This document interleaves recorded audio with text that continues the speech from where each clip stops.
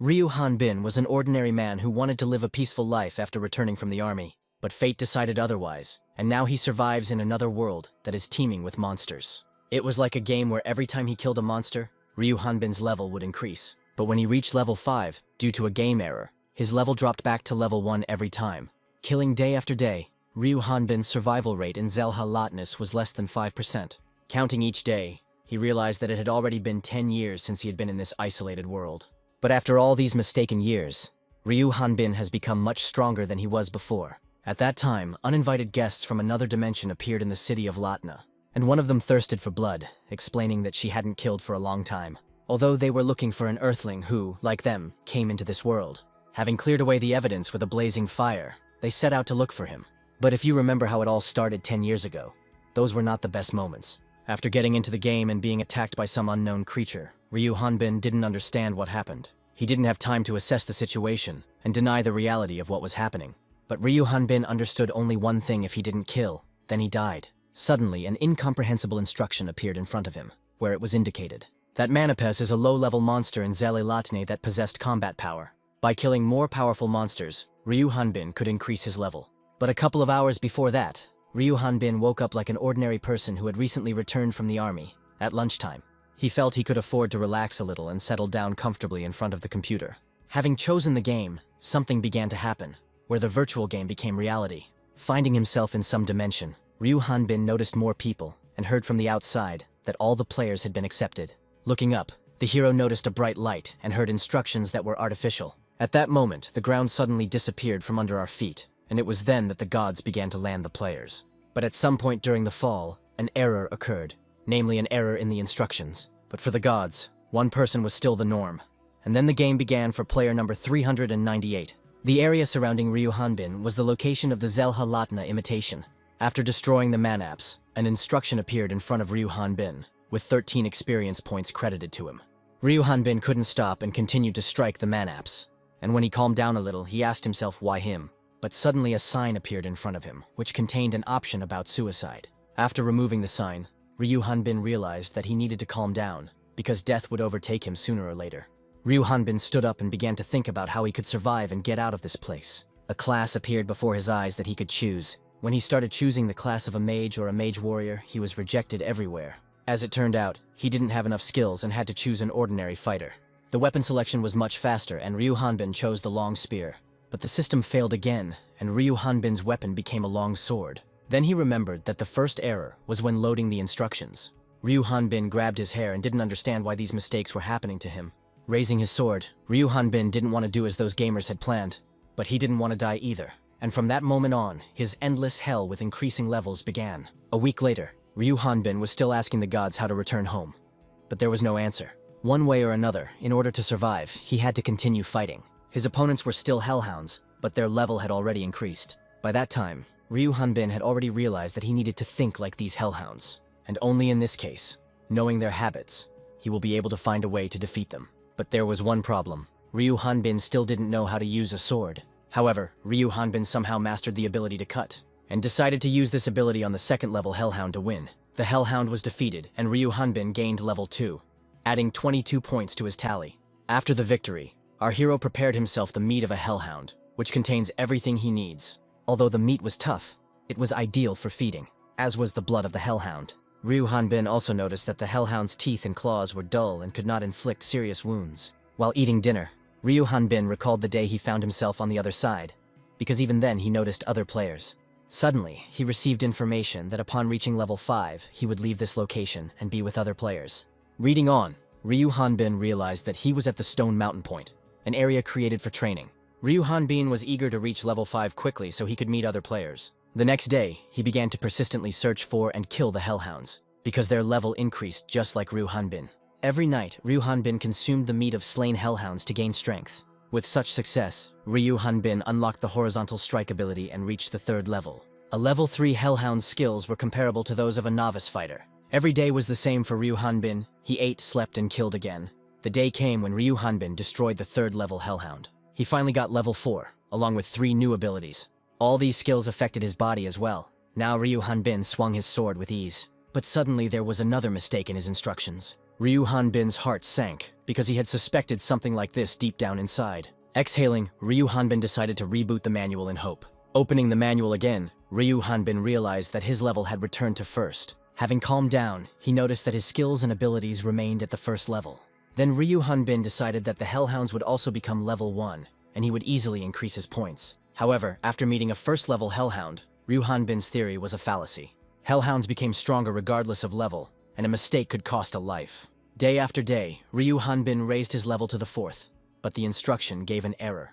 As he continued to kill the power-up Hellhounds, checking his points became a routine for Ryu Hanbin.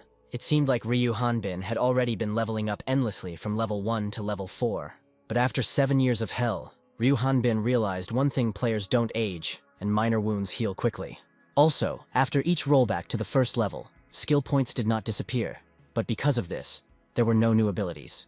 At that time, Ryu Hanbin only had the ability to cut, horizontal strike, and vertical strike.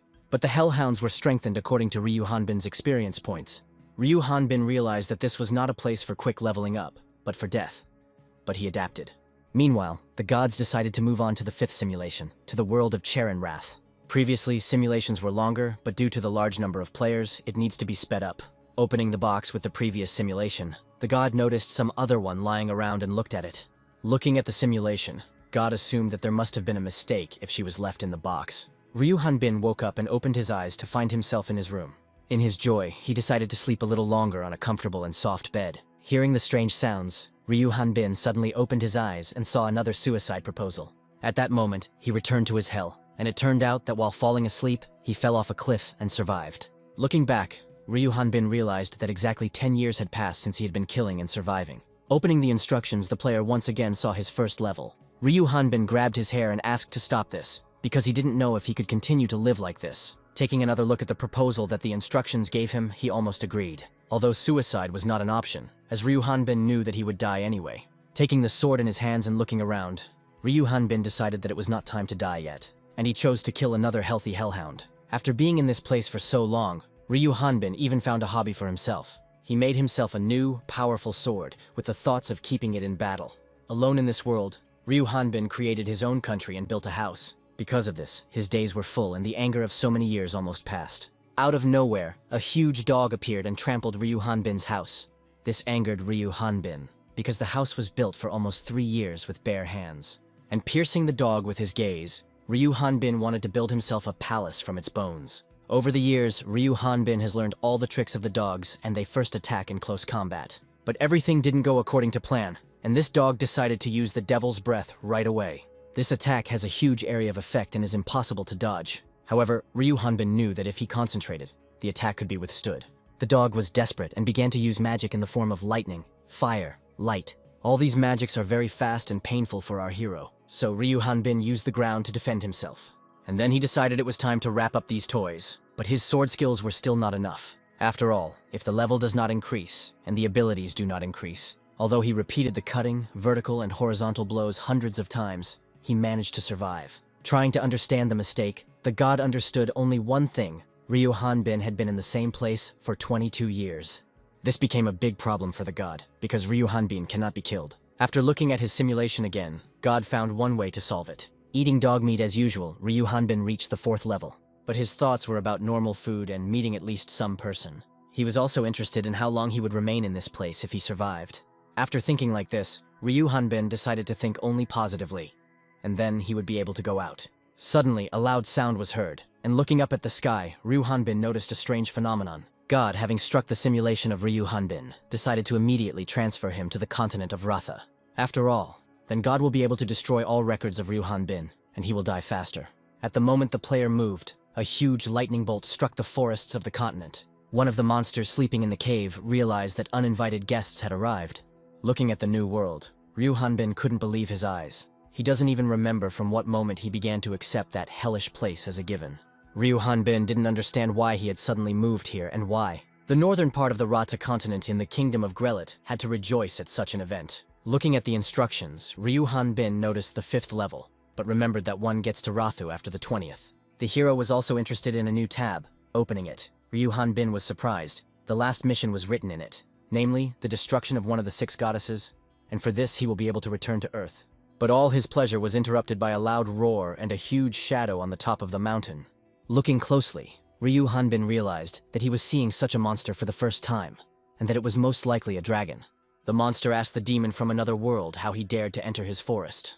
Ryu Hanbin realized that things were not going well, and reached out for his sword. But realizing that he was not behind him, he looked back and noticed him sticking out in the river. The monster did not wait and struck first with his fiery flame.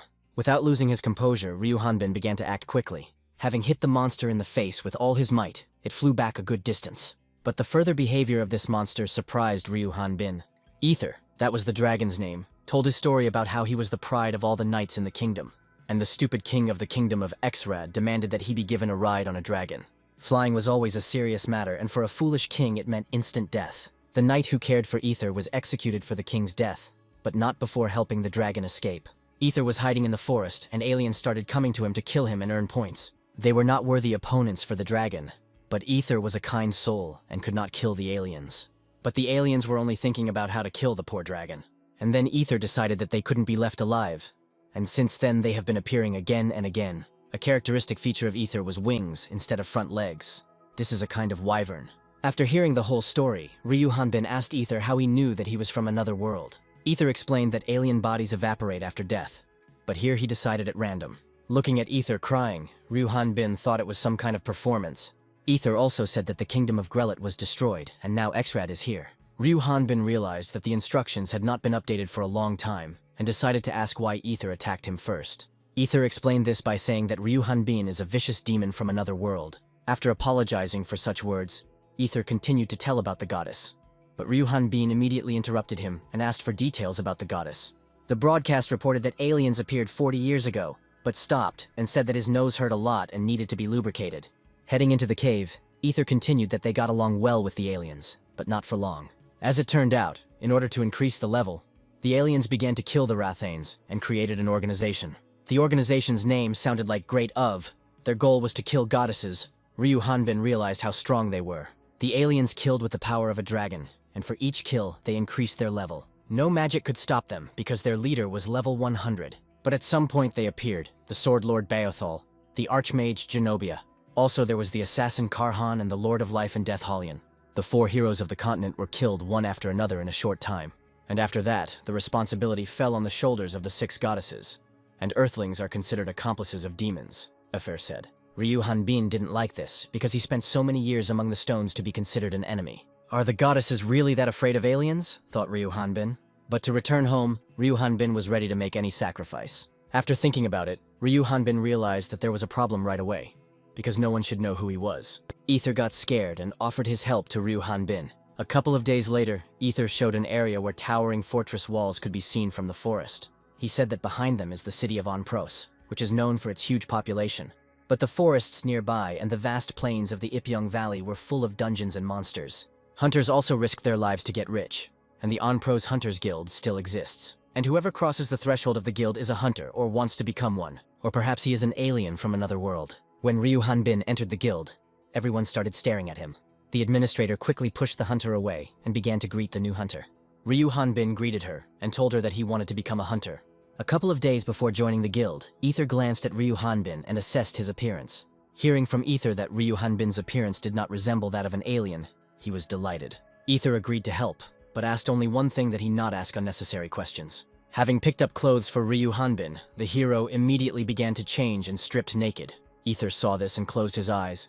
Ryu Hanbin did not understand Ether's embarrassment, since he himself was naked. When Ryu Hanbin was ready, Ether told him that he couldn't take his clothes off anywhere. Ryu Hanbin agreed with this and asked Ether to tell him how to meet the goddesses. As it turned out, only a few could meet them, and first they needed to receive a blessing.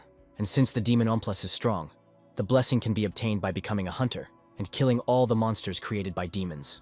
Then Ryu Hanbin confirmed it, because that's what the instructions said. Ether didn't understand what he was talking about. And then Ryu Hanbin realized that only he could see the instructions, and explained to Ether that it was a kind of manual.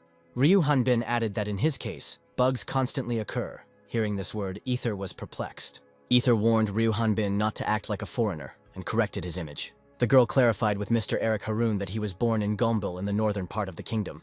After filling out all the documents, the administrator once again welcomed Eric to the Onpros Hunters Guild. Ryu Hanbin was glad that an important stage had been passed, and all of Ether's hints had worked. The girl also warned that they would send a request to the previous guild for all of the master's data. Ryu Hanbin immediately answered no, and the girl asked suspiciously if the gentleman was not a member of any guild. All the other hunters tensed up and began to wonder if this guy was an alien. Looking around, Ryu Hanbin noticed the rest of the group's concerns, and didn't understand where he had gone wrong. The girl asked Eric Haroon to extend her hand, but he was thinking that he was not going to engage in battle. The administrator explained that according to the guild standard, they would test the guest's skills. And for this, you just need to touch the verification stone. Ryu Hanbin decided that they wanted to check if he was an alien. But if he was exposed, he would not see the goddesses. And if the hero decides to run away, then this will automatically mean confession. But Ryu Hanbin decided come what may and touched the stone. After a couple of seconds, the stone showed that Ryu Hanbin was a level 5 fighter. Seeing this, all the other hunters began to laugh, because they suspected him of being an alien. Even the administrator couldn't hold back her laughter and apologized to the guest for this. Having calmed down, the girl explained that aliens usually come from remote villages. After joining the guild, it was necessary to pay a fee of 300 X's. Ryu Hanbin began to take out the contribution money from his elegant handbag. But this money was lent to him by Ether, who barely saved it up. Ryu Hanbin promised to return it over time. They say that aliens have more money than they can handle. But this one is giving away his last money, the hunters noticed. After paying, Ryu Hanbin received the badge, and if he loses it, he will have to pay a penalty. Ryu Hanbin was thinking that now he needed to prove himself as a hunter, and then the girl offered him an application. Hearing this, Ryu Hanbin immediately asked about the dungeon task, but was interrupted. The young man suggested that Ryu Hanbin abandon this idea. With his 5th level, the girl approached Mr. Road, and he said that the number of monsters had increased and had begun to disturb the locals. Raud turned to Ryu Hanbin and said that a level like his was needed for such a quest. Ryu Hanbin looked at Raud and saw that he was level 27, just like Ether. Raud tried to charm the girl, and she suddenly remembered that the Mr. had a free place in the group. And she told Raud that Mr. Eric was level 5, and that he couldn't even handle an individual task. The girl suggested taking Mr. Eric into the group so that he could gain experience. Hearing this, Ryu Hanbin's face twisted. He didn't want to go to this show-off, but Raud said that they already had bangs, and there were no more places. The girl introduced herself as Addis, adding that she was a 25th level mage. But the character window showed level 37, and Ryu Hanbin wondered what she was hiding. Raud began to say that if a nice girl asks him to take the 5th level, then he is ready to take responsibility for it. Then Raud took hold of the sword, and asked how Mr. Erica carried it. Trying to get the sword, Raud couldn't even move it. Taking the sword in his hands, Ryu Hanbin lifted it along with Raud, and replied that he carried it very easily. Seeing this, everyone started laughing and saying that the 5th level was great. But from the 2nd floor, there were a couple more people watching Ryu Hanbin. One of the company from above approached Ryu Hanbin and said that his form was at least level 10. Raud began shouting at Bjork not to disturb the newcomer in his training. Bjork checked with Ryu Hanbin if his name was really Eric and said that there was no need to break anything. Ryu Hanbin confirmed his name and turned around to notice that he had knocked down a beam. Then Ryu Hanbin apologized and realized that now his name was only Eric. Having fallen to the floor, Raud turned to Eric, saying that he was a goat with his level and he couldn't cope without him. Eric realized that this asshole was right. With such a level, he was not capable of anything, and he had no money. But Bjork, hitting Eric in the chest, replied to Raud that with such form, the kid would quickly raise his level. At that moment, Eric received an offer to join Bjork's group, because he had been looking for such a mountain of muscles for a long time. Eric noted that Bjork was level 25, which was quite high. But as Eric was an alien, he knew that his leveling speed was higher than that of the Rathanes, and he will hardly be able to stay in Bjork's group for a very long time, but he agreed. Bjork said that Onpros evolved from monsters, and the work involves hunting them or material obtained from them. There are 2 hunting grounds in the area, the Ifan Valley Dungeon and the Sath Forest. There are villages near the latter, but the monsters do not harm them and rarely attack the inhabitants. But recently, many monsters have appeared near one village, and hunters have come from all over the country. Bjork's group hunted today for the dwarfs that live in the Sath Forest, a low-ranking monster. The dwarf is a slow monster, but its muscle mass can crush stone. Bjork was a fighter and was Onpro's first shield. Also in the group, Bjork was a key figure in the attacking vanguard. And this is Embo Veneta, a level 21 spearman. Embo noticed that Bjork had been injured during the fight and the bleeding needed to be stopped immediately. At that moment, Evan asked the wind of nature to direct its life-giving power. Even was Bjork's younger sister, and was a level 16 healer. While Even was healing Bjork's wound, she did not notice Dwolf's attack. Hubo came to Evan's aid, using the firehammer to defend himself. Hubo Crutus was in charge of the rearguard, and was an 18th level mage. Bjork's band was good. Everyone knew their place. They were considered the most reliable band in Onpros. For Eric, these were the best conditions for a novice hunter. True, Eric was responsible for the muscles in this group and was immediately a porter. Eric couldn't participate in the battle with everyone yet due to his low level.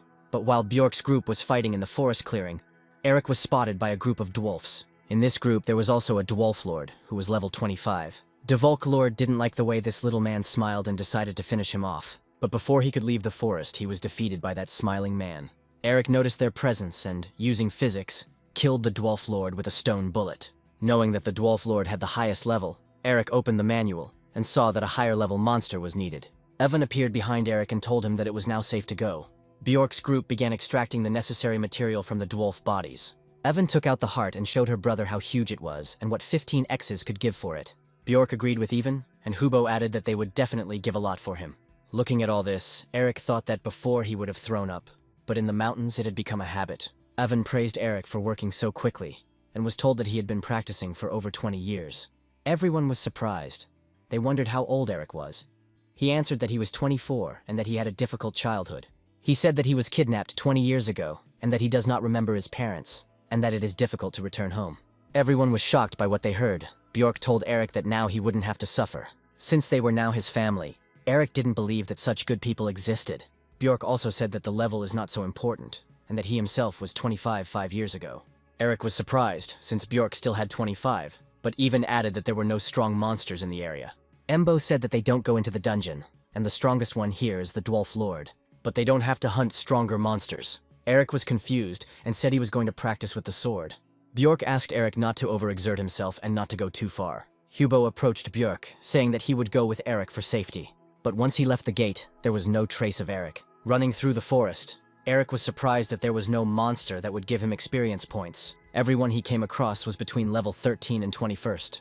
And then Eric remembered Ether's words that he was the strongest monster. Eric was desperate that there really was no one suitable in the forest. But having calmed down, Eric understood that if the monster had the same level as Ether, he would not receive anything. Unexpectedly for Eric, a very loud sound was heard, but not as strong as that of the Hellhound. Eric immediately headed towards the place, assuming that it was an ordinary monster. When Eric arrived at the scene, he was immediately ready to attack, but he was not prepared for this. Before him stood naked Addis of the Rauda group. Eric didn't understand why he was naked and apologized for the unexpected visit. Turning around and getting ready to leave, Eric still wondered why Addis was naked. Suddenly, Addis called out to him and said that he looked suspicious, and that this was no place for a level 5. Eric turned around again, looked at everything and wondered why he looked suspicious, and not Addis.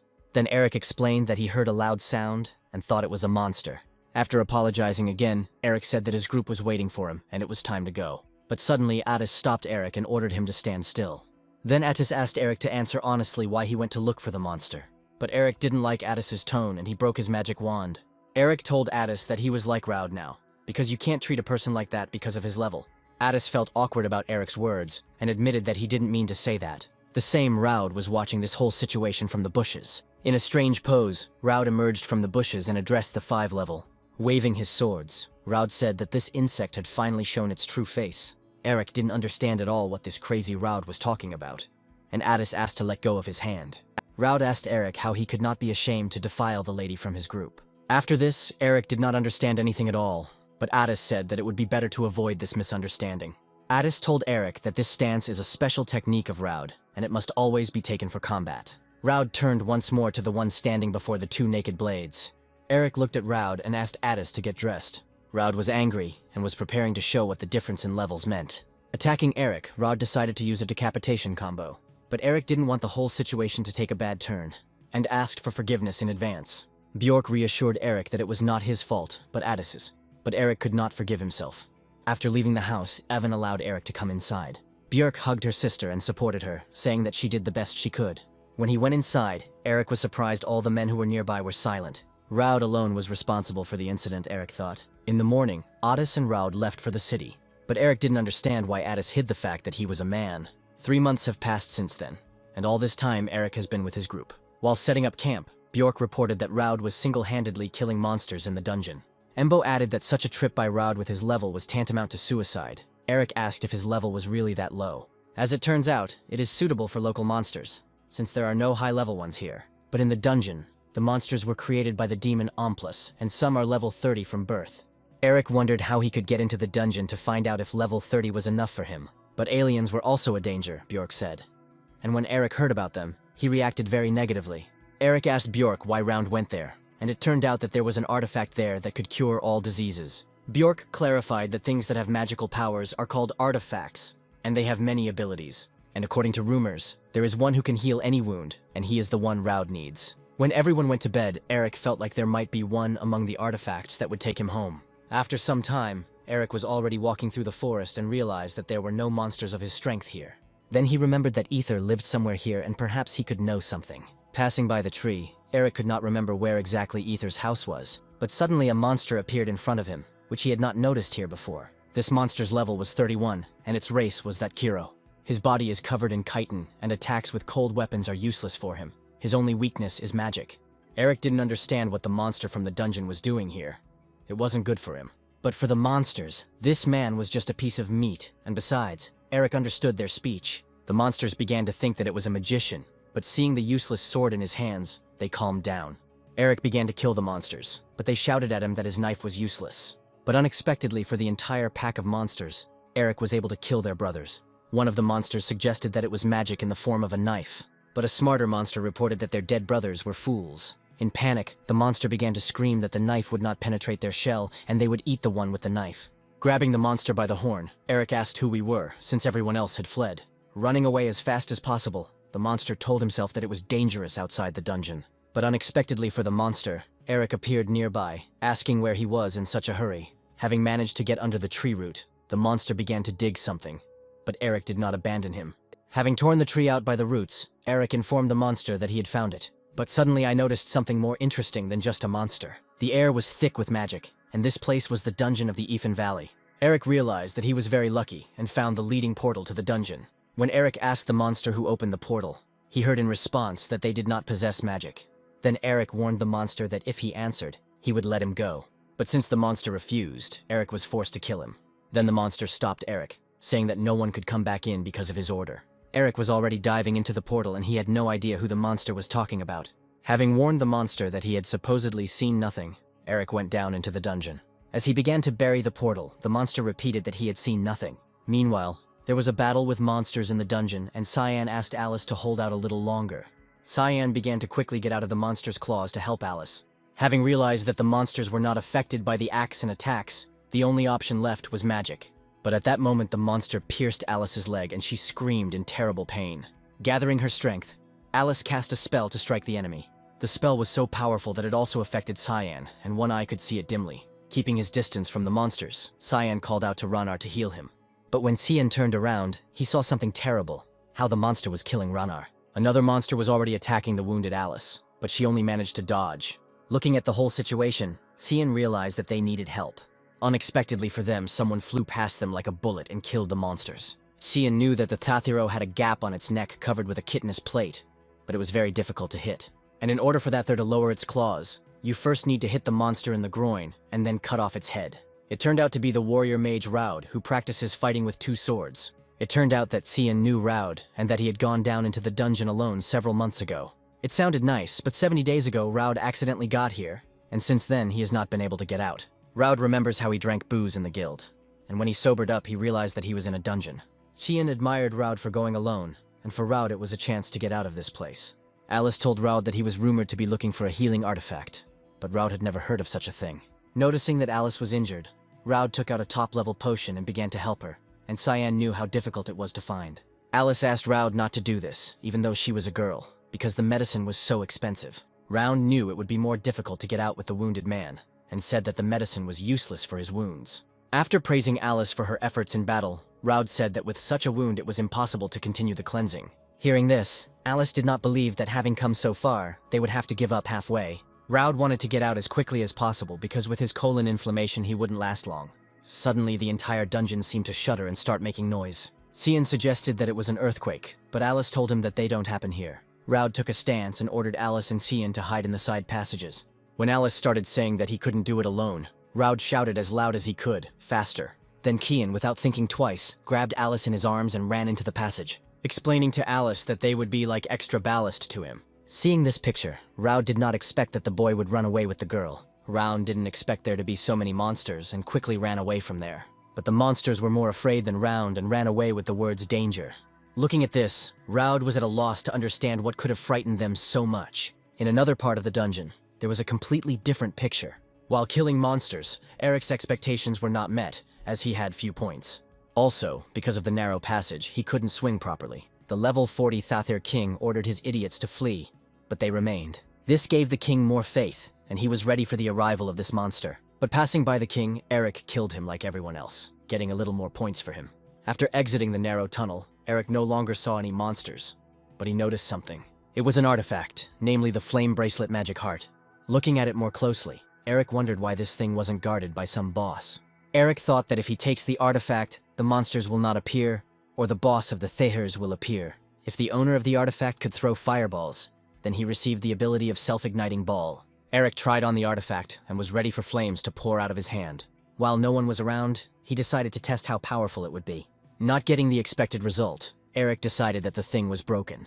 When Eric looked at the artifact, he saw that it required a minimum of level 41. Eric remembered that he was only level 5 and said that this thing was trash. Then he decided what to do with it, sell it or leave it until the required level. Suddenly, the room Eric was in began to move, and a tunnel opened up before Eric, leading into the very depths of the dungeon. Eric decided that this was where the boss's main room was. Having gone down, Eric understood that he needed to have time to return before the group woke up.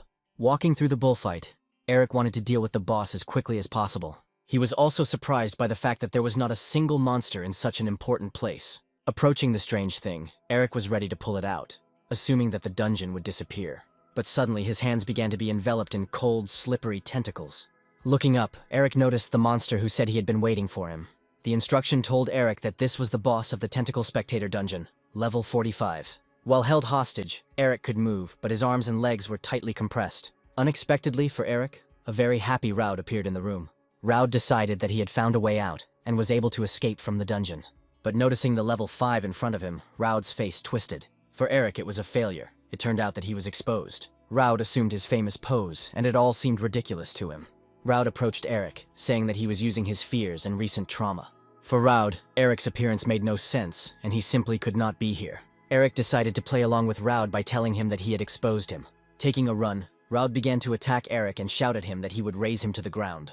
The monster cannot look in all directions at once, just like the fast tentacles. Therefore, the tentacles defended and attacked at the same time. Raud was so busy with Eric that he didn't even notice the tentacle attack. He swung his swords and performed an impossible attack. The tentacle viewer sucked Eric into itself as prey to kill. But it turned out that Eric kicked the monster around like a soccer ball. Returning to Earth, Eric looked at the monster and decided that it was too weak for a boss. And Raud, without wasting time, tries to kill Eric, telling him to beg for mercy. After all, it was because of the 5-level Raud that he lost his entire team. Raud also remembered his reputation in the guild, and of course his balls. Raud screamed that it was Eric who brought him to this state and his relationship with Addis. Louder and louder, Raud screamed for Eric to die, and his face changed. Looking at the scary Raud, Eric decided that someone was controlling him. Through Raud, the tentacle spectator began to speak, saying that the impudent man was playing with him like a ball. The boss decided that if he was hiding behind his comrade, Eric would not attack him. And then the tentacle spectator decided to kill Eric with the hands of his close friend Raud. But Eric interrupted the boss, saying that he only needed experience points from him. Seeing that Raud wanted to trample Eric into the dirt, the boss decided to help him with this. The tentacle viewer said that after their death, he would eat their bodies. And for the first course, the boss wanted to treat himself to Eric. The tentacle spectator infected Raud with parasites and transformed into a powerful monster. But the boss didn't even have time to notice how Eric swung his sword and struck. Having cut the monster in half, his vision was divided, and he could not clearly see his opponent. The monster couldn't believe that Eric's sword swing was so powerful. But for killing the boss, Eric didn't even get instructions, which means the boss was too weak for him. The last living thing left from the monster crawled out for a mission. It should have reported to that same person about what had happened faster. Using another physics trick, Eric knocked down the creature like a bug.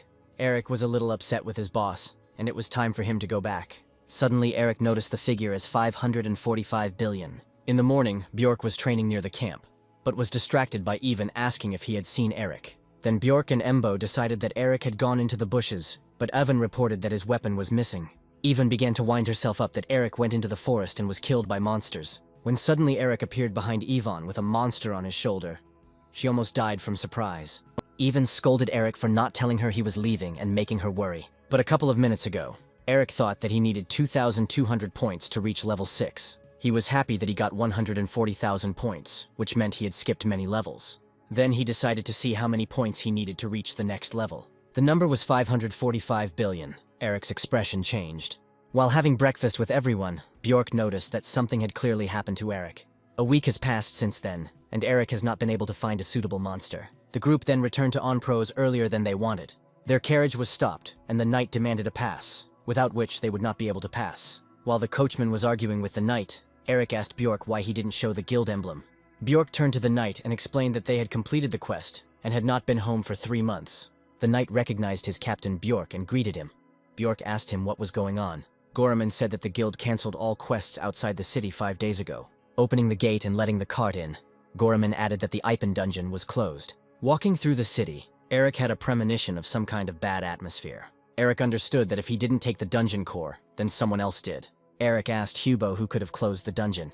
Hubo replied that for a hunter to close a dungeon is an achievement, and the aliens would hide this fact. There was also the problem of the Inquisitors who were supposed to find and execute the alien, Embo said. They don't differentiate between residents and aliens, so they suspect everyone above level 20. Eric was scared because Bjork and Embo were above level 20. Bjork reassured everyone that nothing was clear and suggested finishing things. Taking out the bag, Bjork offered to hand over the demon stones and receive a reward. There was also a need to sell the raw materials from the monsters and celebrate Eric's first quest, Bjork added. Bjork asked Embo to go with Eric to the Bolton store, but Eric said he knew the store and would get there himself. Embo didn't have time to say anything about the prices before Eric had already moved the store. Bjork consoled Embo because Eric himself could find out the prices of all the goods. Having heard the refusal at the store, the owner explained that there was nothing he could do to help in this situation. Then the owner admitted that he would be an accomplice if he bought or sold anything that was brought. Eric, like a fool, asked the store owner to buy something. Eric took out all sorts of gadgets from his bag and offered them for half price. The owner told Eric that he didn't care about the price, but suddenly he fell silent and his look changed. There was an Inquisitor standing at the threshold of the store, ready to wait his turn. The shop owner shouted at the top of his lungs that the Inquisitor had come to see him. Eric turned around and looked in surprise at the Inquisitor who had arrived. Eric continued to look with a piercing gaze and figure out what level he was. But from afar, the instructions were not clear, and the Inquisitor at that time assessed the goods brought. Unexpectedly for Eric, the Inquisitor approached his face and asked what was wrong. Then Eric saw clearly that the level of the Inquisitor was immeasurable, as were his skills. The Inquisitor covered the distance between them in an instant. The Inquisitor asked Eric a couple of questions about why he didn't retreat, what god he believed in, what fairy tales he liked. The answers were that Eric had no religion, and if he retreated, then he would follow him. And he didn't know fairy tales because he was an orphan. Eric's answers seemed strange to the Inquisitor, and he began to suspect him of being an alien. Eric added that he became a hunter only recently. Then the Inquisitor suddenly took out a mini-stone and placed it on Eric's palm. If you became a hunter recently, the level should be low. The Inquisitor did not expect to see the 5th level. After passing the check, Eric went back to the owner to sell the things. The owner was amazed at Eric, who shook everything out in front of the Inquisitor, but the owner explained that he couldn't buy it in any case, because he would have no one to sell it to. Eric looked back at the priest, his heart about to explode from fear. While Eric was busy with his business, the owner asked if he was selling this beautiful thing. Continuing to look around, Eric rather wanted to take the artifact from the seller's hands. But accidentally hitting the owner's hand, the artifact jumped out and fell at the Inquisitor's feet. Picking up the artifact, the Inquisitor was interested in the explanation. Where does a level 5 hunter get an artifact from? The store owner immediately ran away, and Eric thought he would deny everything. The Inquisitor assumed that the level 5 would not go into the dungeon. And then, approaching Eric and giving him the artifact, the priest told him to take care of this thing. The priest leaned over and decided to tell the story to the novice hunter. About 15 years ago, a married couple lived in a village. The husband was a veteran hunter. He was not the leader of the group, but people were drawn to him, and as usual, his group completed the quest. One day he was scared by a helpless-looking monster. The group members did not understand why the strongest one behaved like that. Having started to give it to the hunter, he shouted to them that this monster was higher than level 800. They didn't believe him at first, and then he confessed that he was an alien and saw everyone's level. During this time, the monster woke up and noticed the group. The man was left to fight alone to buy time for the others. Stopping, the priest asked Eric who he thought died in the end. But Eric asked the Inquisitor a counter-question, whether it was the alien who revealed himself. The leader of the group was released after his confession, but the members of the group died as accomplices to the crime. The miraculously surviving Earthling returned home, however. The villagers found out about the rumors and burned down his house, leaving no one to greet him. Then the man destroyed all the inhabitants and fled. The result is that anyone connected to an alien is doomed. But what sin could a 5-level one have? Eric asked why he was told this story, and the priest replied that using a newbie in sales was a common practice. The Inquisitor promised that he would protect Eric as best he could. And after these words, the Inquisitor asked which group Eric belonged to. After such a question, Eric already swung and wanted to hit the Inquisitor with all his might. Suddenly, out of nowhere, Addis appeared, apologizing to the Inquisitor. Addis assumed that the priest had misunderstood and decided to intervene in the conversation. Eric turned to Addis and said that it was very dangerous. Suddenly, Addis started yelling at Eric that he was useless and couldn't handle a simple task. Addis continued to shout and say that it was his fault for entrusting the artifact to Eric. Pointing her finger at Eric, Addis ordered him to sit in that position. Having sat Eric down, Addis turned to the priest and introduced himself as Addis Bannister. Handing the medallion to the priest, Addis added that he was the 37th head of the Bannister family. The priest remembered that this family was dragon hunters, but according to rumors, they had lost their place. Addis explained that he was doing everything possible to restore his family. The priest was interested in what the 5 level had to do with it. To this question, Addis had an answer that he hired him a couple of days ago, and Eric was still a bit stupid. After all, Addis ordered Eric to sell the artifact for research. The priest liked that Addis was taking part in magical research. Then Eric decided to live up to Addis's story and approached him as a master. Hearing Eric, Addis immediately said goodbye to the priest and wished him to be protected by darkness. Walking away from the priest, Addis told Eric to never behave like that again, anywhere. Eric asked if it was suspicious for Addis that he had an artifact, but Addis replied that Eric had not said a word about what had happened in the forest, and had not asked any unnecessary questions. Continuing to talk, Eric began to take out the artifact, and the Inquisitor noticed this. Then he stopped them again and asked what the ability of the artifact was. At the same time, Eric said that it was a fireball, and Addis was electric. And then they realized that they had missed the mark 100%. The Inquisitor apologized and ordered Eric and Addis to remain where they were. On the first day in the group, Eric encountered low-level monsters and this upset him. After all, he finally got out of the Rocky Mountains, but in the end there is garbage here. Eric got more points from the Hellhounds than from this level. That evening, sitting at the table, Bjork offered Eric a welcome dish, the taste of which he could not vouch for. After hearing Bjork's words, Embo asked him not to talk nonsense about her cooking. Embo, having reported the food to Eric, added that their group did not need those who were picky about the side dishes. Hubo teased Eric and asked him how long he would last with them.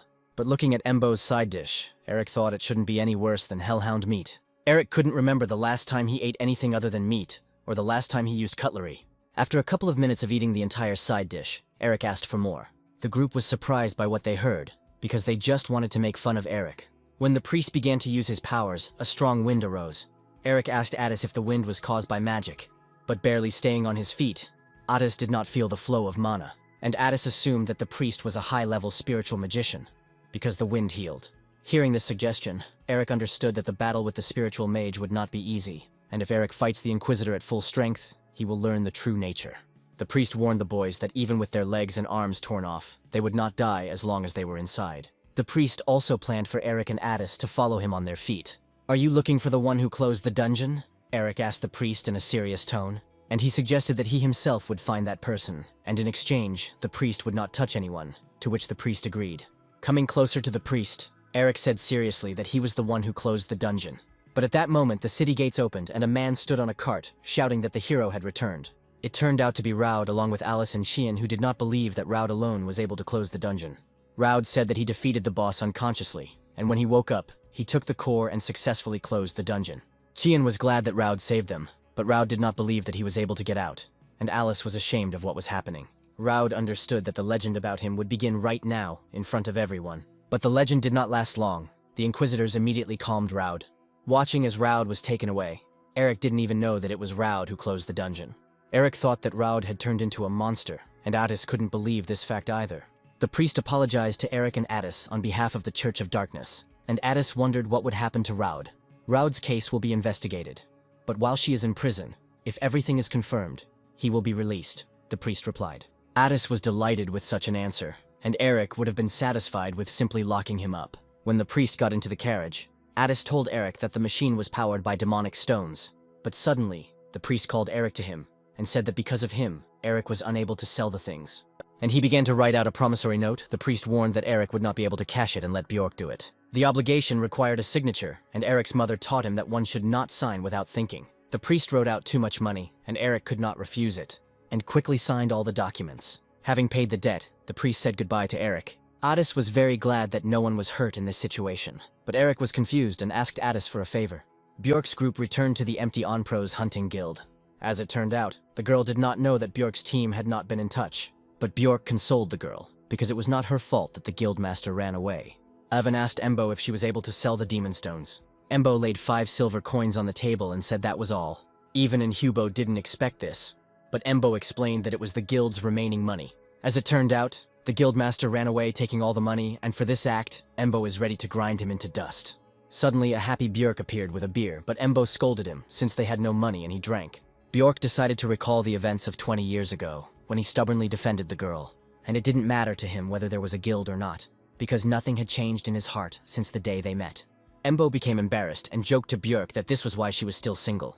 But Bjork and Embo's conversation was interrupted by Hubo, who informed them that he had found some food left. Hubo suggested throwing a welcoming party for Eric, but suddenly a coin kept flying into the food. Embo suggested to Bjork that they discuss everything after Eric's party, in private. Everyone began to prepare hard for Eric's party, but when the door to the guild opened, Bjork and the whole group was surprised why him. Addis stood at the threshold of the guild with Eric's bag on his shoulders. Having fallen to the floor, the bag literally crushed Atisa. He could barely ask for help. When Addis was helped, he couldn't believe how easily Eric carried her. Bjork asked Addis what happened and why he brought the bag. Even said that there were no materials. Bjork was afraid to hear from Addis that something had happened to Eric, but Addis said that he had simply asked him. Suddenly, Embo called Bjork and asked him to look at what she had discovered.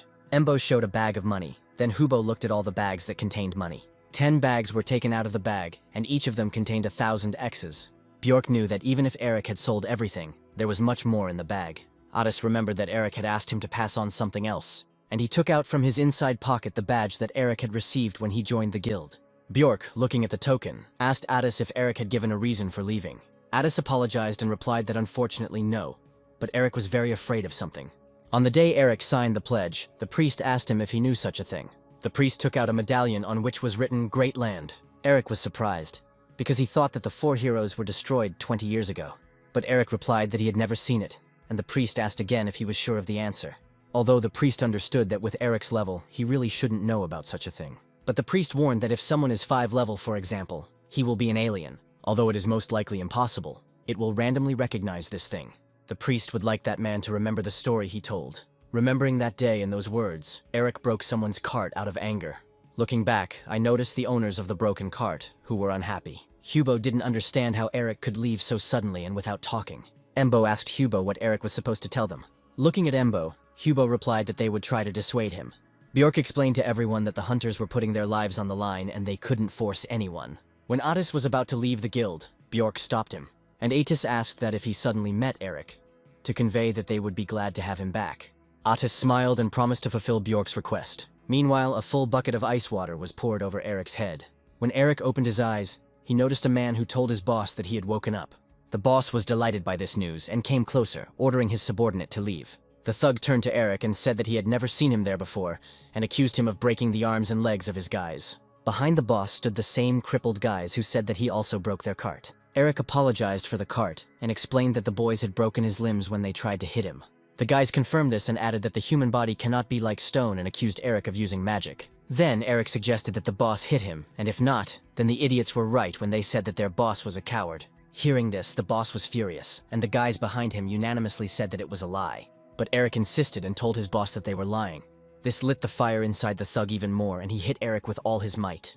But the same thing happened to the boss's hand as to those guys' limbs. A crowd gathered and began to guess who this asshole was, a magician, a witcher, or a swordsman magician. Eric wanted to leave already, but seeing this crowd, he understood that there would be no point in such a big fight. Suddenly, an old man came out of the crowd and said that because of the noise, he thought that monsters had attacked. Looking at Eric, the old man asked why there was such a fuss over a simple little dog. Eric immediately answered the old man that he was nobody to call him that, not even knowing how much Eric hated dogs. And then Eric asked the old man if he knew why the dogs hated him too. The old man smiled and assumed that with such a nasty character, the guy was clearly from the Rocky Mountains. Turning around and getting ready to leave, the old man ordered the boy to be released, explaining that he could turn everyone into mincemeat. Eric jumped up and asked the old man who he was. Eric continued asking the old man how he knew about the Rocky Mountains. Turning around, the old man offered Eric to work for him, and then he would find out the answers to his questions. 6 months after the dungeon was closed, the city of Onpros has changed. The thug and his boys robbed another miserable house. The mother and child were scared. They didn't understand why this was happening to them. The brute promised them that everything would be finished today, but the head of the family ran behind him with a sword. The man began to swing his sword and called the thug and his partners names. The man promised to kill them if they touched his family. The brute began to get irritated by this and ordered a hammer to be brought. When the man saw this machine, he realized that it was not a hammer but simply a stone on an iron spear. With the blade of his sword placed against Eric's chest, the man was ready to fight. In all seriousness, Eric asked the man to step aside. As Eric walked further, the man noticed the curved end of the sword, and it dawned on him that this was definitely not a person. With one blow, Eric wiped the house where the family lived off the ground. As it turned out, the project is actively supported by the Architectural Association on Prosa. The thug told the family that they were repairing the fortress wall and demolishing dilapidated houses. And they provide residents with new houses that are very strong and reinforced with golem magic. The walls of the houses are covered with a sticky substance that prevents monsters from climbing the walls. The bully warned that in an emergency, the house would serve as an evacuation point for people. And if the family agreed, they could live there without paying rent. The man didn't know how to thank these guys for such help. Looking at Eric, the man felt ashamed that he had stuck the sword into him. Eric turned to the bald man and asked if he was still needed, but the bald man noticed that the man was apologizing to Eric. Then the man and his wife invited Eric to have dinner with them. Ignoring him, Eric told the bald man that he would go and report. The bald man thought that this was ugly on Eric's part and told him that he was strange. Eric approached the bald man and asked why he was strange. He jumped up. The child heard this and started running around the room saying that his uncle was strange. Bald added that there is no ruder person in the world than Eric. When the child ran up to Eric and started saying that he was strange, the mother grabbed him, but Eric had already swung his hand behind his back. But feeling that there was nothing behind him, Eric clenched his fist and calmed down. Eric left silently and the bald man said what a bastard he was. The man was worried that Eric left very angry, and the bald man scratched his head and decided that there was another reason. Baldy said that Eric has been working in the association for 6 months and receives 600 X's for each order. And with Eric's help, they do a month's work in a day, which is why Eric is famous among architects. Entering the office without knocking, the old man asked Eric where his manners were. Eric asked the old man what it was, but he pretended not to understand what he was talking about. Eric shouted that they don't build houses like that here. And the old man agreed, saying that no one here had ever seen such buildings. That's why the old man sends Eric there for good money. And everyone thinks Eric is mute because he is always silent. Unable to bear it any longer, Eric began to break the old man's table and shout that he was making fun of him. When the old man spoke of the Rocky Mountains, Eric fulfilled all the old man's whims for 5 months. Eric was furious. He wanted to know from the old man what he wanted. The old man looked at Eric and calmly said that he was pathetic. Then the old man began to tell that 40 years ago, everyone lived peacefully.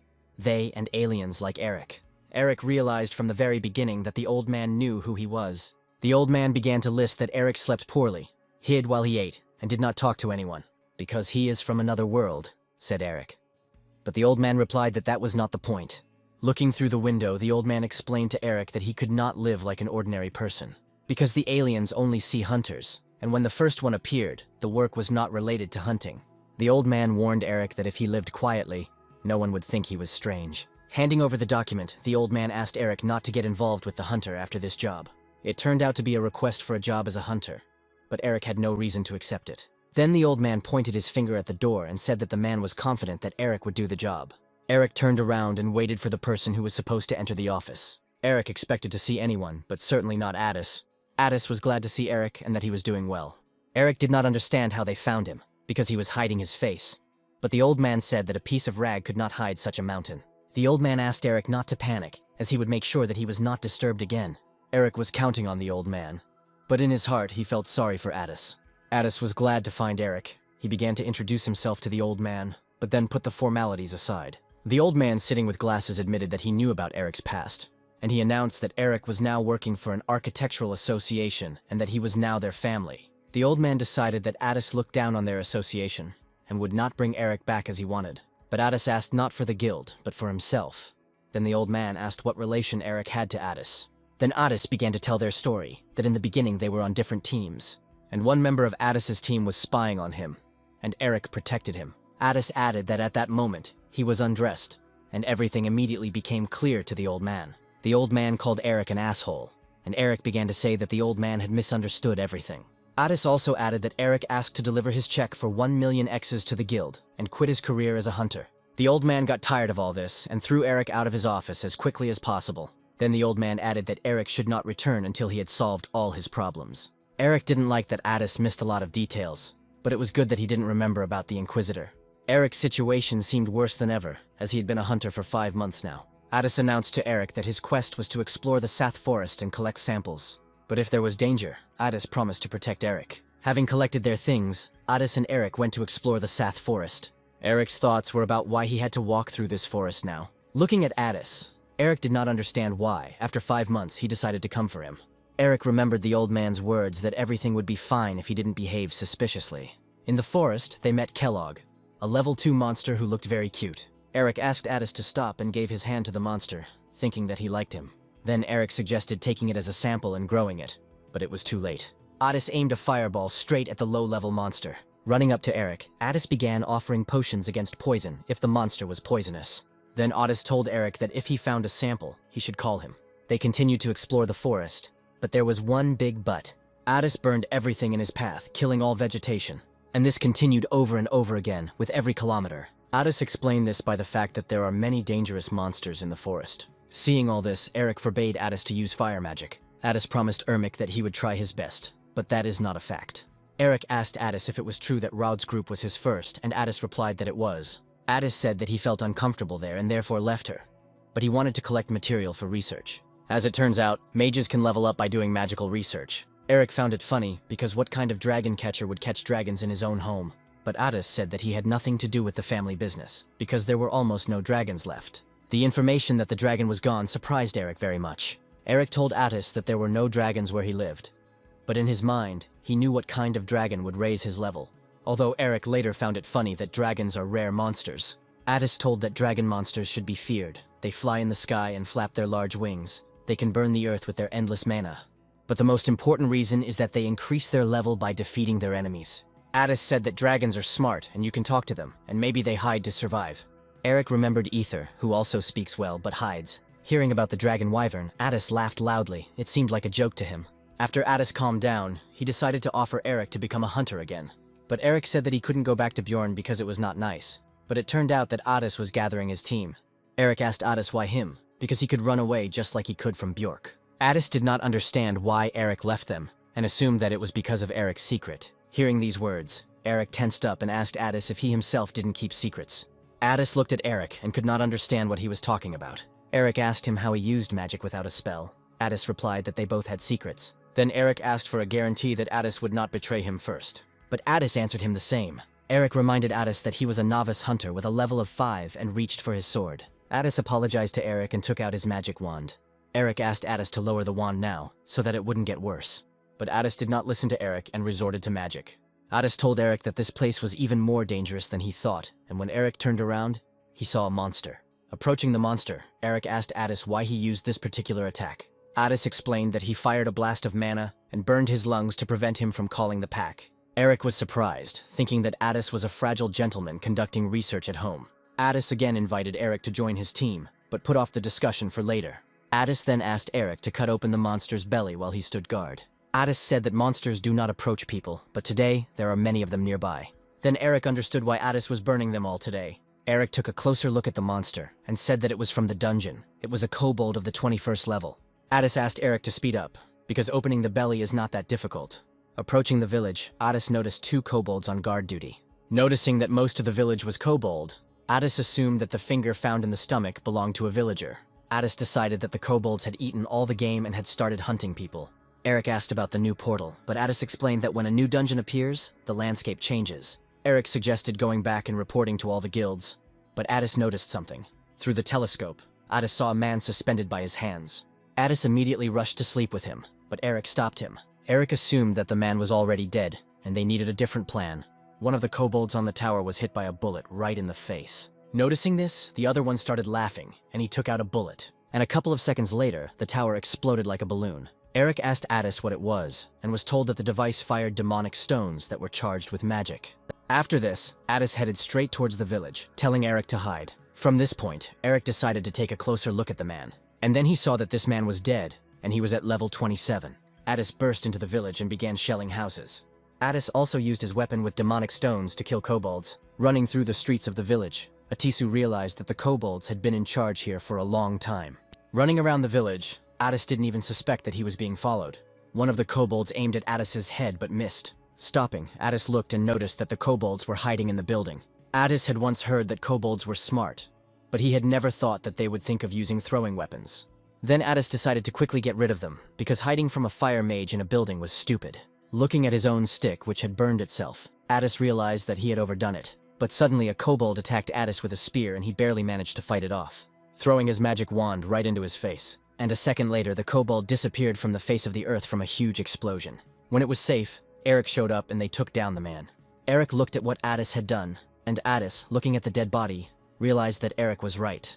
Addis concluded that the man had died a long time ago, and not from hanging, but from hypothermia. Eric was surprised by such words. During his year of stay, it had never been so cold. Addis handed Eric a token from the Onpros hunting guild. The man was a hunter.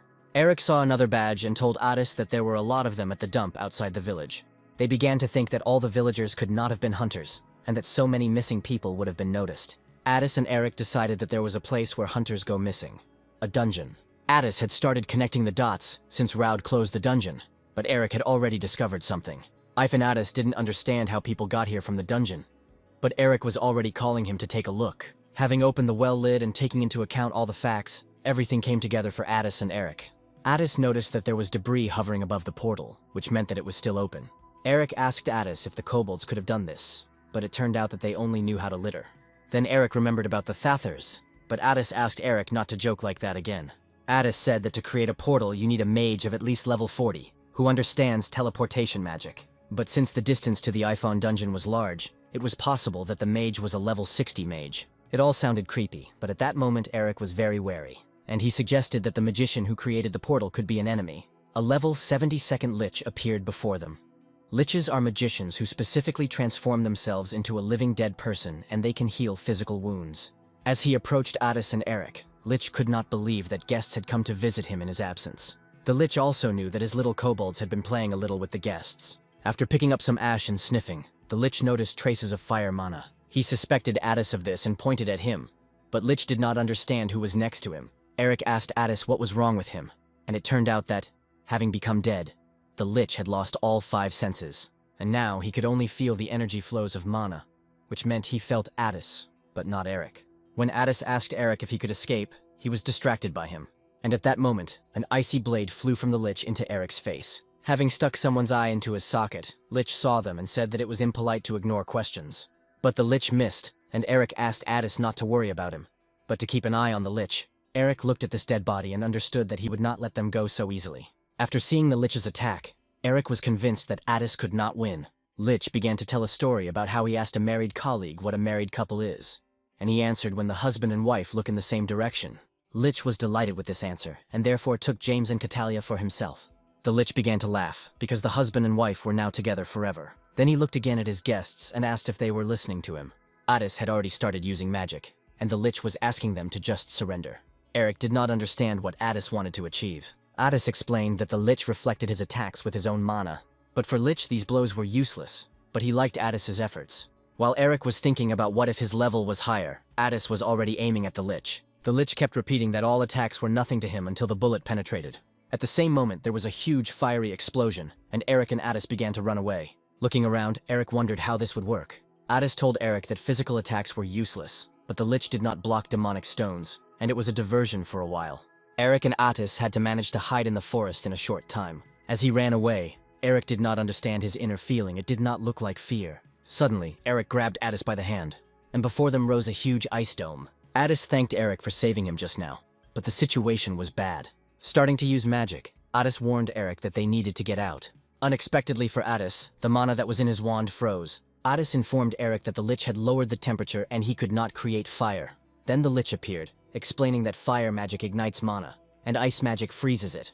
And when Lich succeeded, he realized that he was dealing with a fire mage. Then Lich decided to conduct an experiment and caused an ice storm. The air temperature dropped sharply, but Eric could withstand it. But looking at Addis, he realized that he was going through hard times. Lich asked his guests what it felt like to have their lungs freeze. Lich added that if you lose consciousness in this state, you don't feel any pain. Eric realized that the Lich wanted to kill Addis, and when he lost consciousness, Eric would enter the fight. Believing that this would be the only way to survive, Eric did not want Addis to die.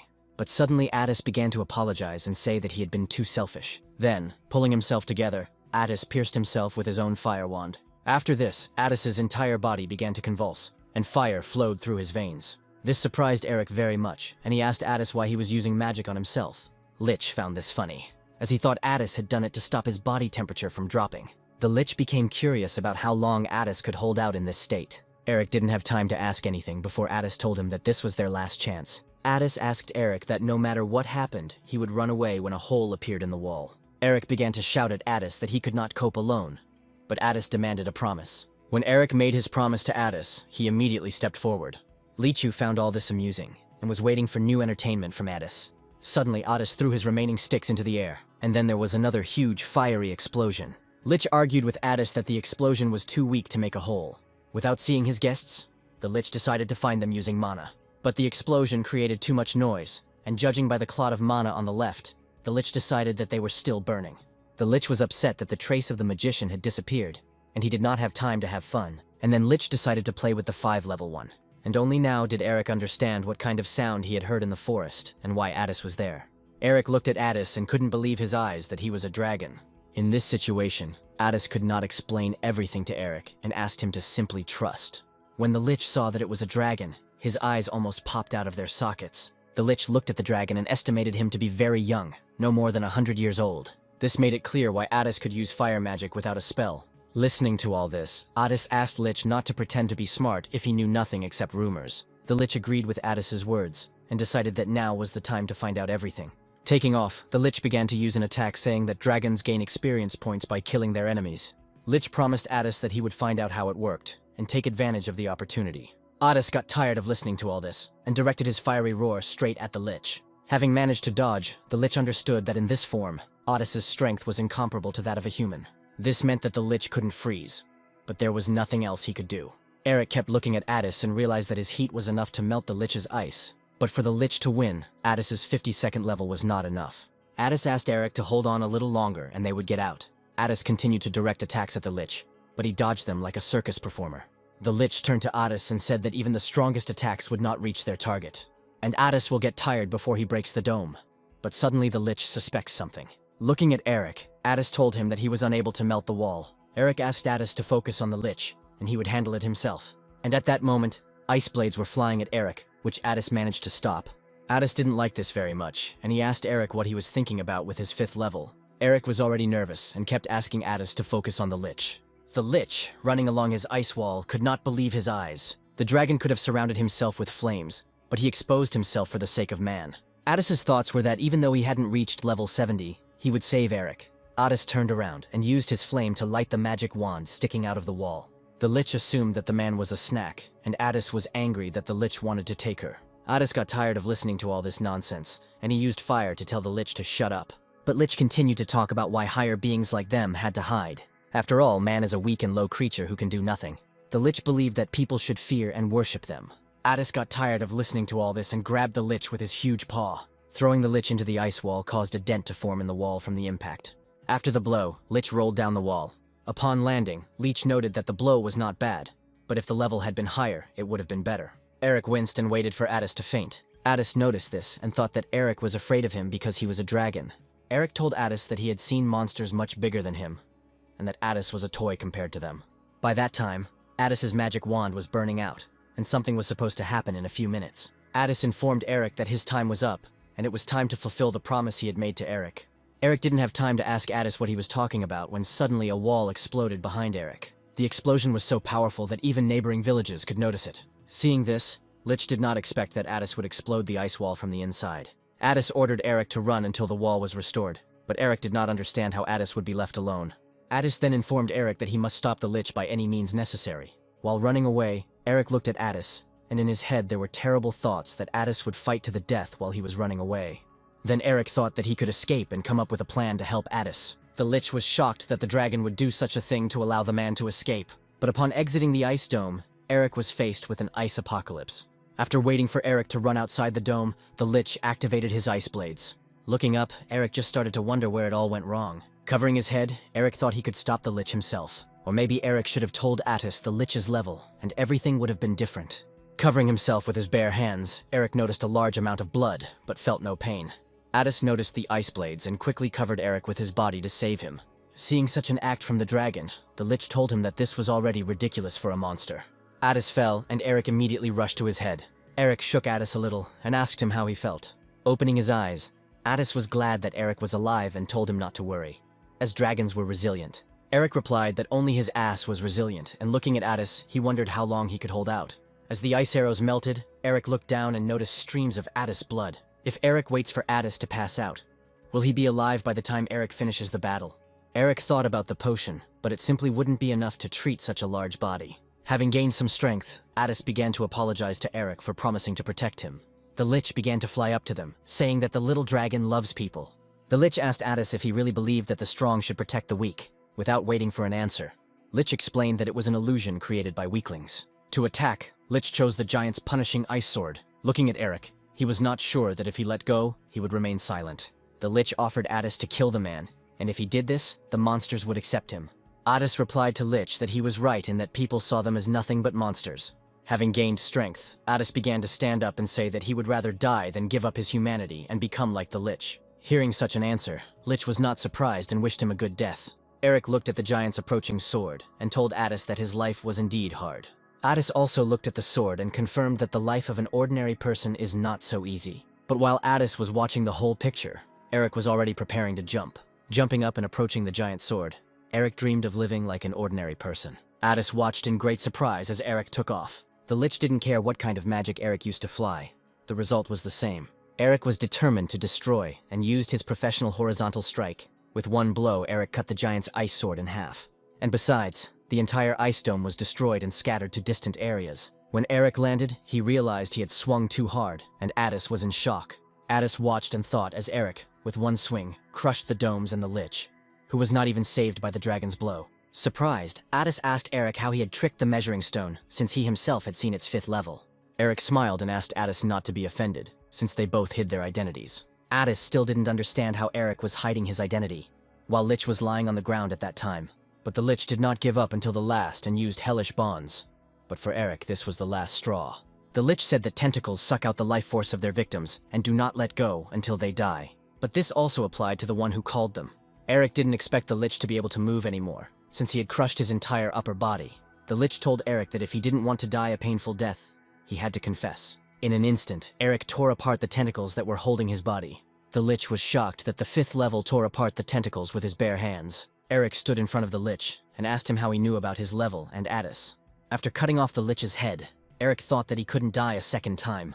After all, it was at that moment that Eric defeated 2, death and fear. Addis watched Eric and was surprised at how strong he was. After all, Eric destroyed the tentacles with one blow to the ground. Eric was sure that he had broken the Lich's bones, but he had already managed to patch himself up. The Lich was furious. He did not understand who was in front of him, whether he was a human at all. Eric looked at Lich and told him that one person, when they first met, assumed that he was level 5. So Eric had 2 options: the Lich is a fortune teller, or he is from another world. Hearing these options, Lich began to fly away from Eric and Addis as quickly as possible. As he flew away, Lich realized that he had underestimated Eric, because he had guessed that he was from another world. But while Lich was flying and discussing this topic, Eric overtook him and decided to stop. Having fallen to the ground, Lich had no idea how he could break away from Eric. Eric, catching up with Lich, shouted to him that it was for people like him that normal people suffered. The Lich asked Eric not to make him laugh and decided to use the ice doll to attack. All of the Lich's attacks were useless. Eric easily dealt with the ice doll and reached the Lich. Addis watched everything from afar and realized that Eric's strength was incomparable to that of an ordinary person. But Addis knew that such swordplay was impossible for a human, which meant that Eric was using aura. The Lich, looking at Eric, told him that if he doesn't use the aura, it means he wants to hand him over to the Inquisitor. Eric shouted at Lich that he didn't understand what they were talking about and threw stone pellets at him. From afar, Addis's voice could be heard shouting at Eru to use his aura. After all, the Lich's body consisted of mana, and if Eric interrupted the flow of mana with his aura, he would kill him. Eric knew he needed to use mana, aura, pana, and everything else, but that was possible after leveling up. Eric continued to prove to Addis that he was only level 5. The Lich heard this and realized that Eric could not use the aura, and this was a chance. The Lich launched icy blades at his opponent, but Eric blocked the blow with one swing. Continuing to attack, Lich told Eric that his attacks without aura were useless. But for Addis, the Lich's attack could work 100%. Addis shouted at Eric not to worry about him.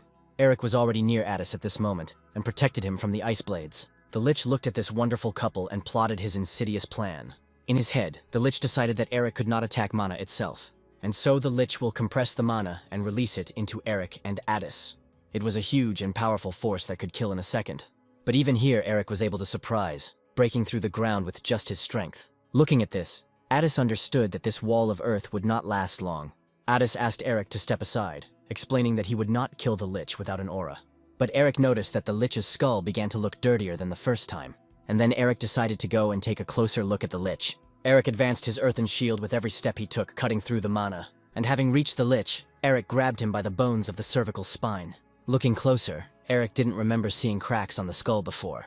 This meant that the lich would not be able to regenerate if Eric crushed him. Somehow, the lich managed to slip away from Eric's grasp, telling him not to joke with him. After all, the lich has countless high-level monsters to his credit, but Lich had no chance to escape. Eric managed to catch his bony legs. Holding the lich's leg bones in his hands, Eric approached him with a terrible idea. Eric came up with a simple way to destroy it by grinding the lich's bones into powder. At dawn, when everything was over, Eric took out the potion and began to save Addis. Addis, while in a pool of blood, returned to his human form. Eric asked Addis why he was always naked, and heard in response that all clothes were torn during the transformation. Addis looked into the distance and asked Eric what happened to the lich. Eric looked at the lich and told Addis that he had incapacitated him a little. In this state, the lich would not be able to use magic, so Eric stopped his movements. The lich swore to Eric that he would take revenge on him for everything and that he would die a painful death. Hearing what Lich was saying, Addis realized that he was still alive. Eric explained that the upper part was stronger. Addis laughed and admitted that if his enemy were a dragon, he would not be able to kill it. But suddenly Addis jumped up sharply, saying that he didn't understand something, and Eric followed him. Addis walked up to the lich, who was pinned to the ground by Eric's sword. Grabbing the remains of his leg, Addis began to distill mana. The lich screamed with all his might, and Eric thought that people like the lich didn't feel pain. Addis told Eric that for humans, such an amount of mana is not dangerous, but for the lich, it is torturous. Continuing to hold Lich, Addis asked him which companions he had spoken of earlier. Lich continued to scream from the unbearable pain, and at one point, something flew out of his mouth. Then the Lich spoke and said that the dragon still did not know about the structure of this world. The Lich added that the 500-year-old dragon would have figured everything out long ago, since even they had joined them.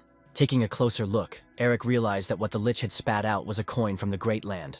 The Lich suggested that everyone watch the destruction of the world together in the afterlife. And after these words, the Lich self-destructed, and such a huge explosion caused an earthquake. Meanwhile, in his cave, Ether was looking through all his things so as not to forget anything.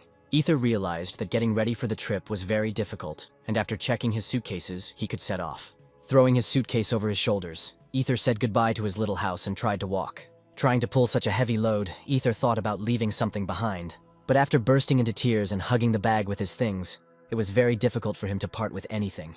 Being under stress, Ether has noticed too many strange things lately. For example, a forest fire started out of nowhere and Ether's garden burned to the ground. Then, turning off the light before going to bed, a huge piece of ice appeared out of nowhere. And after all this, a terrible earthquake occurred, as if the continent had split apart. Taking out a mirror and looking closely, Ether noticed that his scales had become dull. Suddenly, Ether decided that this was God's punishment for helping that alien.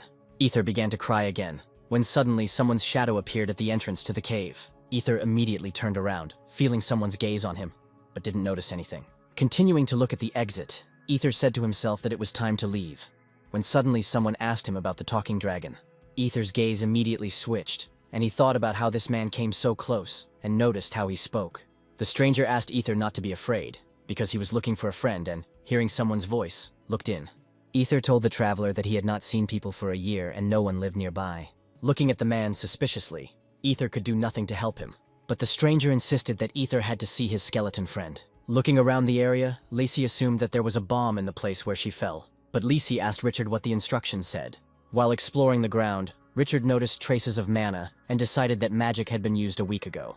All evidence pointed to Shin Han Chung's suicide, Richard Lacey said. Hearing this statement, Lacey asked Richard if he really didn't turn into a lich because he didn't want to die. While Lacey was thinking, Alejandro snuck up on her and asked her what she was doing there. A frightened Lacey reminded Alejandro that she had warned him to stay away from her. Alejandro laughed at the stupid, scared Lecia. Richard noticed that a fight was brewing between Lecia and Alejandro and asked them to stop. Richard informed Alejandro that Shin Han had died during the battle at this location. After asking for at least a modicum of respect to be maintained, Richard continued to say that due to the explosion, nothing remained of the enemy. Alejandro found it strange that the enemy would cause a level 72 lich to self-destruct. They became curious as to why the lich exploded right here, since the place where he fought was 2 kilometers away. Richard wondered if the lich was moving away from the battlefield. But then Richard would have felt another energy. Having come to his senses, Addis asked Eric why he kicked the Lich's skull, but Eric replied that he just wanted to kick him aside for a while. And after a light blow, as Eric believed, the Lich's skull flew away and exploded. Addis said that the skull exploded not because of the impact, but because it was about to self-destruct. Eric told Addis that he had brought him back to the village while he was unconscious by jumping over the city wall, and since Eric didn't know where Addis's house was, he went to the old man's office, but he threw him out. Eric was then chased by guards, and came across a bunch of smugglers, but in the end, everything ended well and Addis, thanks to the old man, woke up. Addis never even thought that there were such strong guys as Eric. At that moment, Addis imagined what could have happened to him if he had been captured by an alien. Eric calmed Addis and said that, having the task of killing the goddess, he would choose an ordinary life like Addis. Addis couldn't believe that aliens could live like normal people. Eric admitted that one thing separates him from them, and that is the faulty instructions. After this, Addis was surprised, because these were the powers that the aliens received from the demon god Omplus. Eric didn't know for sure if this was true, but he was sure that there was an ability he didn't know about. Addis began to suspect that there was something that made the aliens follow the orders of the demon god. Eric admitted that the reason for his 5th level not being displayed was due to a broken instruction. Addis listened attentively to every word Eric said and became more and more surprised. Without any sarcasm, Eric said that at one moment he could go crazy and become a killer. As he left, Eric added that Addis's communication with him would not lead to anything good. Eric said goodbye to Addis and asked him to take care of himself. But suddenly Addis said that his full name was Addis Emphatir Ragnaraka. Eric turned around as Addis continued to say that he was created by the shadow goddess Kivriel to be the descendant of dragons. Fire dragons are known for their performance, and so Addis will never forget his duty. Eric smiled and said that he was Ryu Han Bin, a military veteran. Night fell, the old man asked to deliver the cart to the destination, and he handed over the documents, thanks to which Eric would be able to pass through the gate. The old man will send Eric's new documents through the broker, and he will have to sell the cart. Eric asked where to put the money, but the old man told Eric to keep it for himself. Eric was delighted and said that he would not remain in debt. But the old man asked for one favor. The old man asked Eric never to kill a person, because if he kills once, he will become a monster. Eric listened to the old man and understood everything, promising that he would return someday. The old man looked at the starry sky and asked the goddess to protect them. Meanwhile, Richard continued to investigate, feeling the magic become weaker. Ether was captured, and, being present at all this, he thought why the Great Earth had captured him. Lisi told Richard that the Lich would not have lost to such weak magic as he sensed, but Alejandro managed to check for the presence of other auras, pranas, and forces. Richard then realized that the Lich's bones had been broken and crushed by physical force. And this meant that there were some beings that were superior to the Lich in physical strength. Opening the instructions, Richard suggested that it might be a dragon that had lived for 500 years. Richard ordered the dragon's blood to be used on Earth to find another. On the way, Eric's cartwheel broke and he began to fix it. While Eric was doing the repairs, the bandits were watching him and preparing for an attack. The gang boss ordered his comrades to take up arms and attack. Coming out from behind the garden, the boss asked Eric if he needed help. After all, the main robber Kalinor from the Dark Gorge wants to help. Having put the wheel down, Eric stood up and seeing his height, the robbers fled, leaving only Kalinor. Eric was glad when Kalinor approached him, because even though he had memorized the map, Eric still did not understand where the right road was. Kalinor realized his mistake, that he shouldn't have stuck his nose where it didn't belong. Eric heard Kalinor saying something, and it only took him a look to shut him up. A frightened Kalinor asked Eric to look away. Eric's eyes lit up when he looked, because the dungeon of the city of Iton was much larger than Onpros. In front of Eric was the largest dungeon in the north, the Crater Valley Dungeon. Eric asked his coachman if it was dangerous to build a city above the entrance, and in response he heard that the entrance was at the very bottom, and monsters rarely rose. Arriving at the place, Kalinor told Eric that there was a traffic jam and it would be difficult to get through the gate. While Eric was getting documents to enter the city, Kalinor managed to escape. Running away and looking back, Kalinor was glad that he had not been caught at the checkpoint. Running away so quickly, Kalinor only later noticed that he had crashed into Eric and became scared. Kalinor fell to his knees and began to beg Eric to let him go, because if he was caught, he would be executed. Erica was embarrassed by this, but Kalinor continued to beg. Kalinor also said that at the bottom of the gorge there is a prison where all the criminals from the north sit. There are only monsters there, and a robber like Kalinor won't survive there. But the most terrible thing was that an alien had recently been imprisoned there, and now the prisoners themselves were in fear. Eric was very surprised when he heard about the imprisoned alien. Because of this scene, a security guard approached Eric and Kalinor and asked what problems they had. Kalinor closed his eyes in fear, and at that moment Eric put a bag in Kalinor's hands. But Eric explained everything to the guard, saying that he was his employee, and showed his pass. Kalinor opened the bag, he saw a lot of coins and asked what the money was for. Eric told the robber that when he started his new life, he didn't have a penny in his pocket. Then Eric advised Kalanor to give up robberies and find another occupation. Eric left, and Kalanor promised him that he would use the gold for good deeds. Hearing the word gold, Eric stopped and quickly reached for another bag. Opening the bag, Eric saw copper and silver coins. Turning around, Eric started calling Kalanor, saying that he had mixed up the bags. Entering the city, Eric noticed a bunch of people with posters. Some were offering insurance, some were looking for someone. But none of this bothered Eric, because the problem was that he didn't know how to live on the remaining money. Erica began to have thoughts about returning to the Builders Guild. In this situation, Eric decided that he had left Onpros in vain. Then Eric decided to look at the posters again, hoping to find the address of the Builders Guild. But I noticed a very interesting poster with the inscription looking for a retired hunter. Taking a closer look, Eric noticed that Addis was hiding under the hood. Eric quickly grabbed Addis from the crowd and ran to find a secluded place. Having found a quiet place, Eric and Addis drank tea and talked. Addis asked Eric why he was 2 days late, and the unexpected question caused the cup in Eric's hands to crack. Eric angrily asked Addis what the hell he was doing there, and admitted that he got lost, and that was why he was late. Addis did not understand why Eric was so worried, and asked if the old man had not told him anything. And then Eric remembered the old man's words that he had sent his new documents through a messenger. Eric reminded Addis that nothing good would come of their cooperation. Addis looked at the house and said out loud why he bought it then, and Eric told Addis that he would be a good leader in his team. But Addis did not understand how he could be a leader if there was Eric. Eric reminded him of his level and told Addis that with such success, they could only meet inquisitors, not goddesses. Eric's throat became dry from such conversations, and he asked for water. Addis told him to get some from the refrigerator. Hearing the word refrigerator and looking at it, Eric was shocked that they exist in this world. After all, when Eric was locked in the Rocky Mountains, he lost hope, but now he can take cold water. As Eric began to open the refrigerator, instructions appeared in front of him, stating that level 10 was required. Eric began to shake the refrigerator out of anger, but Addis stopped him and said that it was a magical device. Eric was dejected, and Addis was thoughtful, because all these basics were invented by the demon god Ormflaus when he created the dungeon. Addis told Eric that he was thinking about a place where it would be safe, but Addis also added that there is nothing in the world that does not require levels. Eric reminded Addis that he said that there was no magical device to hide the level. But as Addis found out, everything was much simpler. All they needed to do was get rid of Hanbin. Eric and Addis arrived at the Hayton Hunters Guild. One of the administrators registered Addis, and according to the verification stone, Addis's 37th level was confirmed. Addis thanked the nice girl for such fast service. Another administrator looked askance at her colleague, envious of her for registering such a handsome man, and she had to register some healthy pervert. The rest of the hunters approached Eric and apologized, asking him to put on his clothes. Then Eric turned around and with an angry face answered them with a firm no. The administrator quickly took the testing stone and told the man that she had to check his level. All the hunters looked at Eric, because they had not often seen such an amazing hunter who showed off his body. Addis intervened in the dialogue and said that the verification stone was a mistake, but the girl replied that they would not register it then. Eric grabbed the stone in his hand and shouted that this stone was evil. Having broken the stone into several pieces, Eric continued to shout that he would not allow evil to enter his body.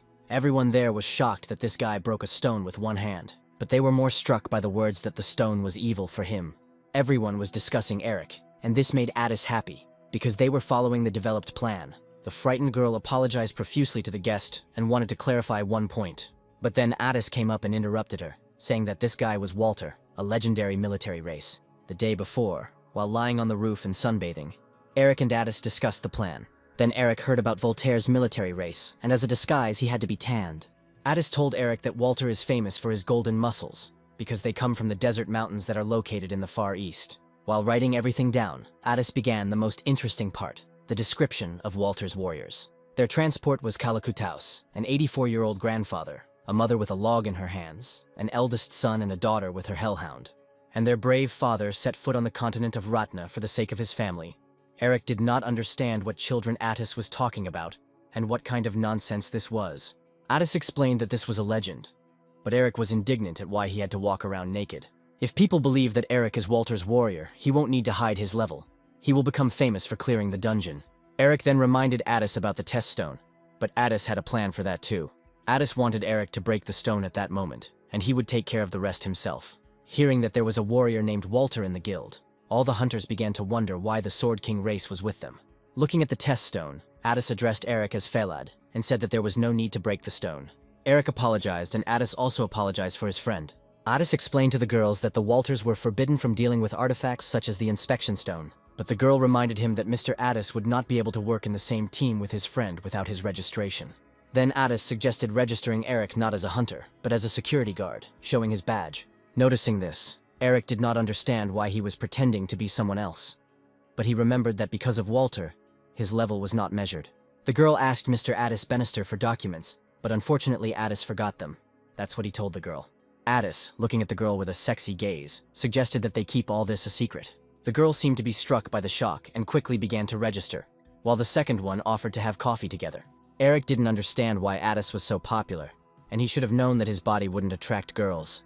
But suddenly a crowd of hunters pounced on Eric with a bunch of offers for him to join their teams. Also, everyone wanted to touch Eric's muscles, go into the dungeon with him, and so on.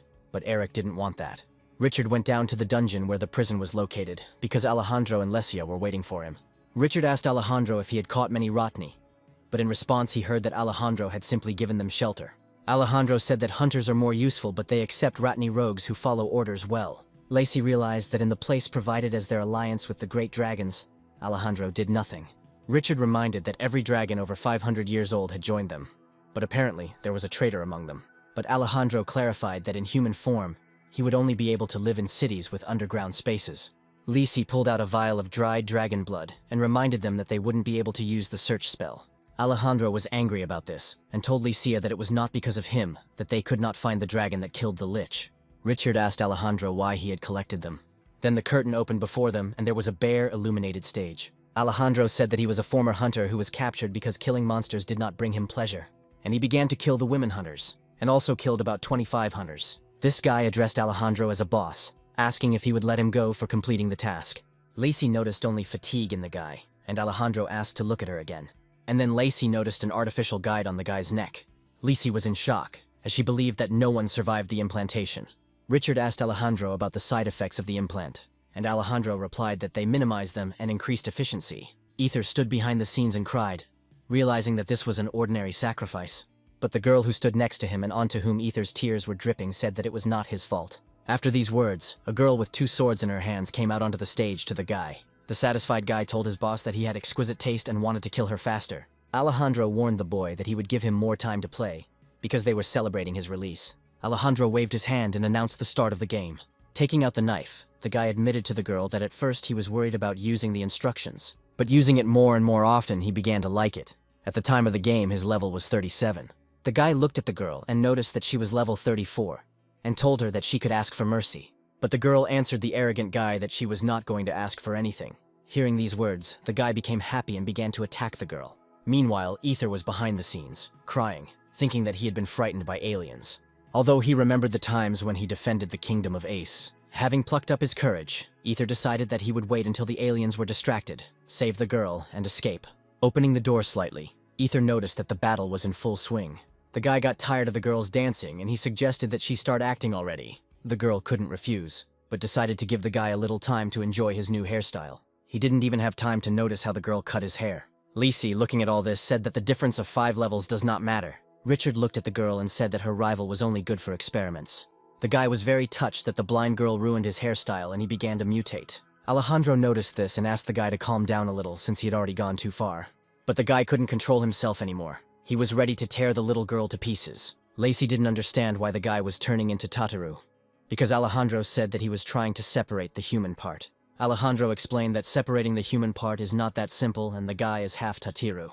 But as soon as the guy and his new guys attacked the girl, she killed him in one fell swoop. After the blow, the guy immediately fell on the stage without showing any signs.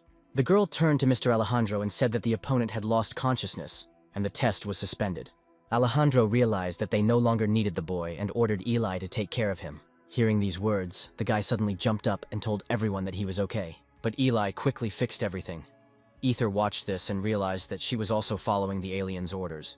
Having cut off the head of the Tatir, Eli reported that the order had been carried out. Richard learned that Eli was blind and did not understand why she did not use her abilities as a mage and swordsman.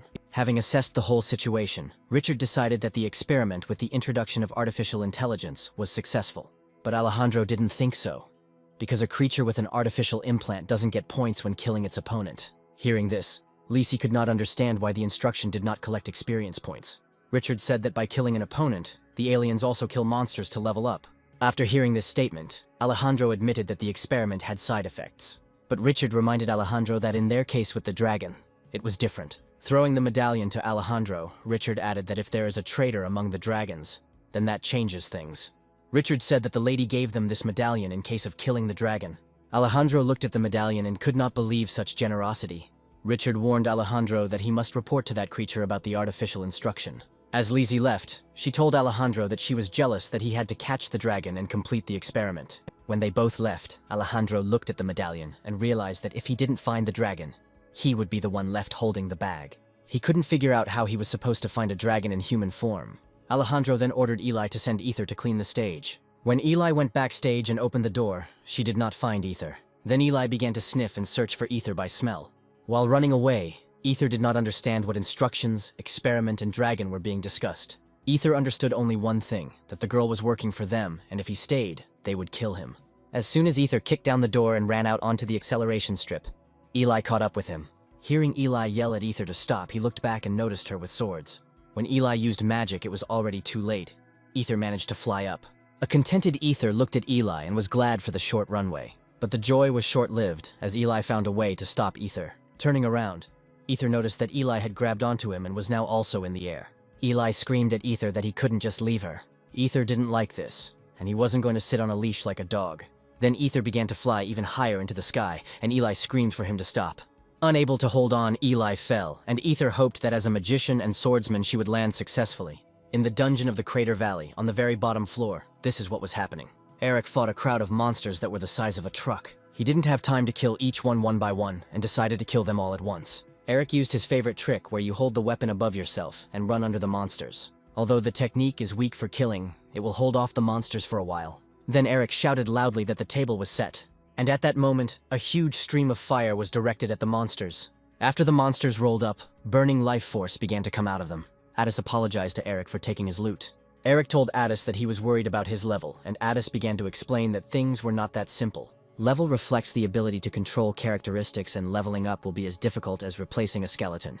Addis said that they, like dragons, can take away the life force of an enemy and absorb it into the dragon core, but this power can be unstable and often lives its own life. If the dragons wanted to level up, they would have to deal with this unstable life force. Eric was becoming more and more surprised. And in the end, Addis said that if they absorb more than they can, they will die because of the explosive life form. After listening to everything, Eric realized that dragons have a limit on consumption. Eric began to calculate how many more levels Addis could raise, and suddenly he became interested in how old Addis was.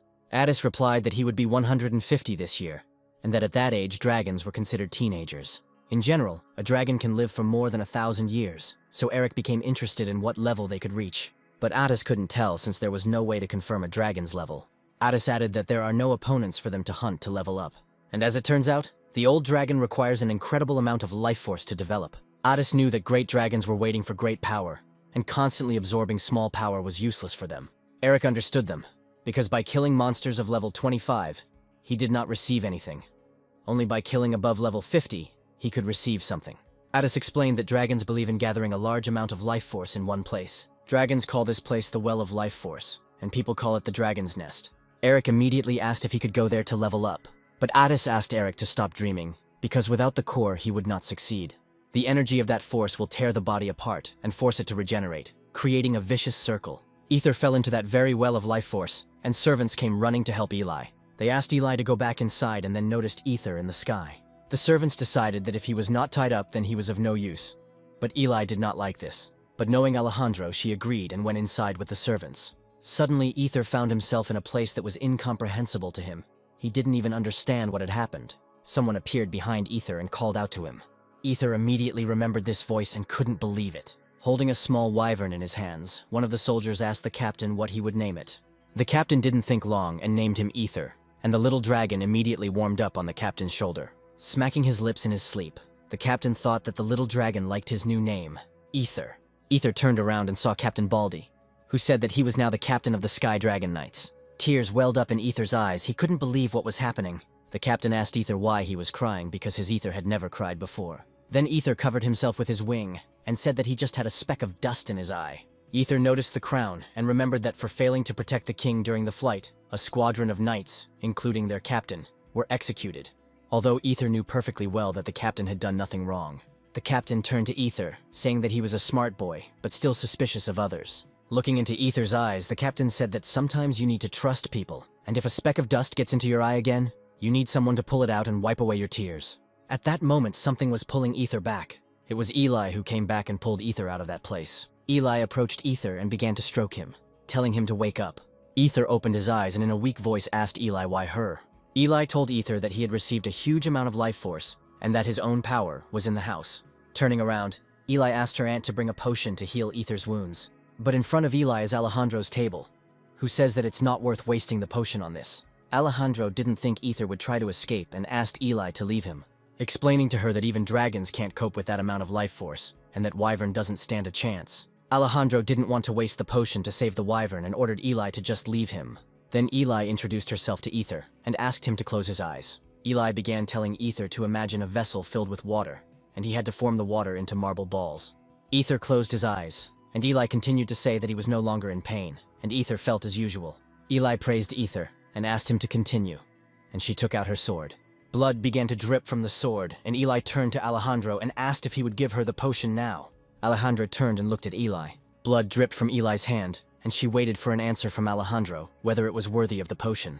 The maid was shocked. She asked Miss Eli to stop and looked at the master with helpless eyes. Alejandro was unhappy with Eli's actions and warned that this was the first and last time. Eli thanked Mr. Alejandro, and the maid ran to stop the bleeding. Ether found himself in Eli's room and asked her what she was up to. Eli calmly watered the flower and asked Ether if he grew plants. After this question, the Ether immediately changed and answered that he had a small garden. But suddenly Ether decided that Eli wanted to eat him. Eli explained that due to her blindness, she sees the world through artificial instructions, but she can clearly see mana. And since Ether had absorbed a huge amount of life energy, they were somewhat similar to Eli. Eli said that most people who have the instructions will believe that Ether is lucky. After all, the life force that flowed in the Ether made Eli think that he had a dragon core. Eli knew that wyverns were a race of dragons, and Ether was also very smart. Ether clarified with Eli that in the process of acquiring life force, he created a core. And only after that, it dawned on Ether that Alejandro was looking for that very dragon core. Eli confirmed this, saying that this was the last ingredient needed to process her instructions. But Eli hid this from Alejandro. Then she asked Ether if he still believed in her loyalty to Alejandro. Ether thought that Eli was pretending, but if that were the case, he wouldn't be alive now. Ether turned away and asked again if it was true that Eli could feel forms, even if her eyes couldn't see them. Ether turned around and made a face like Alejandro's, which Eli immediately recognized. Eli found this very funny, and Ether also said that every morning the cows licked Alejandro's hair. Meanwhile, Alejandro was in an abandoned house, looking at the list of hunters whose level had increased in a month. Returning the list back to his assistant, Alejandro reported that the required person would not be on it. Alejandro said that if this man left, he would need a lot of money that could only be earned by being a hunter. The assistant apologized because he had gathered everyone whose level was above 50. Suddenly, Alejandro noticed a hunting newspaper and decided to look through it. Alejandro knew that the wanted man was low level and didn't stand out too much. In the newspaper, Alejandro came across a photo of two people that interested him.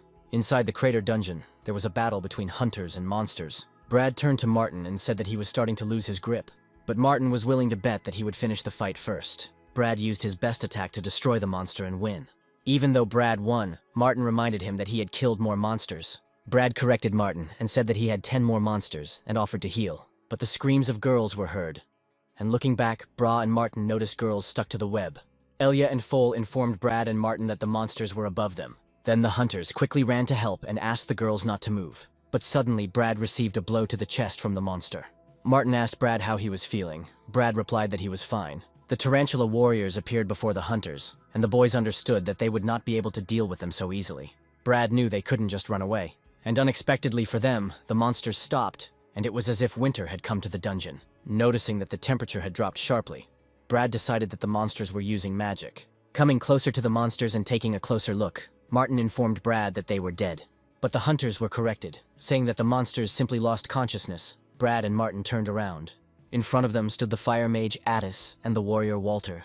Addis suggested that the hunters free the girls, and in the meantime, they would deal with the monsters. Walking through the tunnels of the dungeon, Martin was very happy about such a meeting. Martin knew that Addis was a fire mage, but what was happening now did not look like fire. Addis said that after the battle with the ice mage, he learned something. Elia and Foal became interested in the magician and told him that they were spiritualists. Martin also asked Walter's warrior if he wanted to join other teams. Eric immediately answered no. Eli asked why. Since they knew the dungeon very well, Addis explained that his friend did not like to be distracted from training. The girls appreciated that Eric was training, but also suggested that he drink beer or have a cup of tea after the tests. But Eric remembered the plan that they needed witnesses to identify themselves. Addis said that the best way to improve people's opinions about them was through rumors and someone's imagination.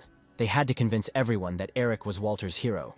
This would also increase his chances of meeting the goddesses. But they still have to remain a bit mysterious, so they will only collaborate with teams once. Addis promised Eric that he would make him the most famous hunter. The girls decided that while Mr. Walter was at training, they could go for coffee with Sir Addis. While everyone was having an interesting conversation, Brad suddenly stood up in front of everyone and asked them not to joke with him.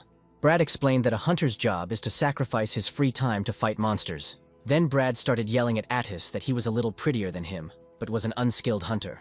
After these words, Eric stood in front of Brad.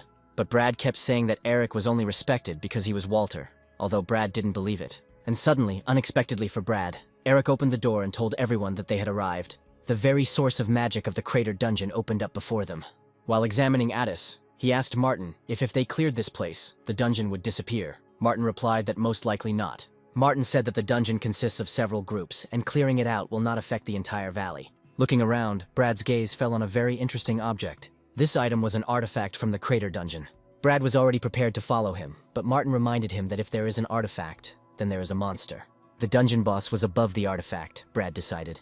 Eric asked if it was definitely a boss. Martin replied that this monster attacks with poison from a distance.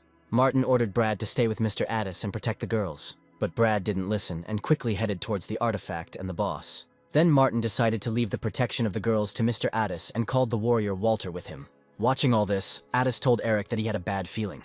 Addis looked at Eric and asked why he didn't go after Martin. Eric suggested that Addis just watch for now. At this time, Elia and Foal began to use their magic. Brad suggested that Martin use the new blitz tactics they had discussed. Elia and Foal asked for the light of Altia and the blessing of Essen to become a protective wall and lubricate the swords of hunters. At the right moment, a protective wall appeared as the monster attacked with its poisonous venom. Addis praised the girls for choosing the perfect timing and location for the wall. Brad informed Martin that they didn't have time to chop off the monster's limbs one by one, and if they wanted to finish off the monster, they had to hit it in the head. Addis appreciated the work and said that Brad and Martin were experienced hunters. But Eric didn't think so, since the boss turned out to be weak and his level was too low. Elia and Foal rejoiced at the victory, and dreamed of how they would become hunters closing the dungeon. Brad extended his fist to Martin and offered to become high-ranking hunters. But suddenly, something flew out of one of the nests and carried Martin away. After that, everyone looked up and saw the real boss of the dungeon. It was a tarantula queen who was level 50. The boss started to spew magic, and Brad, looking at it, did not believe that there was something like that here. After the boss's magic, a huge explosion occurred in the dungeon. Addis stood up for Brad, and thanks to him, he survived. Brad was shocked, because he and Addis are at the same level, and Addis does such things. Addis said that he had no sticks left and therefore had to make do. Hearing this statement, Brad jumped up and headed towards the monster with a spear in his hands. But Eric appeared in front of Brad and blocked the monster's attack. Addis said that Eric walked for a long time and asked how the spiritualists were. Eric replied that they were all right. Brad assumed that due to its size, the monster must be slow, and they should get out as soon as possible. Eric told Addis that it would be risky to climb onto its back. Addis appreciated that only the outer part of the boss was strong. Then they decided to pierce the monster with a sword, but it might not work the first time. Brad heard this, and said that they should return to the guild and tell everything, so that no one else would get hurt. But Addis explained that in order to ensure that no one would get hurt, they had to kill the boss. Brad looked at the two of them and didn't understand why they were so calm. Then Brad reminded Addis that they didn't have much experience for such an unusual boss. Eric prepared for the attack and asked Addis and Brad to cover their ears, but Brad ignored it. And when Eric struck the boss, Brad was thrown back by a wave of sound. The blow caused the monster to fall to the ground, and blood sprayed from his body in all directions. Brad looked at the monster and couldn't believe that this man had simply cut the boss open. But suddenly Brad noticed that the monster began to spew magic again. Brad stood up and shouted to Addis and Eric to be careful as the monster was still alive. But Eric and Addis were slowly moving towards Brad when a huge explosion was heard. The explosion caused Eric's sword to fly off the monster and land right next to Brad's leg. Brad realized that they had stuck a stick into the sword, which caused the explosion. Eric looked back and informed Brad that they had cleared the dungeon. As we were climbing up from the dungeon, we could hear splashing sounds all the way. Brad sat in the corner and cried.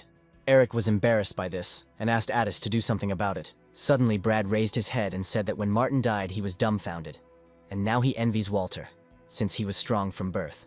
But Addis told Brad that this guy had to live in difficult conditions. Eric asked Brad to stop talking about the injustice of this world. It was obvious that he himself had to try to survive. And if luck is on his side, he will survive and become stronger. Eric reminded that something bad happened when they met them, and thanks to him and Addis, Brad survived. Brad grabbed Eric by the harness and admitted that he was right, and if it weren't for Eric, he would already be in the next world. Almost rising from the dungeon, Brad continued to talk about how, according to Eric, Martin's luck was not on his side. But at the top, Brad and everyone else were met by Elia and Foal, along with Martin. Hearing Brad talking to the warrior and the mage, Martin and the girl scolded him. And Addis remembered that they had not told Brad about Martin. Martin said that Sir Warrior snatched him from the clutches of the monster, and thanks to him he survived. Having heard such a story, Brad did not believe that such a thing was even possible. Martin, Brad, and the girls bowed and thanked Mr. Walter and Sir Addis. Eric, without answering, simply left the room first. Martin hit Brad over the head for his behavior, and Addis had a proposal for them. Addis explained that they couldn't use the artifact, and Walter suggested offering it to Martin and Brad first. Taking the artifact in his hands, Brad could not believe his eyes that he was being offered such an expensive weapon.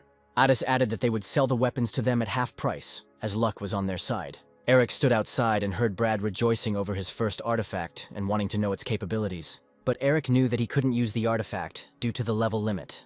A carriage passed by Eric, which he didn't even pay attention to.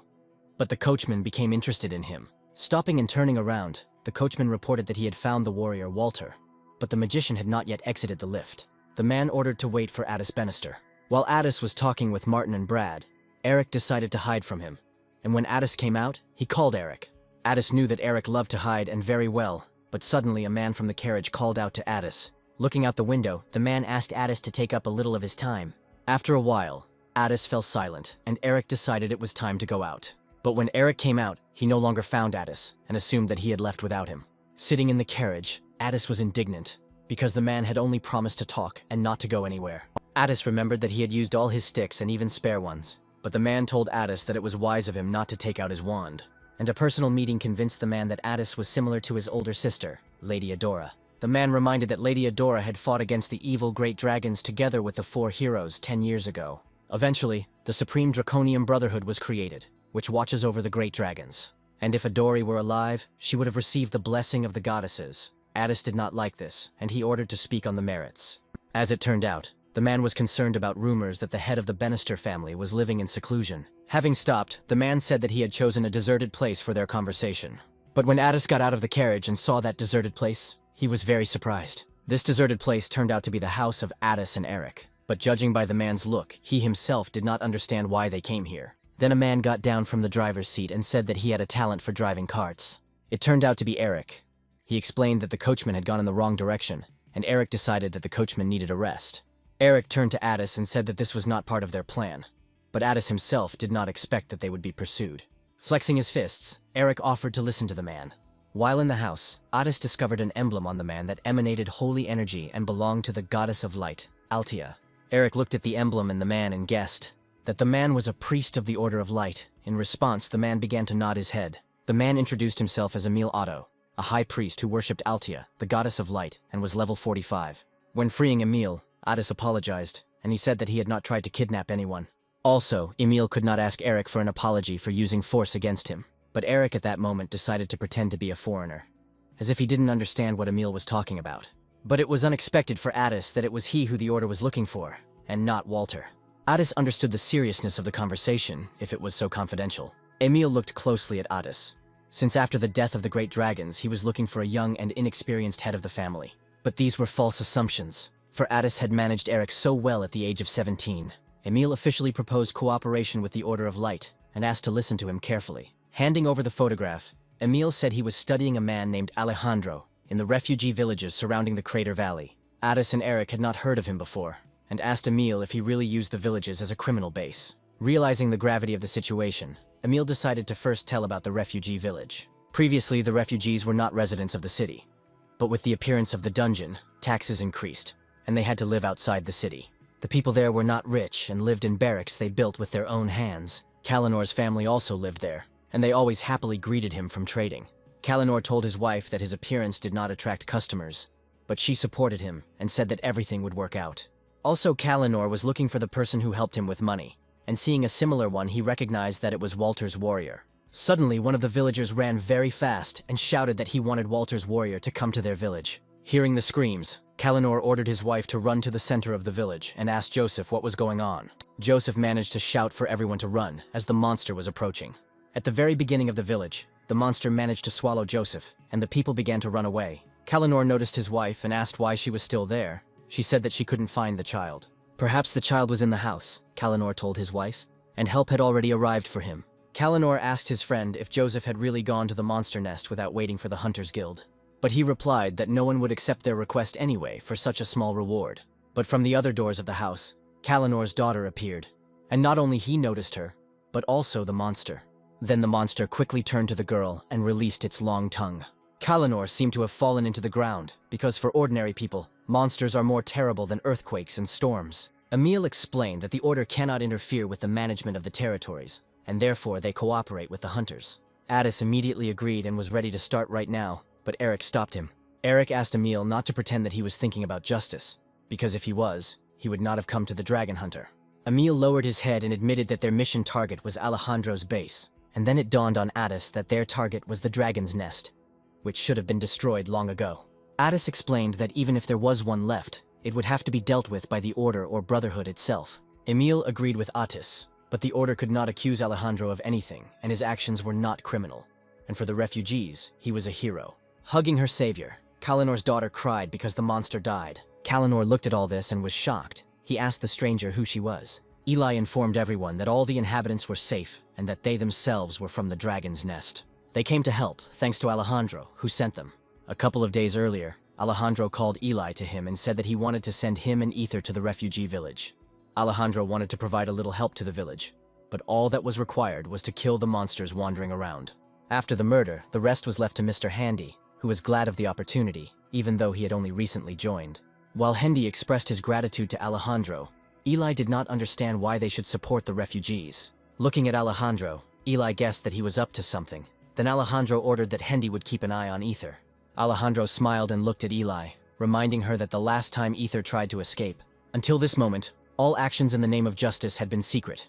But now Alejandro decided differently. If refugees wish to resettle after hearing about the dragon's nest, they will be accepted after evaluation. Eli didn't understand why Alejandro was reducing the number of inhabitants of the nest. Since Eli and Ether had no choice, they destroyed the monsters around the village. When the monster was defeated, Eli sat on the ground and lowered her head. Ether was afraid that she was injured. But as it turned out, the slime from the monster stained all of Eli, and Ether offered to clean it. They flew to a quiet, peaceful place near a lake where Eli was able to wash herself. To dry Eli's hair, Ether gave her a quick ride. Eli thanked Ether for his concern, but she was worried that there might be monsters left in the forest. Ether told Eli that if she killed all the monsters, they would realize that there were people nearby. While combing his hair, Ether also asked Eli if she had ever used the sword without instructions.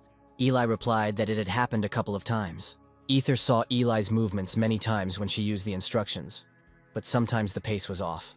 Eli said that magical fencing is quite precise, but she would like to learn the kind she saw as a child. Then Eli said that as a child, she did not know about hunters, and every morning her mother combed her long hair.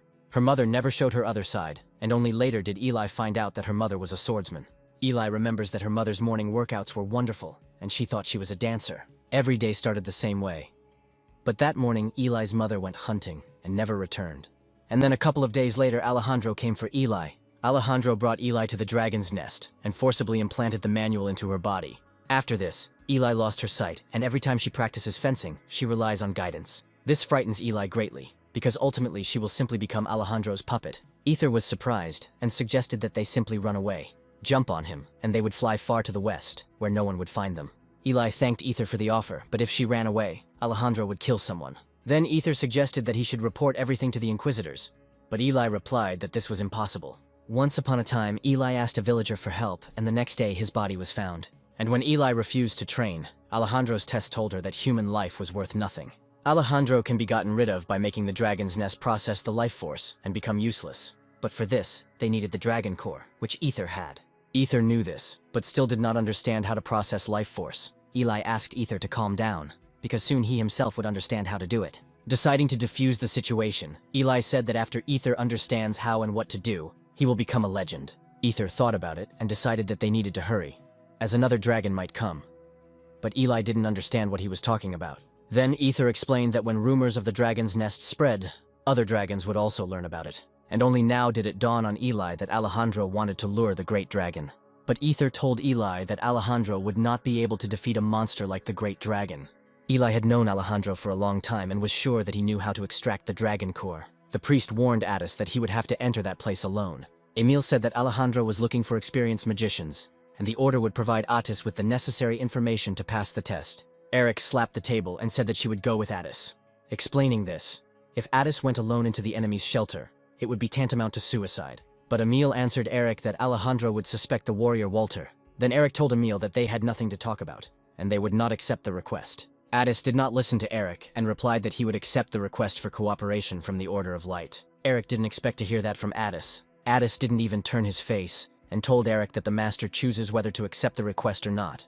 Emil decided that he couldn't sit around for long and accepted Addis's request. When leaving, Emil told Addis about the meeting place where they would give out the necessary documents and things. Eric couldn't let go of the situation and asked Addis how he could accept the request without knowing anything. Inside Eric, everything was burning, because if Addis went alone, then Eric would not be able to help him in any way. But Atisu seemed to go deaf and repeated to Eric that he had already accepted the request and sworn by the Bannister family name. Eric shouted at Addis that the Bannister family belonged to the human race, which meant Addis should have nothing to do with them.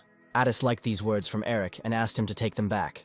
Eric insisted that Addis cancel the request, since there was nothing important in the last name. Addis put his hand on his heart and said that he had to pay his debt to the Bannister family. Looking at the enraged Eric, Addis added that aliens do not know what honor is, but Eric replied that honor meant nothing if Addis died. Turning around and heading towards the exit, Addis promised Eric that he would not die. Addis appeared at the eastern gate, where he had been appointed. Emil handed over Addis's identity documents and a suitcase with a disguise. There was a page in the documents that stated that Addis's level was lower than it actually was. Addis told Emil that he could read and asked him not to chatter, as he could not concentrate. Emil had goosebumps running down his skin, because looking at Addis it seemed like he had had a fight with a girl. After carefully reading the documents, Addis turned to Emil, saying that there was a mistake in the documents. Addis showed that the documents stated that the gender was female, but Emil replied that this was not a mistake. Emil held out a box of cosmetics and asked Addis if he knew how to apply makeup. A long line of men gathered in the village, wanting to get into the dragon's nest to work. Kalinor was also going to go to the dragon's nest, and while there was time he said goodbye to his wife and daughter. His wife wished Kalinor a good journey, and he asked his wife to take care of herself and her daughter. Miss Elia appeared from behind the tent, and Kalinor asked what brought her here. As it turned out, Eli was supposed to accompany people to the dragon's nest. Kalinor told Eli that he was going to work as a builder in the dragon's nest. Eli asked Kalinor if he knew that he would not return home until he finished work. Kalinor was more worried about the monsters, but was glad that Sir Alejandro was hiring hunters. But first, hunters must pass a rigorous selection process. Men fought in a fair fight where natural selection took place. Those who won were written down by Hendy and joyfully welcomed to the dragon's nest. Eli assessed all the men and noticed that their levels ranged from 25 to 30. Approaching Ether, Eli asked to lift her up, since she could not see the fight from the ground. There were only a couple of participants left, and Handy couldn't get through to number 59. Number 59 emerged from the crowd and introduced herself as Ariana Stia. A couple of hours before the selection, Emil first asked Addis to change his clothes, and then asked him to hurry. Emil offered to help Addis put on the corset, but he refused. Atisa was more interested in why the Order of Light made such a decision, and not other religious groups. Emil explained that the orders of water, fire, wind, and earth do not interfere in matters that are not their business, and the Church of the Night can burn everything to the ground. Addis came out of the carriage and asked Emil if he looked strange. Emil took off his glasses and offered them to Addis, as they were perfect for the disguise. Having tried on the glasses, Addis immediately began to look different, but he was worried about how Emil would look without the glasses. Shedding a tear, Emil replied that in his life he had already seen everything he wanted. Addis' mission was to find out if the dragon's nest existed, and in order to pass the qualifying round, Addis had to show the documents that Hendy requested. Addis had never been so worried before, even though he often hides his identity, but today everyone was staring at him. The men who failed the selection approached Miss and said that when she failed the selection, they would take her through. Addis also had to convince Hendy that he could carry out the assignments himself. Ether noticed how the men laughed at their own stupid jokes and it pissed him off. Hendy read the documents and asked if Ariana Stia was really a level 30 mage, and the answer was yes. Eli didn't understand why a level 45 mage would come here and hide his level. After reviewing the documents, Hendy handed them back and congratulated them on their passage into the dragon's nest. Hearing such a statement, the men who had failed the scum began to be indignant. Hendy calmed them down and explained that the dragon's nest needed mages, as they were involved in research. Eli came down and asked them to wait, as people might think that Sir Alejandro was being dishonest. Then Eli decided to check the magician herself. For Hendy, it was a bit unexpected. Eli suspected something and had to make sure that strong people did not join Alejandro. As soon as Eli began her attack, Ariana Stia took away her ability to use her sword. Eli noticed that the girl was used to fighting, but applied to the research group. But Arianastia replied that she was just lucky, although she understood that she couldn't use advanced magic. Addis noticed that the girl checking him had dropped one of her swords. Eli began to attack Arianastia, but suddenly a brute appeared between them. This big guy hit the ground with all his might, and asked if he would pass if he killed two at once. The men recognized Polysfintus, the Freak Eater, rumored to have been released from the Crater Psychiatric Hospital. Polysfintus was level 45, and while looking for something tasty, he accidentally ended up in the village. Arianastia had a magic wand with fire in her hands, and she suggested postponing the test. Arianastia told Eli that Polysfintus relies only on the weight of his weapon when using it. But when Polysfintus came closer to Eli and Arianastia, they noticed that he himself was not a light feather. Polysfintus swung a huge piece of meat and warned the girls of impending death. But suddenly something knocked a huge piece out of Polysfintus' hands. It was Handy who informed Polysfintus that they were no longer accepting applications. Polysfintus laughed and asked the judge about his passage. Handy swung and warned Polysfintus that the dead man could not pass. Handy's blow was so strong that red energy, like blood, appeared in front of Addis. When Polysfintus was dead, Handy put a 1 in the line about accidental death. Addis looked at Handy suspiciously, because Polysfintus was not a weakling, which meant Handy was using aura. After checking the list, Handy happily announced that it was now time to go to the dragon's nest. Before Addis left, Eric trained and hoped to feel the energy flaring up inside him. But the feeling of energy flaring up was a mistake, because Eric was simply burning. Addis accidentally set Eric on fire and apologized profusely for it, putting it out with ice magic.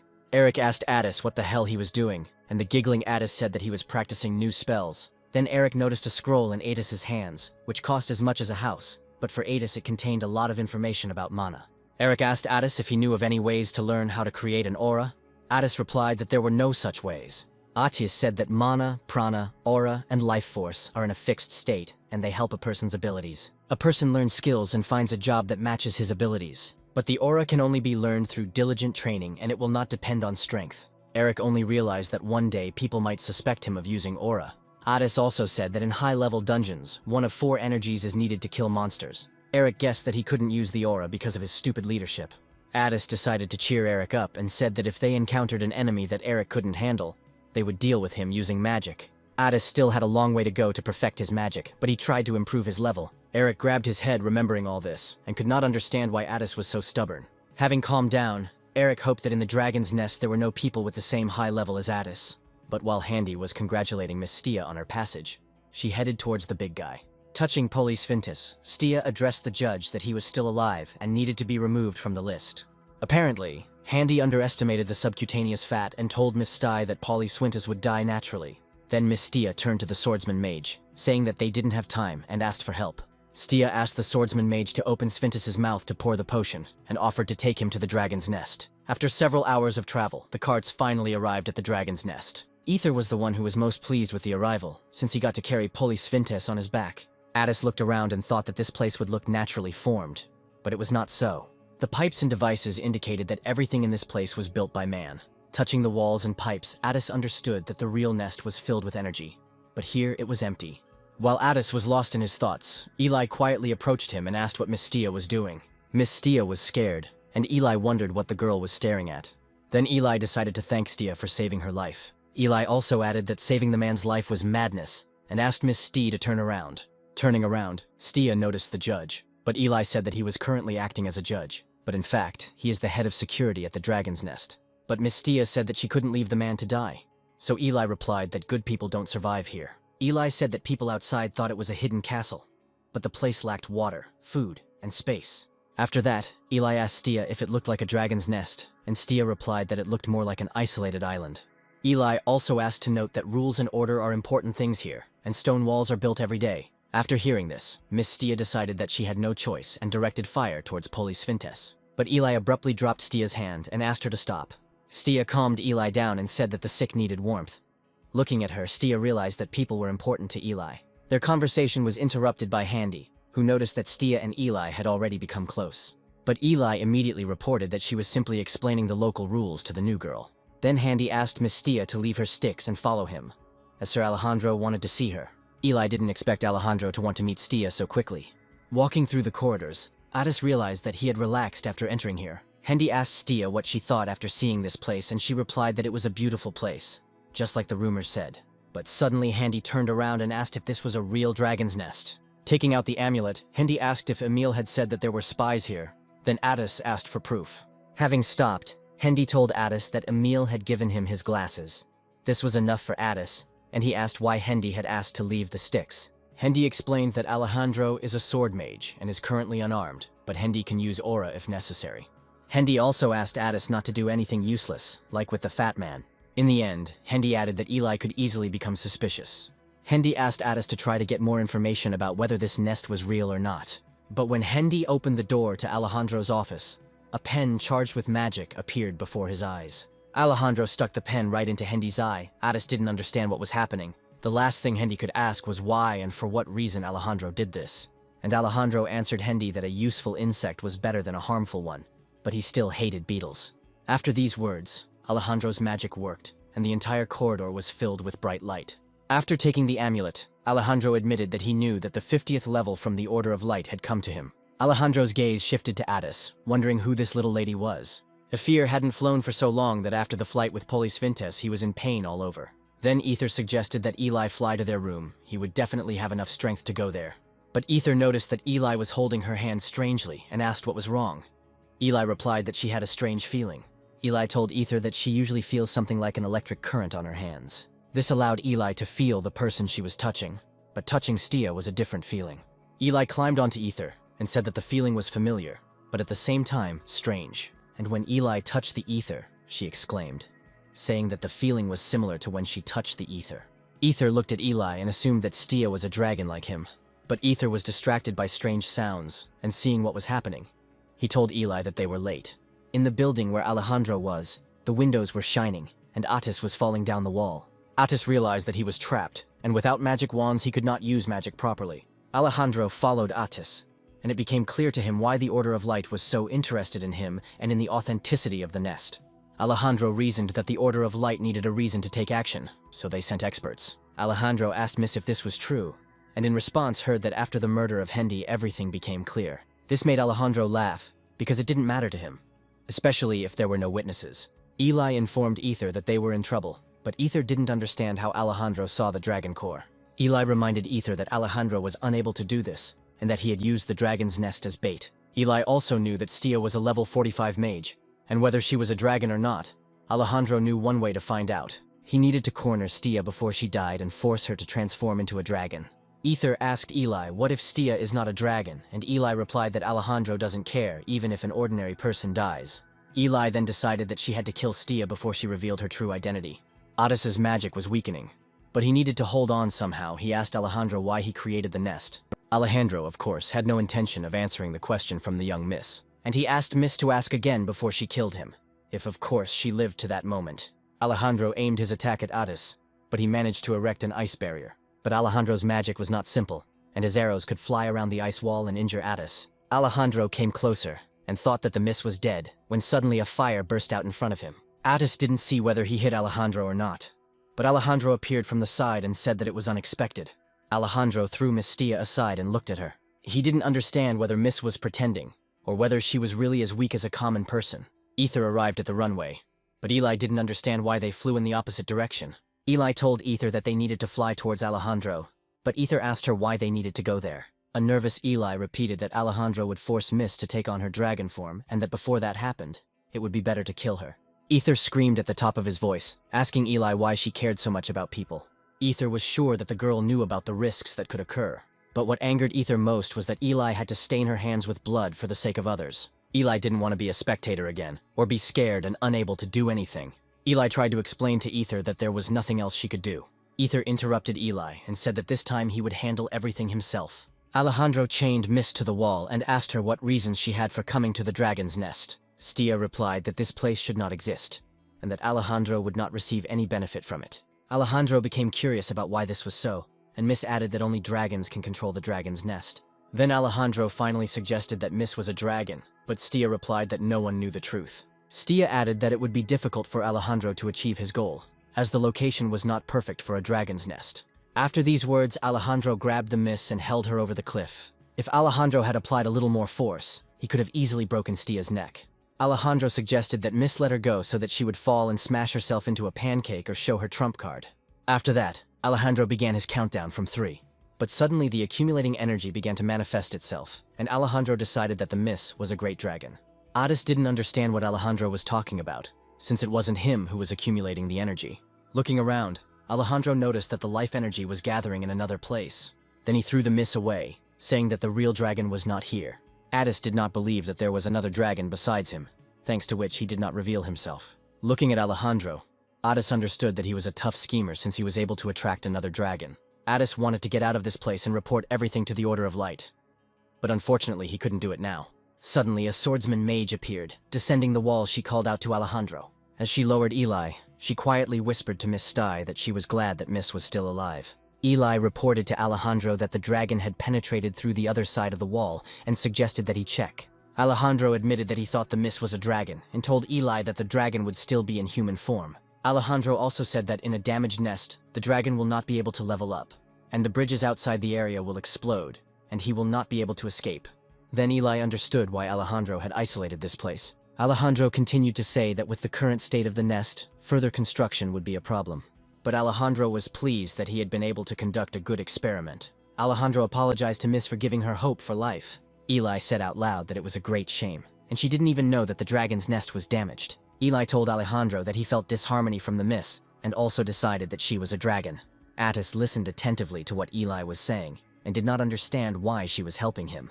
Alejandro understood what Eli was proposing, to leave the Miss to restore the nest. He liked the idea, and Alejandro ordered Eli to follow the girl. Walking through the corridors, Attis awkwardly turned to the swordsman mage, and immediately I heard that Eli said her name and asked Miss to also say her real name.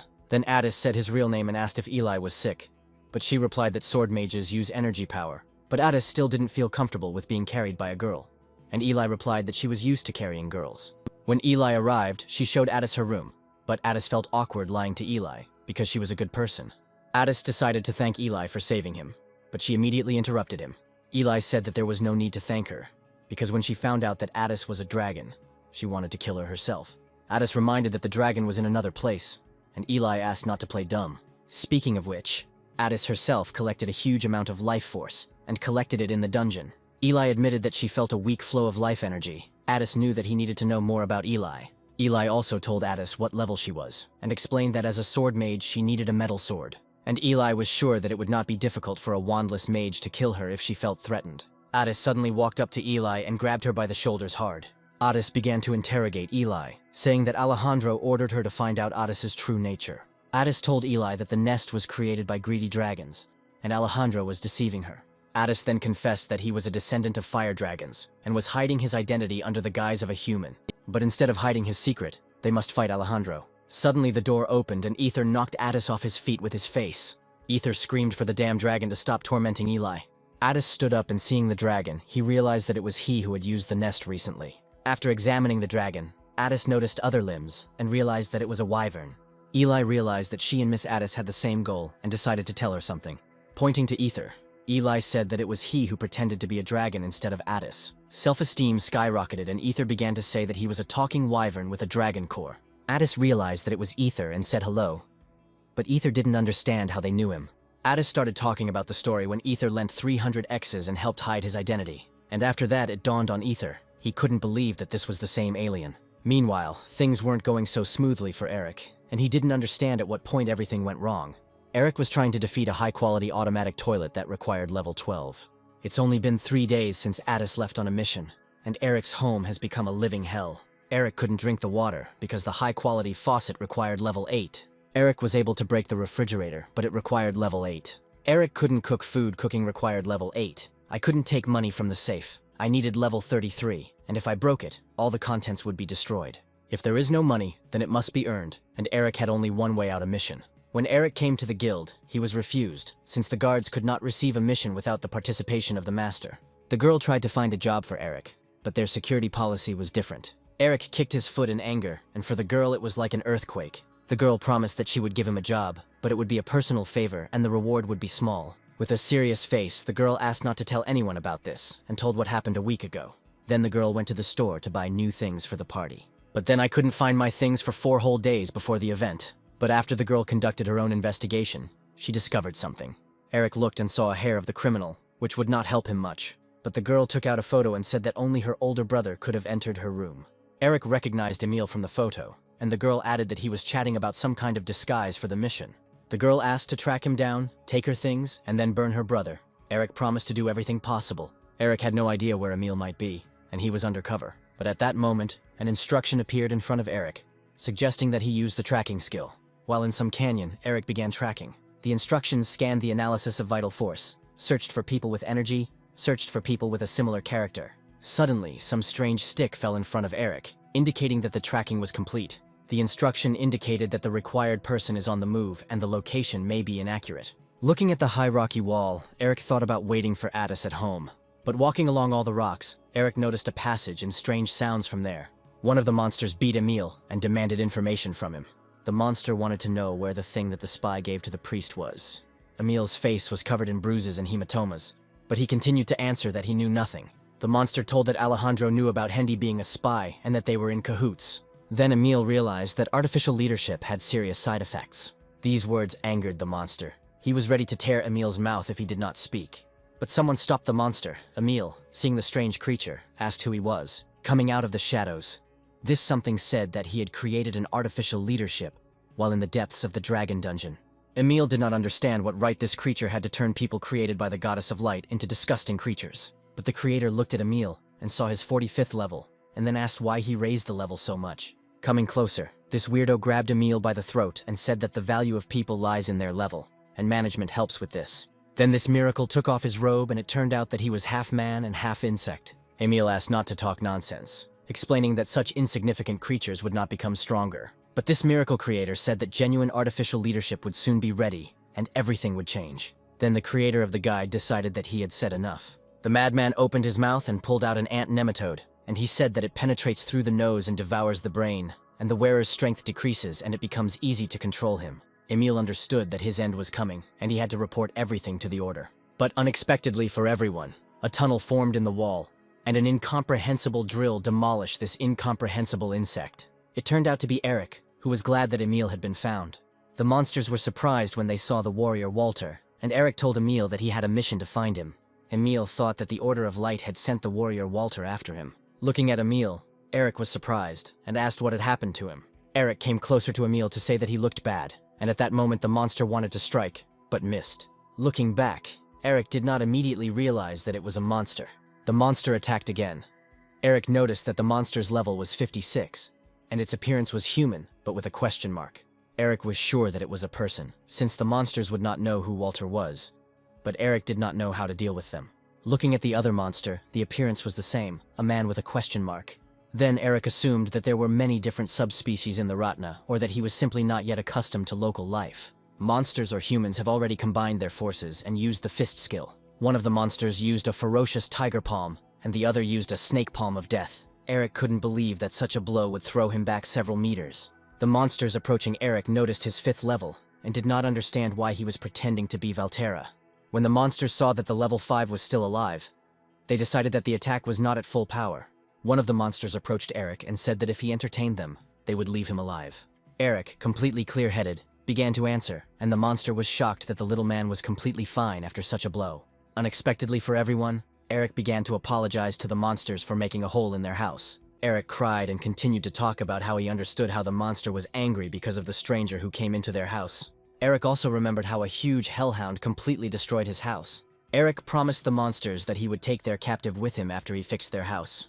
Emil didn't understand why the hell Walter was talking to monsters, but Emil realized that Walter did not understand the essence and shouted to Eric that these two were not people. After these words, one of the monsters immediately struck Eric with its huge paw. But Eric managed to escape from the blow and realized that they really weren't people and prepared for battle. In a split second, the monster became level 62 and already had the appearance of a human demon. Eric was shocked. He didn't understand how his indicators changed so quickly.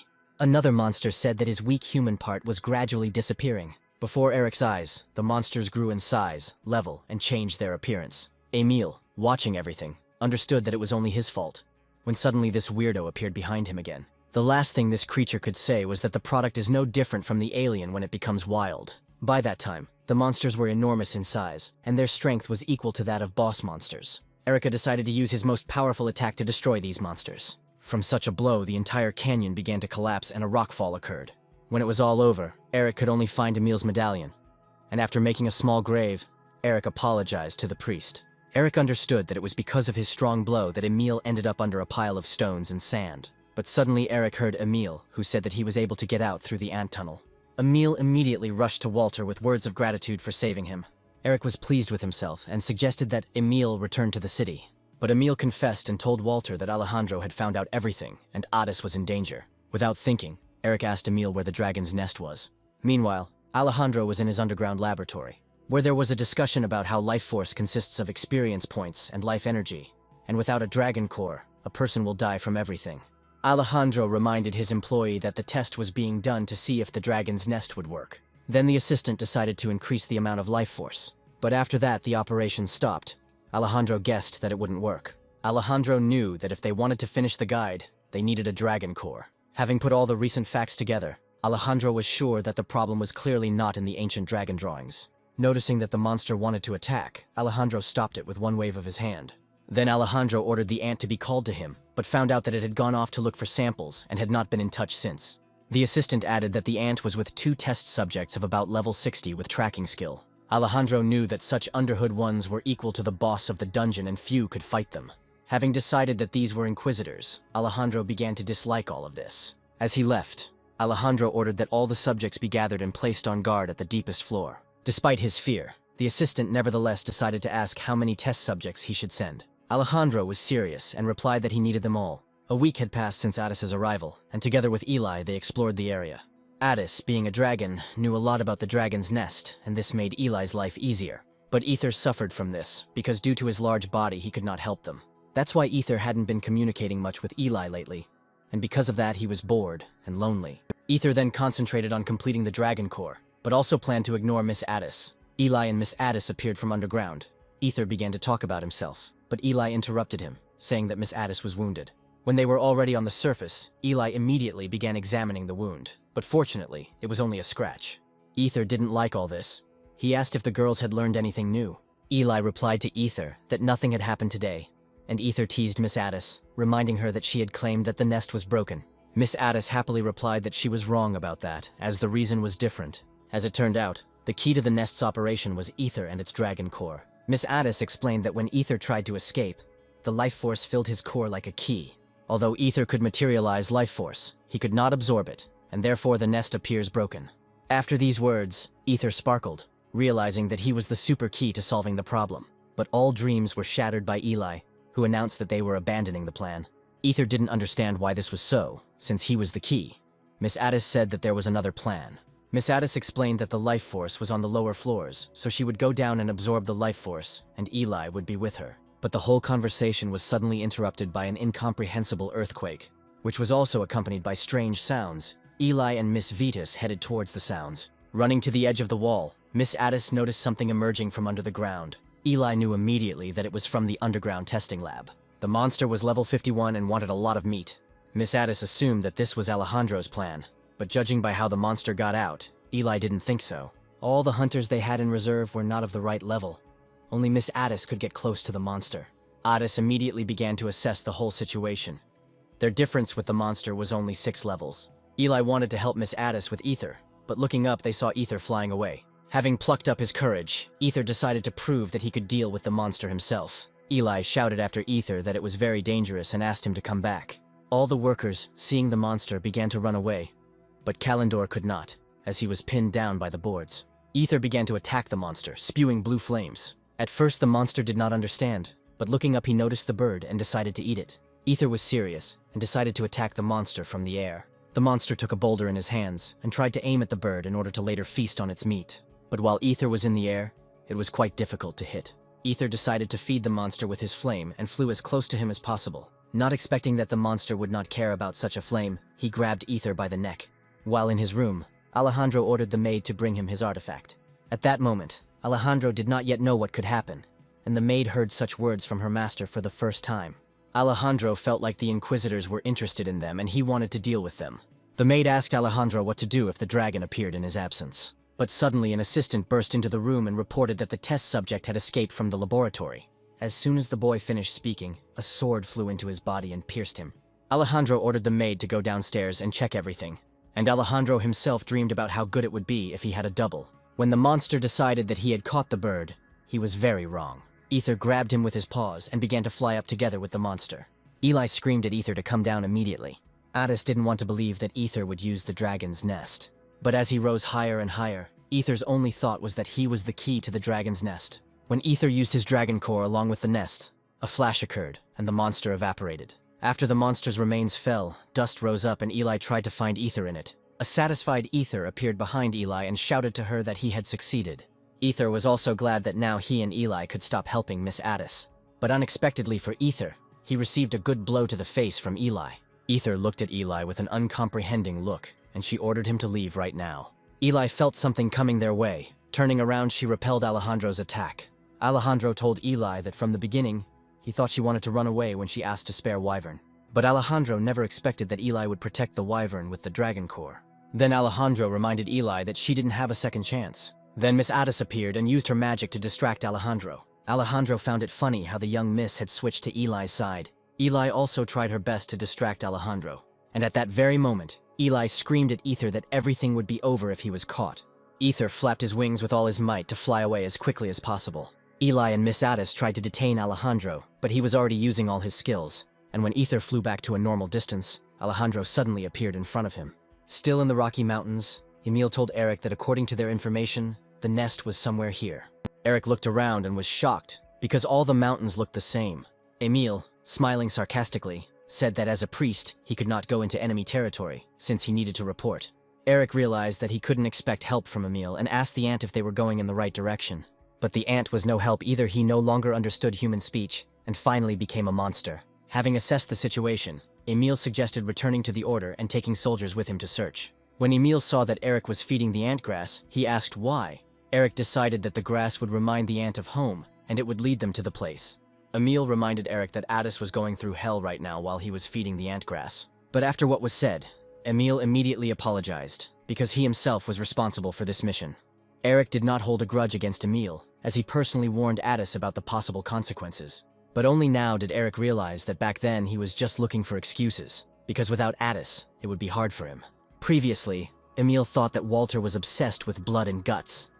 But after such words, it turned out that they cared about their comrades. For Emil, the rumors about Walter no longer corresponded to reality. Then Eric's face immediately changed and he shouted that blood and guts were the coolest. Suddenly, in the distance, there was a huge bang, accompanied by a loud sound.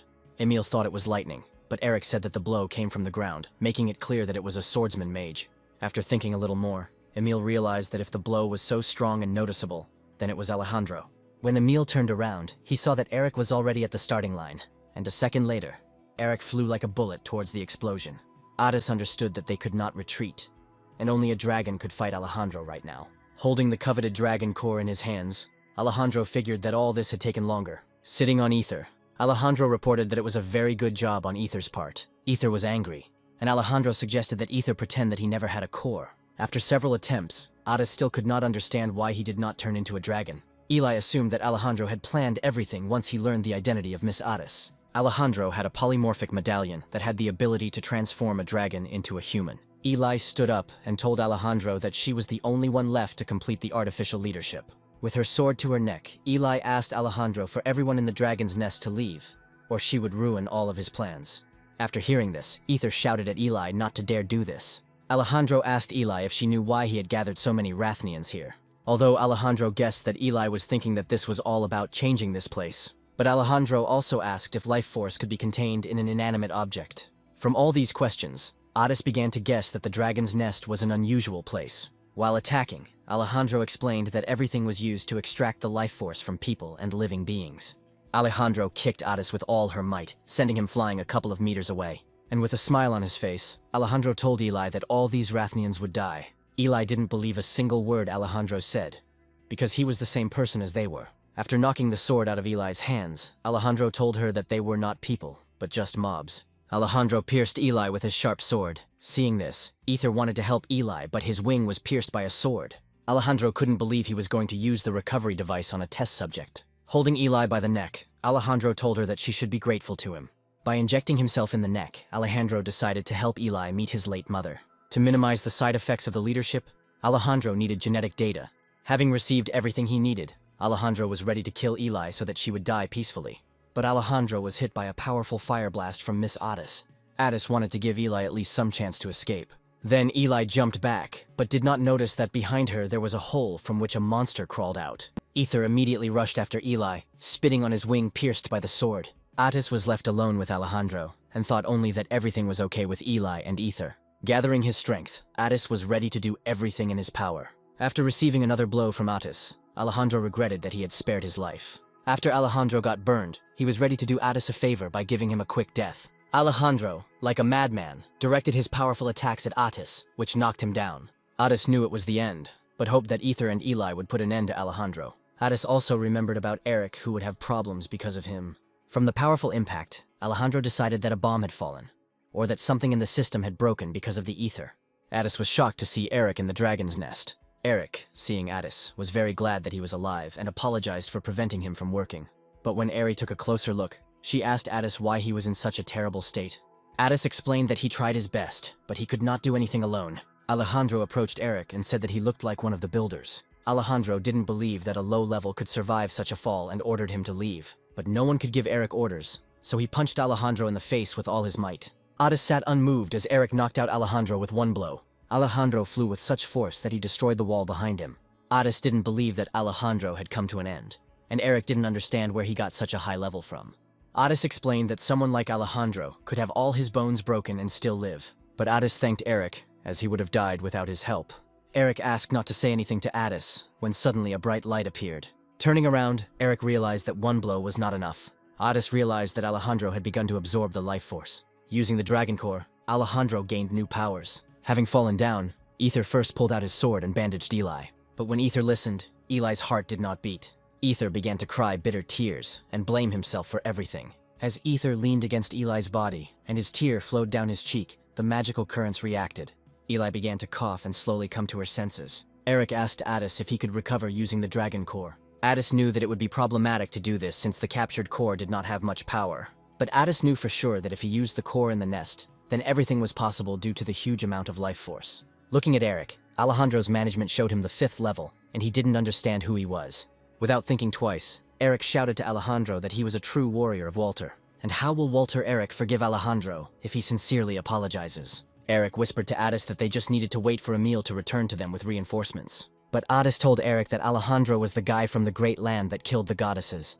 Alejandro didn't really care that Eric didn't want to reveal his identity. But if Eric puts a spoke in his wheel, Alejandro will find out everything about him. When a sword mage covers himself with his magic, the surrounding energy rises and hangs in the air. In this case, the enemy can only see a trace of sparks when using such a technique. Using this technique, Alejandro wanted to know Eric's real level. Addis didn't even have time to keep track of Alejandro and realized that he was not fighting him at full strength. When Alejandro's blade touched Eric's sword, Eric asked Alejandro why he didn't hide the fact that he was an alien. Alejandro was very interested in this, and if Eric was level 50, his head would have already flown off. But Alejandro decided to see what Eric was like in a fight. Eric hated guys with regeneration, but the desire to learn more about the great land prevailed. Alejandro warned Eric that if he dodged, the man behind Eric would turn to dust. The movement of Alejandro's blades causes energy to swirl around, increasing the power of his attack. This whole situation turned Alejandro on even more, and he was wondering how many pieces the blades would cut Eric into. But Eric didn't want to fall on his face and gathered all his strength into a fist. Stopping Alejandro, Eric asked him what he would do when the power in his hands ran out.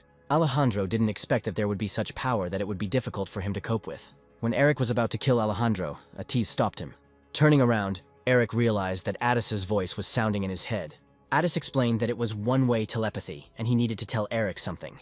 Addis said that Alejandro is the only one who controls the nest, and if he absorbs energy, it means he is healed. But Alejandro's death could cause an uncontrolled explosion of energy, and led to the death of people with low levels. And the only way to avoid this was to destroy the energy source. But Addis said that they would have to kill Alejandro anyway, and if Alejandro kills Eric, the subsequent deaths will not be on his conscience. Addis also said that even if he went to look for the source, he would not guarantee that he would find it. Eric got tired of listening to all this incomprehensible nonsense in his head, and he flicked Addis. Addis sat down on the ground and told Eric that it hurt. And Eric ordered Addis to go and destroy the energy crap while he held off Alejandro. Addis was worried about Eric, even though he knew that Eric was strong enough. Eric turned around and smiled at Addis, saying that he believed in him, and after all this, they would return home. Addis, without stopping, turned sharply and went in the right direction, telling Eric that he would return soon. Eric looked at Alejandro and thought that he would go after Addis. Alejandro would have gone, but he assumed that some low-level one could harm him. Alejandro's plans were thwarted, but this arrangement still won't harm him until Eric kills him. Eric decided that he could just kick Alejandro's ass without killing him. Riding on Ether, Eli pointed the way to the source of power. Eli also warned Ether that Alejandro could place his subordinates. Eli understood that even if they thwarted Alejandro's plans, they still wouldn't be able to get out normally. Ether had no intention of dying in the dungeon, and was ready to get out by any means necessary. At this point, Eli told Ether that when Alejandro caught him, Ether was wanted. Suddenly there was a shaking and life force appeared out of nowhere. When it was all over, Ether asked about Eli's well-being. But looking at Eli's hand, she saw blood. She had long felt the life energy being emitted. Having reached the right place, Eli felt a strong flow of energy from an unknown source. Looking around, Ether noticed a huge number of different dead monsters. Eli decided that something had happened here and suddenly heard strange sounds. The terrible and huge monster said that he needed to fulfill his sacred duty to the goddess of light. Compared to the monster, Ether looked like a tiny bug. When Eli and Ether took a closer look, they recognized the monster as Handy. A fire attack from Addis flew at the monster. This was a maneuver for Ether and Eli to escape. The monster turned to Addis and told him how dare he interrupt his mission. Looking at the monster, Addis thought that this was the worst thing that could happen to Hendy. He just became a test subject. Addis tried to shout to Hendy, telling him that they were not enemies and had come to destroy this place. But it was all useless. Handy shouted that it was his duty, and anyone who would hinder him would die. The fight between Eric and Alejandro continued, and Alejandro was sure that Eric's style had many flaws. Although Eric could be a dangerous opponent for Alejandro if he cut off his head right now, Eric was ready to kill. But he remembered what he had promised Addis. Alejandro commented on all of Eric's attacks, saying that none of them would kill him. Alejandro had a well-honed technique for manipulating lightning. Alejandro was also an expert in duels, and loved to use lightning bolts in them. With Eric high in the air, Alejandro executed an attacking 8-pointed star. In the very center of the dragon's nest, tongues of lightning raged. Alejandro realized that the moment he swung his sword, Eric's defense was gone. When Alejandro decided to finish off the enemy, he asked him not to worry about his friends. The monster would take care of them. Using the lightning spear attack, it was so powerful that cracks formed in the ground. Alejandro was confident in his strength and that his opponent would die, but he was shocked by what he saw. Eric broke Alejandro's spear with his bare hands, stopping him in his tracks. Alejandro looked at Eric and didn't believe it. He began to think that he was wounded and just pretending. Eric informed Alejandro that Addis was a level 67 dragon. Alejandro found this very funny. Then Alejandro even asked his opponent again if his partner was really a dragon. And then Alejandro told that Eric's friend won't be able to turn into a dragon. Alejandro decided to show that very medallion, but he couldn't feel it. And then Alejandro remembered that when Elia fell into the pit, she pushed him and apparently stole the medallion. While in the dungeon, Eli retrieved Alejandro's medallion so that Addis could transform. And when the plan worked, Eli saw Miss Addis's true form. Addis looked at Hendy and couldn't believe his eyes that he was in such a state. But having collected his thoughts, and realizing that this was no longer the same Hendy, Addis entered the battle. The fight between Addis and Hendy continued. It was a fight to the death. Ether and Eli ran up to Addis. They were tiny compared to him. Eli asked Mrs. Addis what happened to Alejandro and who was fighting him.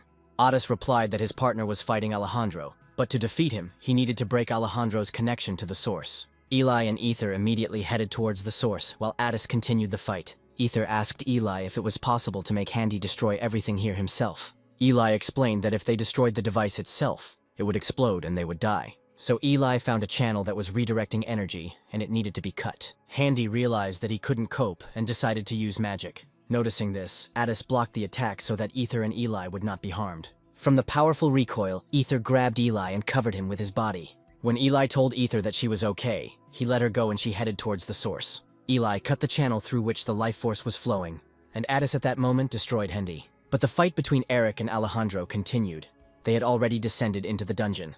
Alejandro wondered if a level 67 dragon could crush a lich into dust. But then it dawned on Alejandro. He asked Eric if it was true that he was from Earth and killed that lich. Eric confessed that he was the one who killed Lich, Alejandro's friend.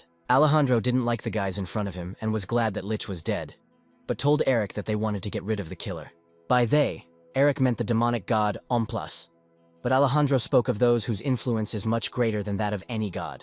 Alejandro said that if you were to be at enmity with them, you were to be at enmity with the entire continent. But Alejandro said that they thought the dragon was to blame for the Lich's murder. And since Alejandro had taken possession of the core, he reported the dragon's death. Alejandro's proposal was that Eric and his dragon could leave, and he would receive all the rewards. Eric decided to check with Alejandro if he could still heal, and knocked out his knee with all his might. Alejandro screamed loudly in pain and fell to the ground. Eric admitted that Alejandro's plan was really cool, and he liked it. But leaning closer to Alejandro, Eric whispered that Addis wouldn't accept it because he hated bad guys. Alejandro didn't like it, because he and Eric were nothing compared to the others. After injecting himself, Alejandro thought that they would forgive him for this, since he would destroy the alien. After that, something strange started to happen to Alejandro. Eric thought it was a side effect of the artificial leadership. Eric looked at Alejandro and felt the same feeling when he was carried from the ground. With each passing minute, Alejandro was turning into someone incomprehensible. And when it was all over, Alejandro had an unknown appearance, and his level was above 72. Eric prepared to fight, but Alejandro passed him by, saying that he was going to the source. After killing Hendy, Addis asked him for forgiveness for this act, because he had no other options. A pleased Eli informed Ether that Alejandro would no longer be able to use life energy. That same aunt appeared out of nowhere.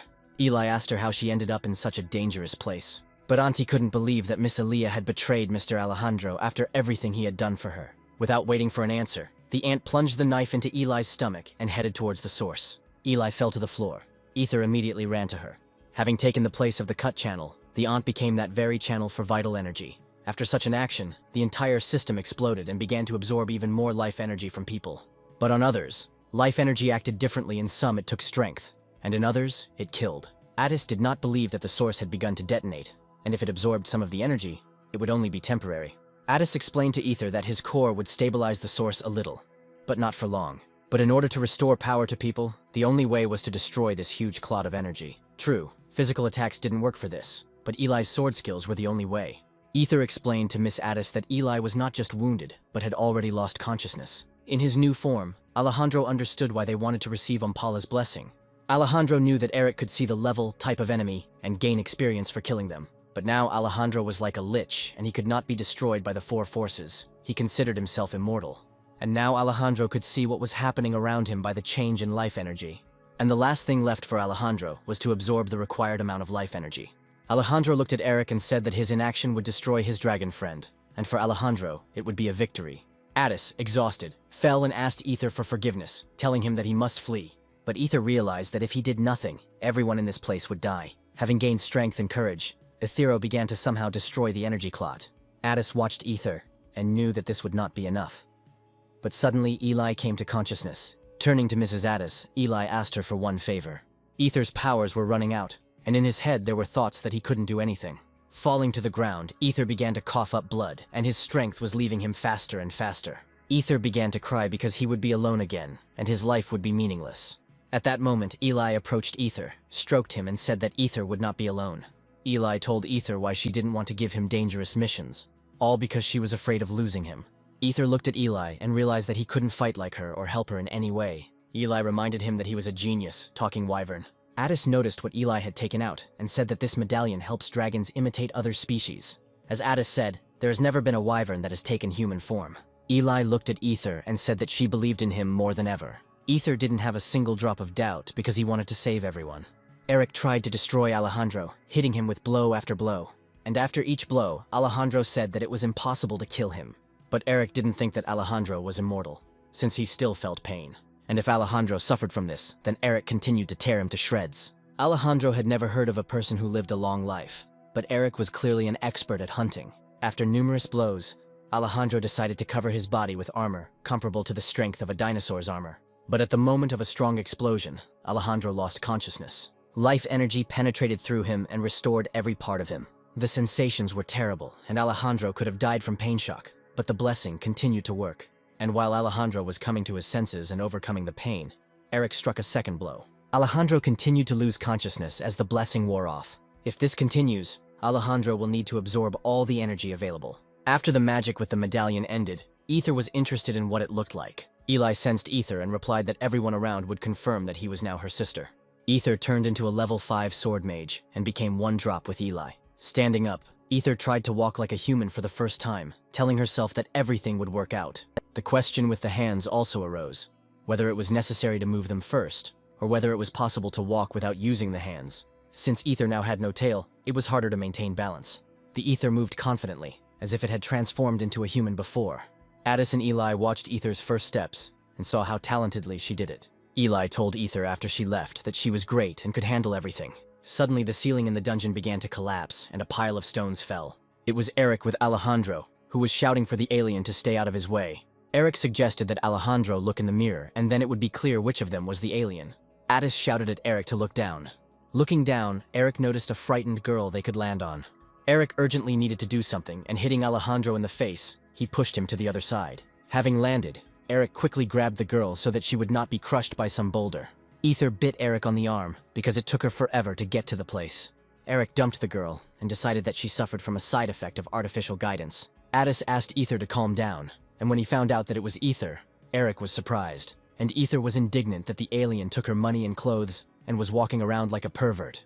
Eric picked up the girl and asked Addis for an explanation as to whether this was really Wyvern Ether. When she saw Eric for the first time, Eli calmed down because she realized that he was a good guy. Alejandro appeared from the dust, clutching his head and saying that he would make his own decisions. The instructions warned Alejandro that he had to transfer to another body in order to survive. Alejandro tried not to listen to the instructions and wanted to absorb as much life force as possible. Eric threw his sword at Alejandro and clarified that he still needed to take care of this weirdo. At that very moment, Eric headed after Alejandro, joking with Ether that she would have to go alone again. Ether followed Eric, telling him that wyverns had a hard time walking on their own 2 feet. Ether also turned to Eli and said that she would make sure that everything ended as quickly as possible. Eli smiled and wished Ether good luck, adding that she would wait for her here. Addis watched Ether run quickly, barely having started to walk. Addis was also confident that Ether knew how to use the abilities of a magical swordsman. At that point, Eli's condition was worsening, and her wound was starting to become more and more painful. Eric tried with all his might and skills to detain Alejandro, but Alejandro had already been chopped into pieces by Eric countless times. And after each time, Alejandro restored his wounds, and Eric kept trying to destroy him. While in flight from the blow, Alejandro realized that he could fight a monster like Eric endlessly. And in that case, he decided to use a new attack. Ether noticed Alejandro using an attack and wondered if she could block it. But remembering Eli, Ether knew that she could, and Eli's dance would help her with this. The exact timing of each step is the same as Eli's. Seeing all this, Alejandro couldn't believe his eyes that pathetic mobs could do this. Eric told Alejandro that he knew very well how terrifying mobs could be. Ether approached that very clot of life energy and delivered the decisive blow. A rift formed, the power of which pierced the ground and spilled out. By that time, Eli no longer had any strength. She was weak and bleeding. The victory that day was like a miracle. Emil came with reinforcements at the very end. The dragon's nest was the site of human experiments planned by the Great Land. People whose life force was drained below the 10th level came back to life again. After the rest, all people were able to return to their normal lives. 36 deaths were counted, mostly among those who were given artificial guidance. All this disrupted the plans of the Great Land, and those who dealt with Alejandro were called heroes. However, their victory was not celebrated with joyful cries. Instead, there was dead silence and pouring rain. 3 days later, in the Temple of Crater, where the Order of Light was located, everyone received protection. Emil reported that the cause of all this was an unknown magical catastrophe. Addis understood why there was such a reason, because it was all connected with the Great Land and the aliens. Eric wondered why a story of this magnitude wasn't announced to the whole world. Emil recalled the attack on the goddess 20 years ago. Eric knew this story in which the Great Land tried to kill the goddess and 4 heroes. It was after this that the all-out hunt for aliens began, Emil replied. And Eric added that that was what they deserved. But as Emil said, only 30% were aliens, and the rest were ordinary people. Addis guessed that the nobility was using the hunt for aliens as an excuse. Emil went on to say that the Order did everything possible to stop lawsuits if there was no evidence. From what they saw, Addis and Eric realized that the hostility towards aliens had not gone away. In front of them they saw Ether, and Emil said that she would go to a hearing in 10 days, and then to a camp. There was evidence against Ether that she was working with Elia under Alejandro's command, and thus had received the blessing of the demon god. Eric noticed that the guards were wearing masks that concealed their level, which meant that the Inquisitors were treating Ether as a criminal. Addis began to prove that if it weren't for Ether and Eli, then all people would have died, and she had also recently lost her family. But suddenly Ether said that she had no family and Miss Addis was wrong. Smiling, Ether said that Elia only looked like her, but they weren't even acquainted. Addis did not understand what Ether was talking about. Emil whispered to Addis that he had already spoken to this child. Eric suggested that if the child had nothing to do with Eli, the judge would find that only Eli was with Alejandro. Emil added that they could not allow the alien's accomplice to live. Addis began to reach out his hands to Ether, asking if she was okay and that they would find a way out. but Addis was stopped by a guard who said that thanks to the protection of the priest Emil, they were able to go down. Eric came up with a plan and whispered to Emil that he would leave the rest to him. Leaning on the bars with all his might, Eric hit the cage and fell to the ground. The guard took out his sword, and Eric explained that he had simply leaned on it and had broken it when he fell to the ground. Emil ran up to Eric and punched him in the face, saying that he couldn't heal him with his abilities. Then Emil asked the guard to help carry Valtero out, and Sir Addis would look after the prisoner. Emil warned that they would be back in 5 minutes. Ether thanked Addis for trying to help her together with Eric. Aethir smiled and said that she did not feel depressed and was completely fine. When Ether remembers everything that happened, he realizes that he and Eli have not known each other for that long, even though they had to go through a lot of problems in different situations. Together with Eli, they were very careful every day so that no one would find out about anything. Ether now wondered why they had to care about the lives of others when they themselves were fighting. But Ether remembered very well how Eli tried to save the life of the wyvern she had just met. For Ether, Eli was an idiot, because she could have just run away and lived happily ever after. Addis hugged Ether, saying that a dragon that had transformed could not take another form. It's like a curse that reminds you of what you most desired and loved. Sitting on the street, Eric said that the old man in the form of Emil was of no use now. Emil agreed with Eric's words, but except for the old man. But Eric still couldn't understand why the high-ranking priest couldn't do anything. Emil told Eric that the hearing was not being conducted by the Order, and therefore he could not provide assistance. Eric had the idea to help Ether escape, but Emil seemed to read his thoughts and said that if she escaped, they would be the ones to go to the hearing. But there was one option for Eric and Addis. They needed to earn an indulgence. Emil explained that they have no connections with the girl, but they have a huge number of awards, and if they complete the mission, they can receive an indulgence. Eric realized that the Order of Light was using people, and asked Emil if he knew of such a mission. In fact, Emil was supposed to join them, but at the moment he couldn't. But they could defeat the ghosts without him. All that remained of the dragon's nest was the blessing of Omplus himself, which was unstable. Richard, looking at the ball, told Lesia that Alejandro was greedy, but she interrupted him and replied that one should either speak well of the dead or say nothing. Richard also praised Lizzie for her good work in being able to find the blessings before the Order of Light. Richard knew that the blessing of the demon god was very valuable to the Order, and would calm their anger over the loss of the dragon's nest. Lisi informed Richard that the Order had acquired loyal dogs that began digging under the Great Earth. But Ricciardo was glad that it was the Order that was doing all this, and not the Inquisitors, because of whom they would have already been taken. Lisi remembered that people used to be afraid to pronounce the name of the Great Land, but now it is like a lizard's tail that has fallen off. That's why Lisi didn't understand why they had to be that tail when they had such a thing. Richard explained to his girlfriend that there were other aliens who could replace them. Richard then decided that they needed to clean up the place quickly before the Order became suspicious. Lisi decided that Richard just wanted to run away so that he wouldn't be attacked by an incomprehensible boar. Lisi suggested to propose a mission that would gather all the teams, and they would deal with them at the same time. For this, Lesia had her own level 35th trump card. The mission was located in a dilapidated estate that was famous for its ghosts. But in reality, the Great Land was conducting experiments there, and this place held many secrets. In order to keep these secrets, this place was full of traps that were hidden in every corner. But the ghost working for Lesia did not fight the enemies herself. She prepared the house for new victims and imagined how they would shake with fear. 4 days later, no one had come to the house, and the ghost already thought that something had gone wrong with the mission. Having painted the entire wall, the ghost herself no longer understood where the paint was and where the blood was, and decided to redo everything. Then the ghost remembered that the mansion was located in a deserted area, surrounded by many trees, and could not be seen from afar. The ghost decided that the outer section was also important and began preparing the main gate. 2 days later, the ghost was dozing in the gatehouse and heard someone talking. Ether was indignant that they were late because of Eric, who decided to kill all the monsters along the way. But Eric blamed Ether, who bought a bunch of clothes and then couldn't dress her. The ghost was very happy and did not understand how these little people could make her wait. The three stopped in front of the gate, and Addis said that it was a very nice warning sign. And Ether seemed amateurish and very stupid. Eric decided not to even comment on it. Hearing such assessments of her creation, into which a lot of effort had been put, the ghost considered it rude. The ghost set her sights on Ether and decided that her corpse would be the first one she would take. Addis reminded everyone that there was no spiritualist among them, and that they themselves had to find the ghost and deal with it. Ether suggested that Addis split up and look for the ghost separately. Eric remembered how ghost movies ended when everyone separated. Namely, they all died. Ether asked Eric not to worry, but Addis remembered that physical attack was useless against a ghost. Eric suggested that he could wait outside, and when Addis and Ether found the ghost, they would simply tell him about it. While Eric was suggesting this plan, Ether quietly approached from behind and touched Eric, and he became scared. Eric told Ether that she was crazy and that he wasn't scared. and Ether noted that Eric started to look bad.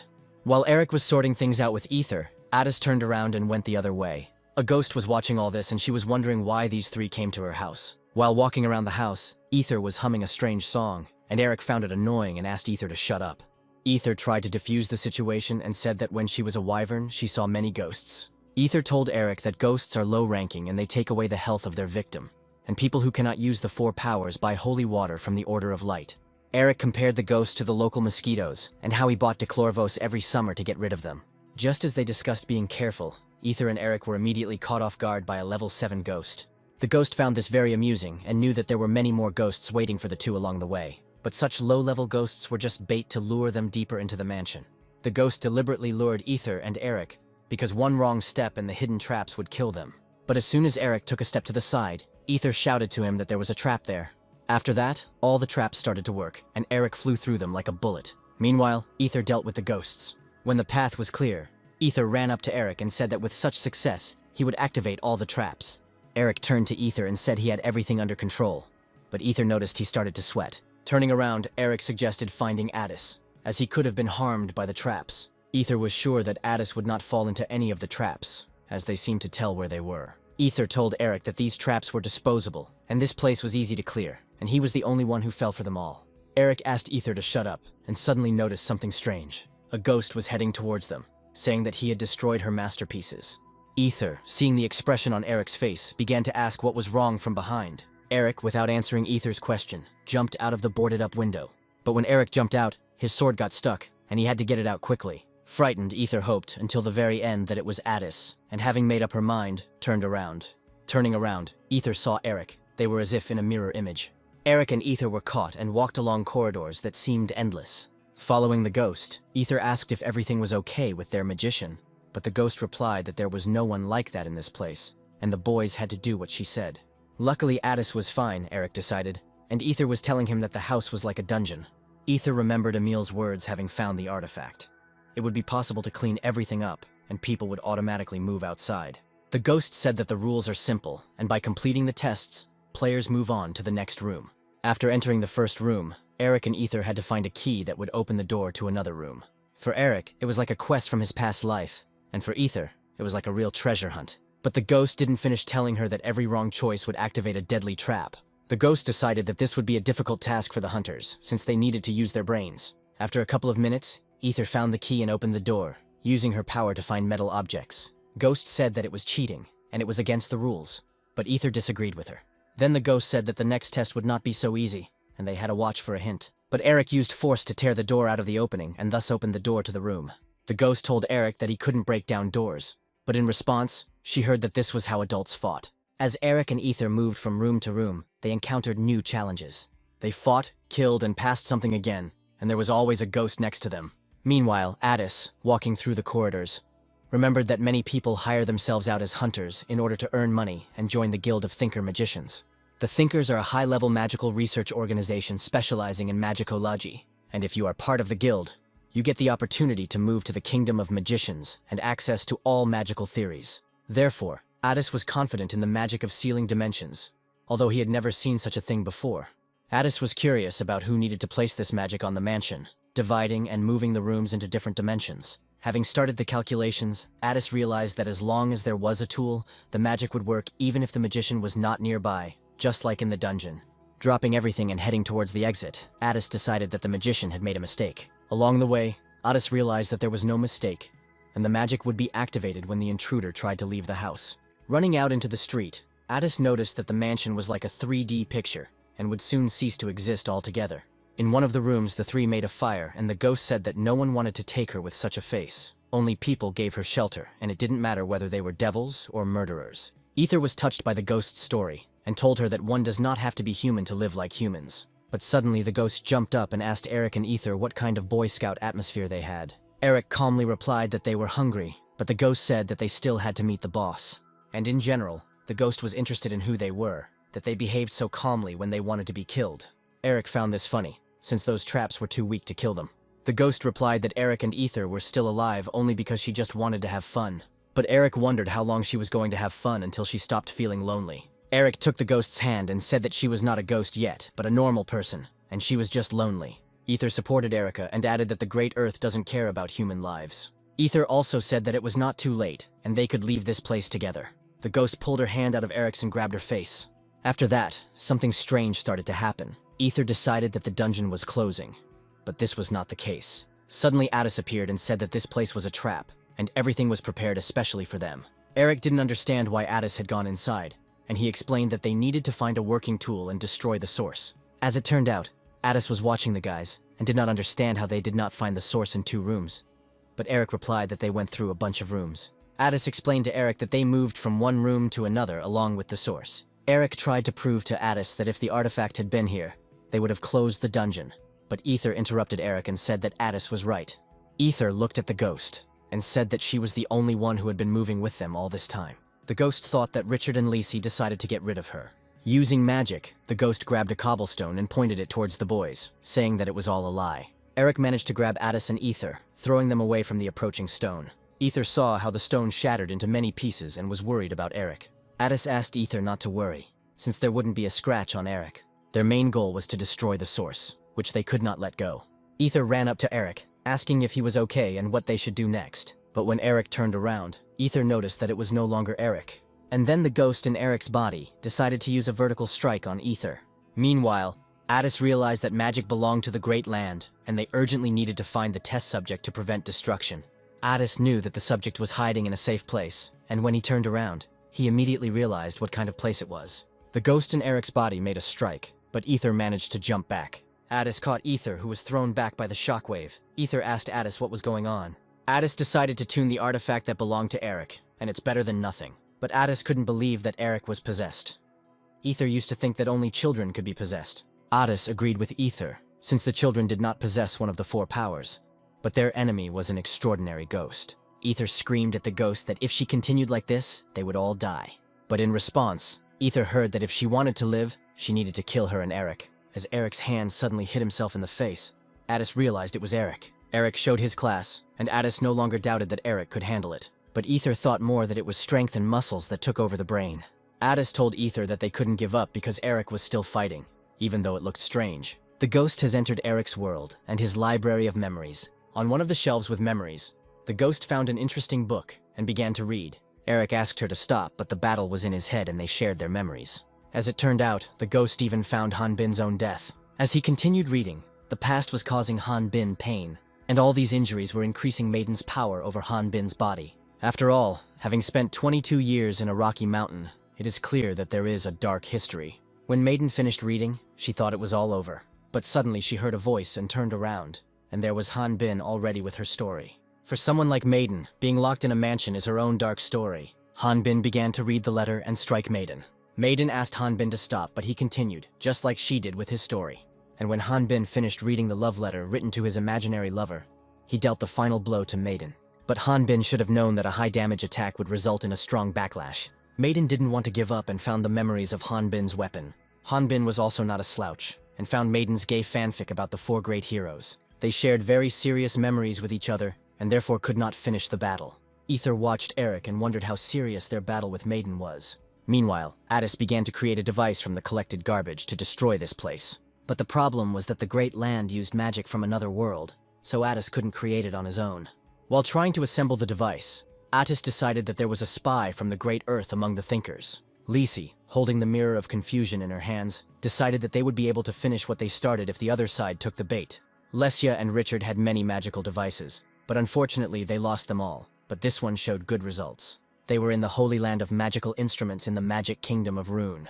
Lacey suggested going shopping, but Richard replied that they had to complete the task first. Lacey didn't understand why they had to look like that, if they were just going to report on the creation of the Umpala's blessing. Richard explained that there would be a lot of extra eyes at the Magician's Symposium and they should not be noticed. The Symposium of Magicians began. Noble people collected magical instruments as luxury items. And it was at the symposium that they showed off new magical instruments, where nobles came to boast of their acquisitions. Richard and Lacey have infiltrated the First Division's Thinker Mage Guild. They quietly bypassed the guards, although Lacey suggested simply killing them. But when they turned the corner, a huge golem stood in front of them. Richard began to attack this golem while no one noticed him and Lesia. Richard delivered a diagonal blow to the golem, causing his sword to break. When the golem collapsed, Lacey picked up its remains and noticed that it was an artificial golem. A female voice was heard behind them, saying that they had ruined the product they were going to show at the symposium. Turning around, Richard and Lisi dropped to one knee and apologized. In front of them stood the archmage of the four heroes, Zenobia. Suddenly, Maiden found herself in a place unfamiliar to her, and then she decided that this was hell. At first, Maiden found hell strange, but since she was simply used and lived a useless life, she accepted it as is. Maiden also took into account that if she was dead, it meant the guys were able to get out of the mansion. Lowering her head, Maiden decided that if the boys had died, she would have felt sorry for them. But this way, she would at least have had some fun before she died. But while Maiden was thinking about everything that had happened, a dog passed by her and it surprised her. The dog turned around and told Maiden to stop whining about her death like a child, because it will all be over if Maiden stops moving forward. Looking down, Maiden realized that she was not in hell but still in Eric's mind. As she pulled herself out of Eric's mind, Maiden realized that his mind was filled with despair, anger, and trauma. But when Maiden looked around, she noticed that she was in a strange circle. Ether informed Addis that Maiden had left Eric's mind, and then Addis began to activate the operation. Afterwards, there was a powerful explosion of energy, which left a pretty big hole in the ground and completely demolished the house. After that, everyone remained alive, but Ether and Addis had a little hard time, as Eric crushed them with his body. Addis and Ether were happy that the magic worked, but Eric didn't understand what had happened and where the mansion had gone. Suddenly, Addis noticed that it was morning, and there was almost no time left before the trial. Maiden also regained consciousness, but did not understand what was happening and who she was now. Addis explained to Maiden that he managed to reset her role, although her skills and abilities disappeared and she was now an ordinary person. Maiden decided that the guys wanted to hand her over to the Order, but Addis was ready to kill her if she took possession of Eric's body. Addis told Maiden that it was because of her that they would have to go straight to the prison camp, but Maiden called the boys crazy if they really thought she would thank them for saving her. Eric responded to Maiden that her words sounded rude and ugly towards them, and Ether said that Eli, the Great Land, was also used like Maiden. In Eric's opinion, prison wasn't such a bad place, and after getting a punch in the face from Ether for it, she offered him to sit in her place. Eric was already preparing to raise the Ether and swear when Maiden said that she had an option. Maiden showed the boys a carriage that moves with the help of a magical engine. It was a means of transportation, a multi-legged golem carriage Tarpan Cavalis F8000, and Addis had only seen one like it in books. Stroking the map, Addis never thought that he would see it in real life and even ride it. Ether was very pleased and thanked Maiden, but suddenly Addis became upset and Eric asked what happened.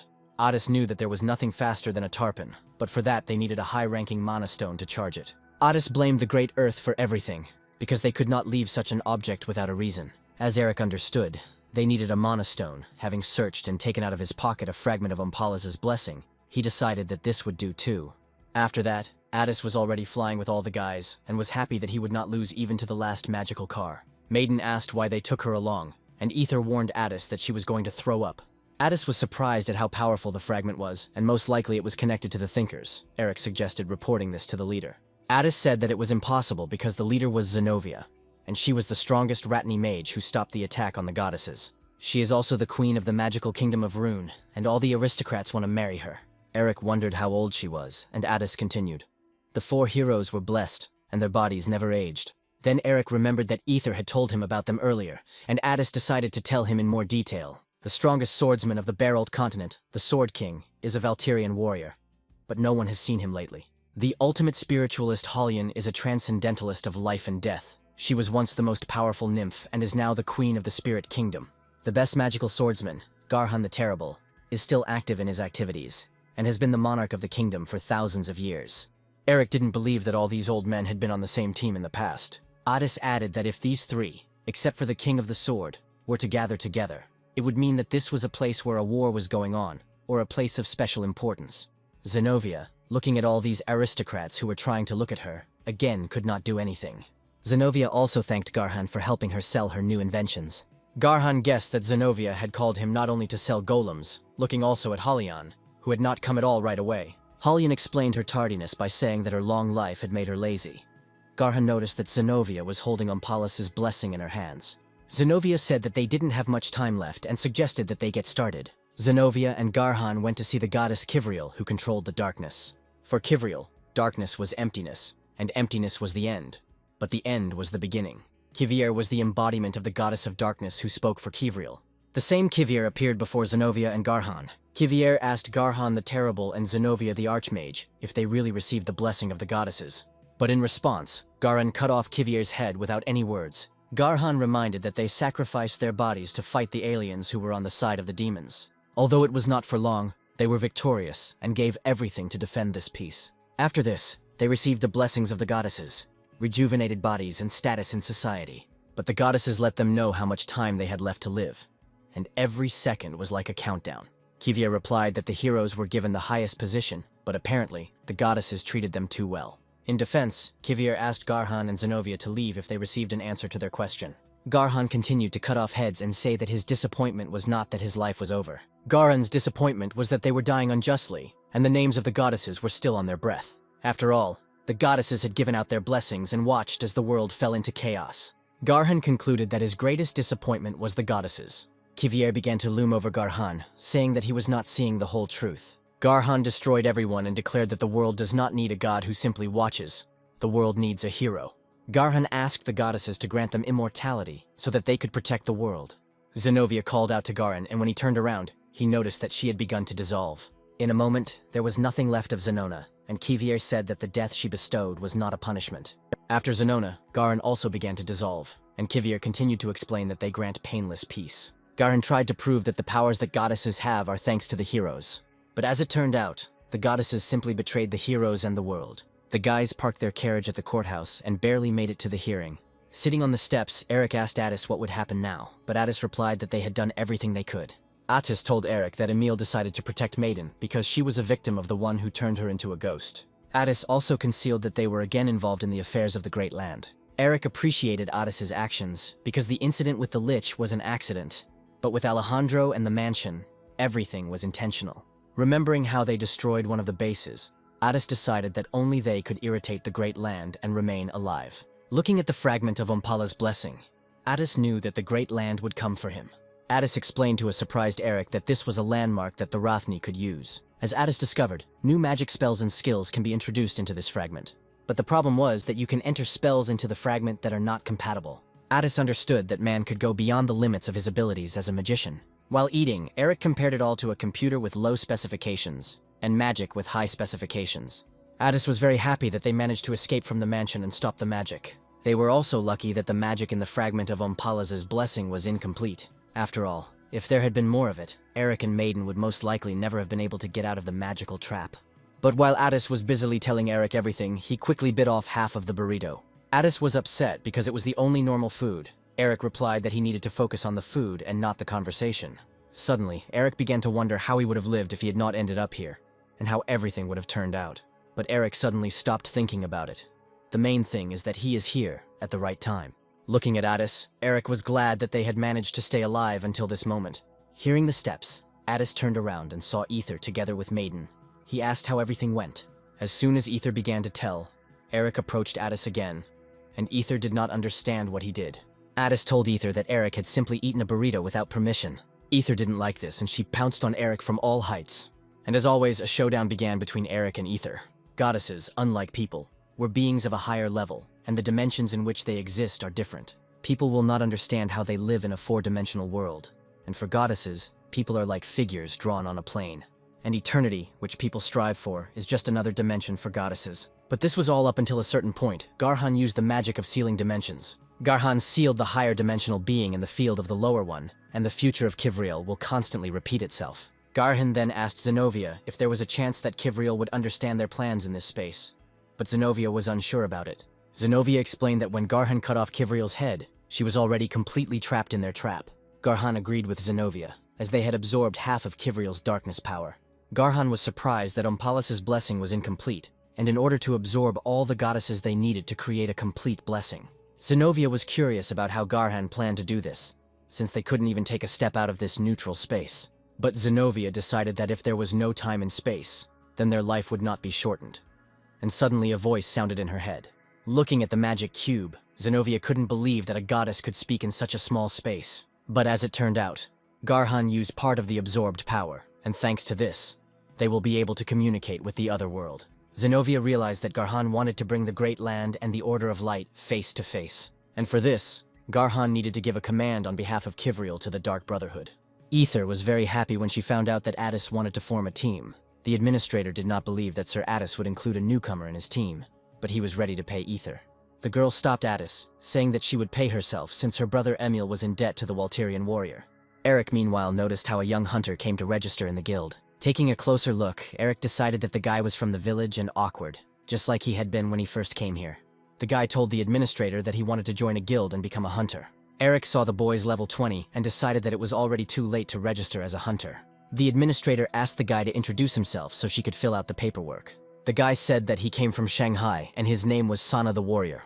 Meanwhile, in the northeastern part of the kingdom of Kaldri, namely on a 1,000-year-old snow mountain, people believed that they were attacked by a huge group of invaders. The people here were refugees who did not understand why the invaders had come here. But when they looked closer, they realized that they were inquisitors of the Dark Brotherhood. One of the refugees, running away, looked back and did not understand how the inquisitors had guessed. After all, the man has only now achieved success with experience, thanks to a fragment of Omphalos' blessing. But the man didn't manage to run too far. Having tripped the man, the inquisitor asked him where he was going in such a hurry. The man, pretending to be a fool, began to say that they simply had nowhere to go, which is why they all live here. Bowing, the man asked for mercy, but looking at the inquisitor, he could not see his level.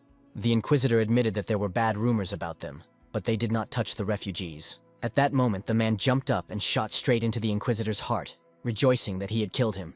But the inquisitor threw the man several meters away from himself with one blow. Judging by the fact that the man was shooting from a gun, the inquisitor guessed that he was new to this world. The inquisitor explained that everything has a reason and that the man's predecessors had not used guns.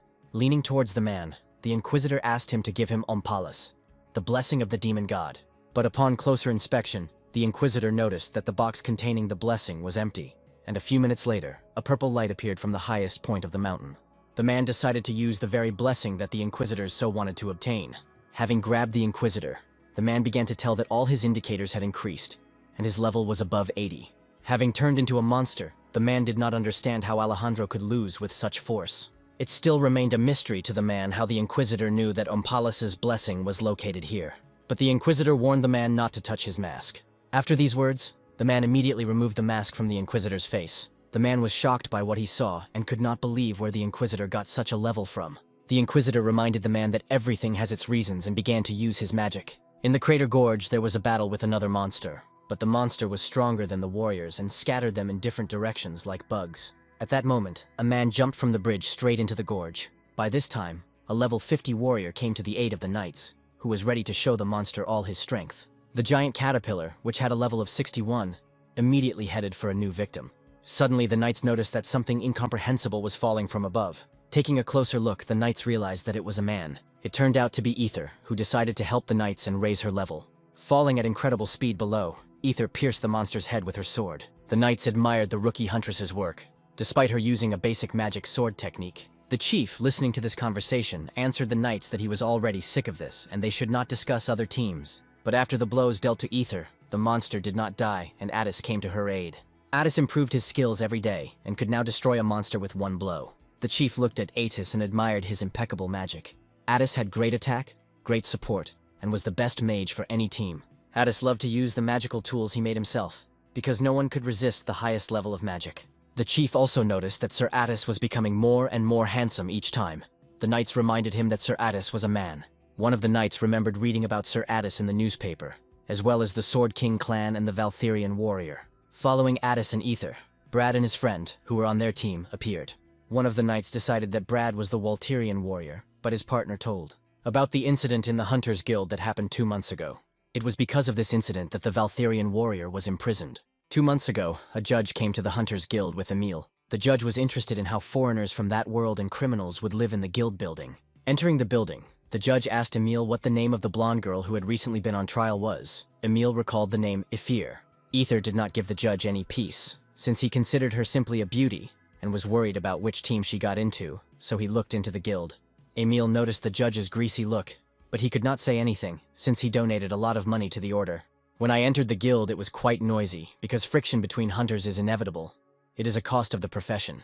Hunters always carry weapons that cannot be used within the guild, and anyone who breaks the rule may lose their hunter status. But there is an exception when a foreigner above level 20 tries to register as a hunter. Then the guild begins to suspect the hunter of belonging to another world. Having fallen to the ground, Sana the warrior asked Eric why he was pushing. Addis asked Eric if this guy was really from another world, to which Eric asked Addis if he had heard of Shanghai or Changrushan. Addis and Ether immediately wondered if Shanghai was another region. But suddenly Addis decided that this word is used on Earth, so Eric is sure of the identity of that guy. Plus, Eric, as a Valtarian warrior, will attack first and block other hunters. In 22 years on the Rocky Mountain, it was hard for Eric to remember cities from other countries on Earth. Eric was sure that the guy was a newcomer who had recently come from Earth. Sana, the warrior, took out his sword and decided that everyone who wanted to become a warrior must demonstrate their abilities. It was a severe test for him, but Sana the warrior did not hide or run away. Sana the warrior knew that fighting the helpless was against a warrior's duty, and asked to clear the way for a muscular 5th-level warrior. After these words, Eric became seriously angry and hit San the warrior with all his might. From San's blow, the warrior flew over all the hunters, and Eric did not understand why he was advertising his level to everyone. The hunters heard the newcomer's words and began to vigorously discuss the 5th level of the Valtarian. Eric asked Addis to do something for this, but Addis didn't understand what was going on at all. Brad immediately appeared and began to explain to everyone that a 5th-level warrior would not be able to destroy a boss above level 70. Eric thanked the strangers for covering him, but Brad reminded him that it was he who opened the window with the artifacts for Eric. Eric was surrounded by knights who ordered him to remain still, lower his weapons, and surrender. Noticing Emil, Eric was delighted and asked him to stop these people. But Emil angrily replied that these people were not from the order. Once in prison, the guard told Eric that the prison was intended for strangers from another world. It was designed by Grozny Garhan, who had an inkling of people like Eric, so the prison was built vertically, 6 floors above ground and 24 below. And if someone wants to escape, they will run into a cliff. The thickness of the steel walls is 15 meters, and the depth is 48 meters. Even the strongest Sword King, Beotold, could not destroy the wall, which means the Valtarian warrior will not be able to escape. The guard looked at Eric and added that he was no longer a Valtarian warrior and was sentenced to 100 years in prison. Eric didn't remember why he was sentenced to 100 years in prison, because it was an accident. Addis said that an appeal would not help, and Emil asked for Eric, but no one would even accept an indulgence. Addis also added that the owner of the crater prison is the same judge, and if a riot occurs, he can increase the sentence. Fear added that according to rumors, the judge loves money and there is a way to post bail. Eric looked around the prison and realized that even if he escaped, he would have to hide for the rest of his life. This meant that his plan to obtain the goddess's blessing through the order's donations would be pointless. Eric could only hope for Addis and Ether, and sit quietly all this time. At this moment, near Eric, other prisoners were beating up San the warrior, who was behaving too correctly. Sana Voitel was charged with attempted murder of a nobleman and sentenced to 100 years in prison. Eric was charged with attempted murder of a nobleman, as he threw an unidentified person at the nobleman, and was sentenced to 100 years in prison. Sana the warrior noticed Eric and greeted him. Eric was not very happy about it. The prisoners immediately turned to Eric, telling him to come to them, but Eric pretended not to know the guy. Sana the warrior explained to the boys that he was careless at first until he got a slap in the face from a level 5. Eric scattered the prisoners in different directions with one blow and approached Sana the warrior. Grabbing Sun the warrior's face, Eric asked him to shut up, while Sun the warrior was interested in Eric's skill that he had just used. Eric understood that if this guy continued to chatter left and right, he would be exposed immediately. And if Erica is exposed, then Addis and Ether will also suffer, and Erica had the thought of killing San the warrior. But with a smile on his face, Sana the warrior admitted that he was glad to see Eric and asked his name. Eric lowered his head and introduced himself as Felad, and Sana the warrior introduced himself as Chanrushan. Looking at Chanrushan, Eric asked how he was still alive if he was telling everyone that he came from another world. Chanrushan explained that everyone treats him like he's crazy, and on top of that, he's an alien from another world. Eric thought about how to teach Chanrushan to distinguish aliens from Ratni. Chanrushan extended his hand to Felad and said that it was a small gift for his help, and Eric looked and realized that it was a mana crystal. Chanrushan explained that he got them here when he destroyed the monster, and these guys wanted to take the crystals away. Eric looked at the crystal, and decided that it was possible to get from the prison into the dungeon itself. Chanrushan also added that if this crystal is given to the prison warden, he can reduce the sentence. Eric was surprised and told Chanrushan that he should have started with this right away. The chief watched the boys and said that if a foreigner killed a warrior even once, he would not be able to forget the taste of blood. Near the boss, there was an iron box with someone inside, and the chief told the man in the box that it was the Valtarian warrior who would be his next prey. The boss couldn't wait for his subordinate to rip out the Valtarian's throat. People on Earth have always been small and weak, because they began to move less in development, and therefore became weaker. The Ratni who hunt monsters are not much different from the Earthlings. They are only slightly more athletic due to training. By hunting monsters and leveling up, the human body can reach a maximum of level 15. But monsters are different and their levels are different, so a person's 15th level becomes meaningless. Therefore, in the battle there are 4 main forces: the destructive spirit of the flesh, the aura, The second, the spirit of magic and energy, mana. Third, the spirit of lightning and human strength, power. And the fourth, the spirit of rebirth and protection, prana. All of them have different characteristics. Hunters train and develop these powers to level up and hunt stronger monsters. But there were handcuffs that blocked the four main forces, which changed their color while being worn. Back then, a high hunter's level was just a number. Hunters were unable to use the four main powers and became food for monsters. The tough killer bees were like cannonballs to the imprisoned hunters. But for protection and killing monsters, hunters could also use an ordinary kitchen knife. Eric was in his 5th week of confinement and was using a kitchen knife instead of his sword to fight. Eric only needed to put in a little effort, and everything would go according to plan. For killing the bee monster, Chanrushin received 1,000 experience points. When I came to hand over the earned mana crystals, the guard said that he could reduce the term by 1 month for everyone. Eric also asked to exchange the bread for 8 kitchen knives. Eric knew that he could catch high-level monsters fairly quickly, but Eric could not abandon Chanrushin, since he needed to raise his level. Eric hoped that Chanrushin would be useful in providing information for meeting the goddess. Meanwhile, Chanrushin asked the guard to give him 100 loaves of bread instead of reducing his sentence. Chanrushin distributed bread to those guys who were unable to defeat the hooligans from above. The men thanked Chanrushin for such an act, because he spent all the crystals he had earned. Eric grabbed Chanrushin and asked him if he really wanted to rot in this prison. But their conversation was interrupted by the judge, who came down to them from above. To the judge, the place seemed like a sewer where all the dregs of society were collected. Suddenly, one of the prisoners rushed to the judge, asking to see his family at least once. The guards reminded him that the prisoner had been sentenced to 15 years for failure to pay his landlord, and that his family was paying for him. Previously, this prisoner went down into the dungeon to destroy monsters and get crystals, but in the last battle he lost his leg. The judge decided that the prisoner needed another chance and ordered him to be sent to the dungeon. Turning around, the judge reminded his subordinate that such poor paupers from whom there was nothing to take had to be gotten rid of. But Eric and Chanrushin stood in the guard's way, and they immediately dropped the prisoner and took out their spears. The guards ordered the Valterian and his friend to get out of the way. Then Eric answered them that he and Chanrushin were also going to the dungeon, and they would have to go down there all together. The security guards didn't like these words and were stunned. Eric turned and looked at the guards, wondering why they had stopped. Meanwhile, in the northeastern part of the Thousand-Year Kingdom, the general was informed that the evacuation of residents had ended, and that there were no aliens from another world among them. But the general was clearly upset about something, because this was already the 6th nest that he had captured. One of the Inquisitors asked where the general was and was told that he had gone to headquarters, and Inquisitor Ethan heard this. Inquisitor Ethan also went to the headquarters of the Dark Brotherhood in the Chapel of the Saints. At the Chapel of the Saints, Ethan was praised and asked how everything went, and he said that the alien laboratory was discovered, and he also returned the blessing of the demon god. The Holy Maiden took the blessing of the demon god in her hands and did not believe that such a small piece contained so much energy. Ethan added that the goddess of darkness, Kivriel, deserves recognition as she helped him with this.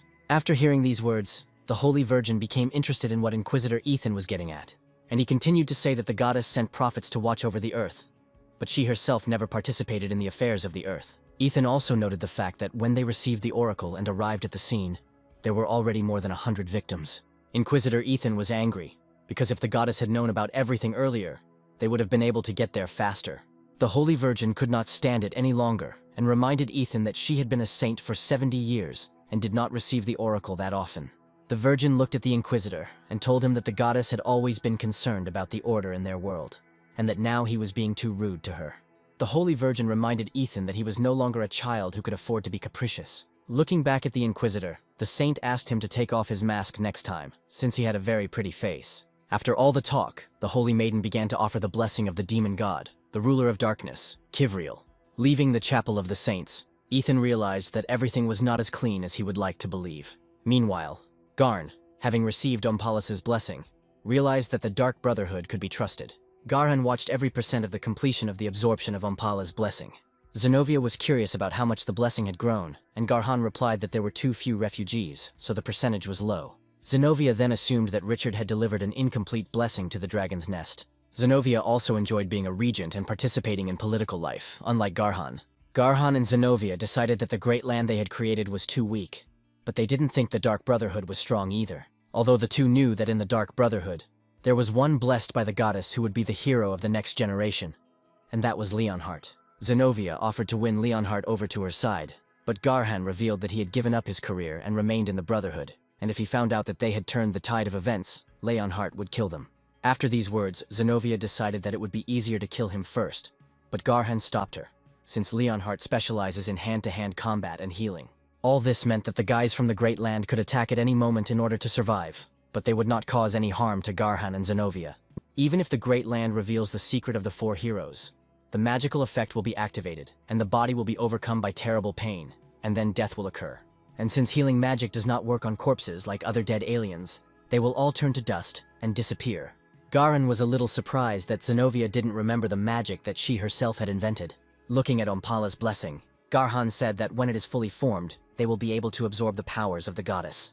Zenovia reminded Garhan that they still had one fragment left, but they had checked all the dragon nests. Garhan knew very well that in the crater prison that he created, there was one alien, and Garhan had already passed on all the information about him. Zenovia and Garhan could only wait for Lisi to enter the prison.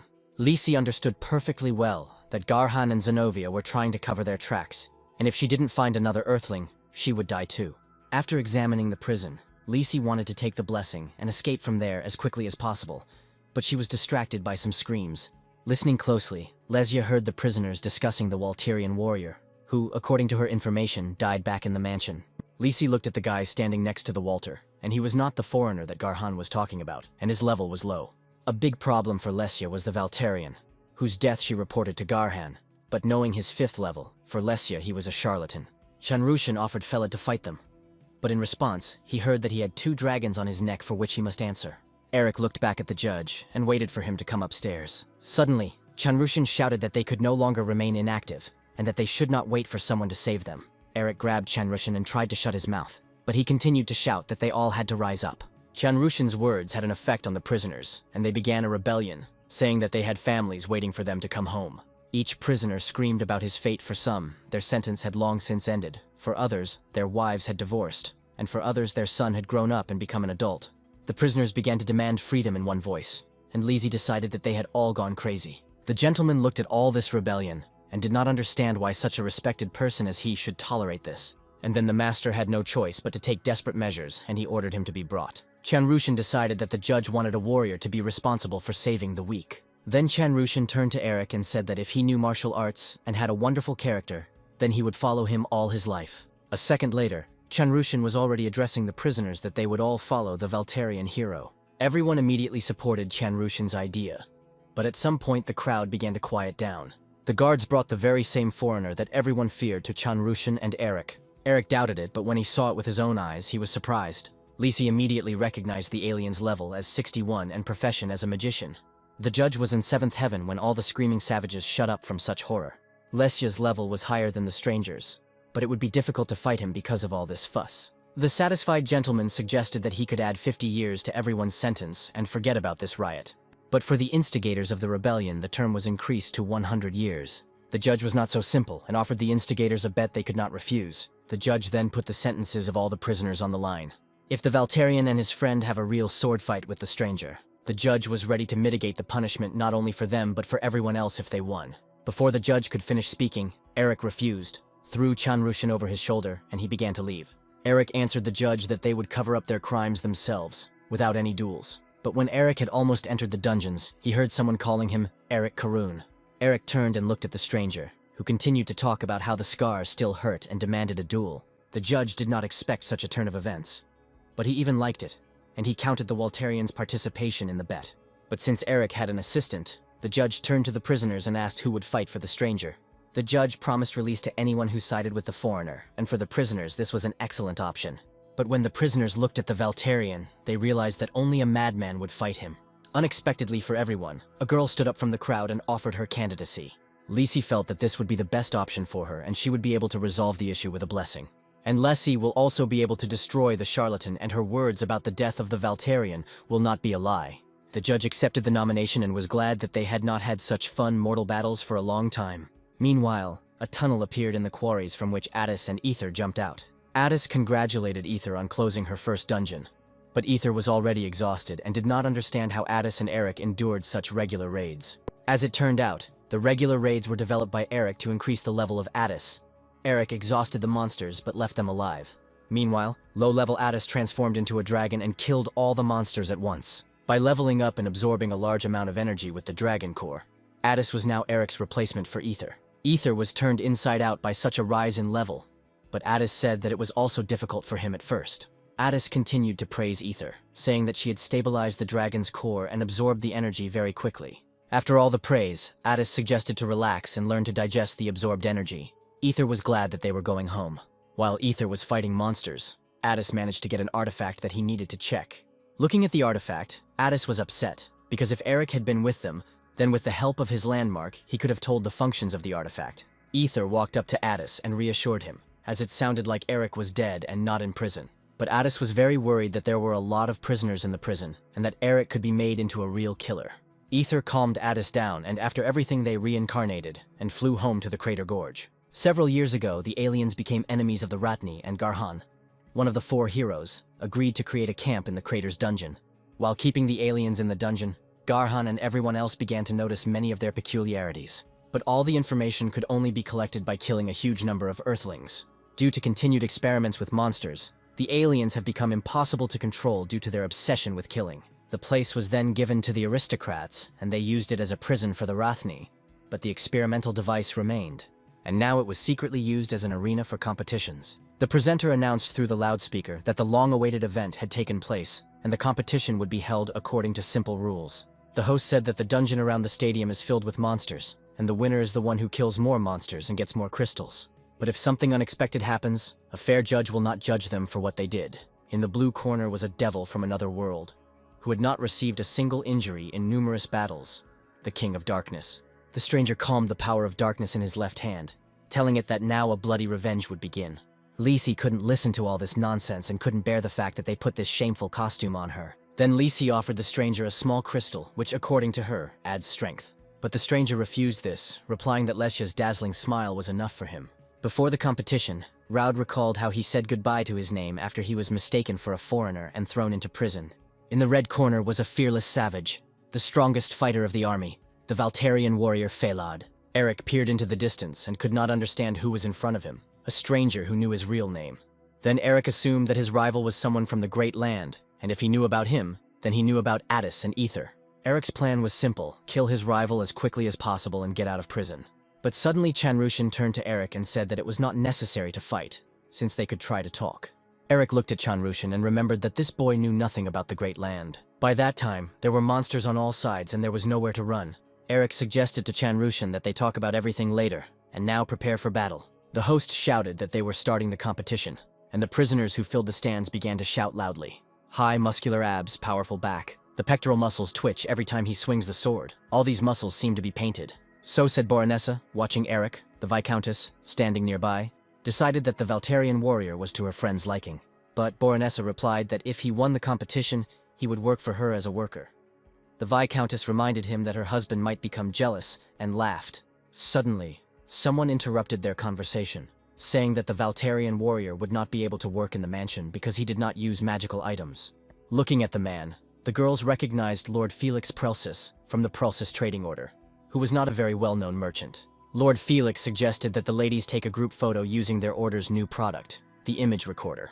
Boronessa decided that Lord Felix had a high level if he used a magic item, but it turned out that his level was low and Felix had nothing to be proud of. Holding the image recorder up to his eye, Lord Felix explained that he first needed to check if the item was working properly. Adjusting the lens, Lord Felix was able to get a closer look at the alien, but he could not tell if he was a real alien. Suddenly, behind Lord Felix, chuckling sounds were heard. Turning around, Boronessa and Felix noticed Count Elhauer.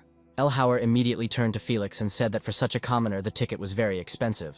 Lord Felix greeted Elhauer and was very pleased that he was concerned about his finances. Then Felix admitted that the ticket was sold to him by Marquise at a good price. Elhauer did not like this, because his competitions cannot be profitable. Elhauer walked up to Felix abruptly and offered him a bet if he had any money left in his pocket. Without thinking, Elhauer bet on the stranger, assuming that Felix would bet on the Valtarian. Felix was surprised that Elhauer was betting so much on a stranger. At the same moment, Boronessa said that monsters were still crawling from all sides. The host continued to comment that the Valtarian had amazing strength and was cutting down monsters with just a knife. Eric noticed that these monsters, taken individually, were nothing special, but their numbers did not decrease. While Eric was chopping down the monsters around him, there was already a wall of monsters in front of him. The presenter noticed that all the monsters in the dungeon were trying to pet only the Valtarian warrior. When the monsters completely surrounded Eric, he decided to cut across. After such a blow, the host shouted that the monsters simply flew away from the warrior and the whole hall was shocked. But suddenly, Eric heard strange sounds. Looking around, he noticed a bunch of monsters attacking Chanrushin. Lisi, who was preparing for battle, did not understand why the monsters were passing by her, knowing that these insects had low intelligence. Lisi suddenly noticed the strange abilities of the stranger, which she had never even heard of before, and she became interested in who he really was. In the past, Raud was transformed into a monster by the dungeon boss Tentacle Beholder, and the transformation is usually unstoppable. But in Raud's case, due to starvation and dehydration, the monster's cells stopped reproducing, and only Raud's left hand acquired the skill of mind control, and now he could interact with monsters and control if they were of a lower level. Raud did not remember what happened to him in the dungeon, but because of this skill, everyone took him for a stranger.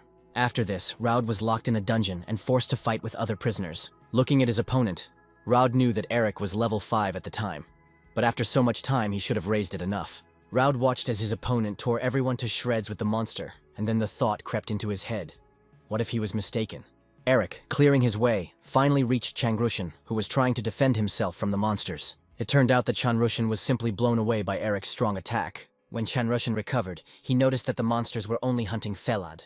But Eric understood that not only monsters were hunting him, but also a rival who, if he only killed him, would be the end of it all. The artifact is the source of energy for the dungeon, and a powerful tool that can be obtained by clearing it. It is a symbol of honor for hunters, but without knowledge, at a low level, it is nothing more than a common decoration. That's why hunters go to the examination to find out the power and price of their artifacts. Addis also brought his artifact and learned that it was suitable for his level, could be used 10 times a day, and the total number of uses was unlimited. Maiden said that the artifact's ability to store clothes, and therefore it can be sold for about 5,000 X. Hearing such a sum, Ether happily hugged Maiden, but Addis was embarrassed that they got an estimate for free every time. But Maiden understood that the guys were collecting money for Eric, who had gone to prison. For this, Addis even sold his books, but he kept the useful spells in his personal item. Maiden assessed Addis's magical item and said that it would be worth tens of times more than any artifact. When returning the artifact, Maiden advised Addis to leave it, as clothes could be put in it at any time. Addis thought about it, because every time he transformed into a dragon, his clothes went into the trash. Ether agreed with this. After these words, Maiden fully supported them, and Ether and Addis were surprised. Then they pounced on Maiden with questions about how she knew who they really were. Maiden recalled that when she possessed Eric, she saw his memories. Addis wondered if Maiden had seen his memories, which meant she knew who he really was. Clenching her fist, Maiden didn't want to pretend she didn't know anything. She was just thinking about how to tell everything. But Addis reassured Maiden, telling her that as a descendant of dragons he could vouch for Eric. Maiden also thinks that Eric is a good person, but Addis and Ether have no idea what's inside Eric. Then Maiden revealed that Eric had been in hell for 22 years. Addis was surprised along with Ether that before Eric came to Ratna, he was in a terrible place. Afterwards, Maiden added that Eric seems normal on the outside, but he is actually dangerous. Meanwhile, Eric had already cleared a path for himself, getting closer and closer to his opponent. Raud was a little puzzled, as he didn't expect his monsters to be so weak. Lisi was also shocked, because among the monsters there were also boss-class monsters, and then she wondered if the Valterian was really level 5. Eric came closer and closer, saying that there was not a single monster left. Elhauer was furious, and did not understand what this stranger was doing, why he did not summon stronger monsters. Felix noted that such a number of monsters could easily destroy an entire city. The greatness of the Valterian warrior and the fear of him crushes the entire arena. Eric, looking at his opponent, guessed that he had probably come up with something else. Raud decided that there would be no mercy for Eric and used mind control at full scale. At that very second, a huge tentacle appeared from under the ground and knocked down Raud and Lesia. Raud was pleased with his result, but Lacey was horrified. The boss of the dungeon was the level 80 Queen Antonina from the deepest part of the gorge of Crater City. When Queen Antonina saw that all her children were dead, she was ready for revenge. Looking around, she smelled a man, and realized that it was he who killed all her descendants.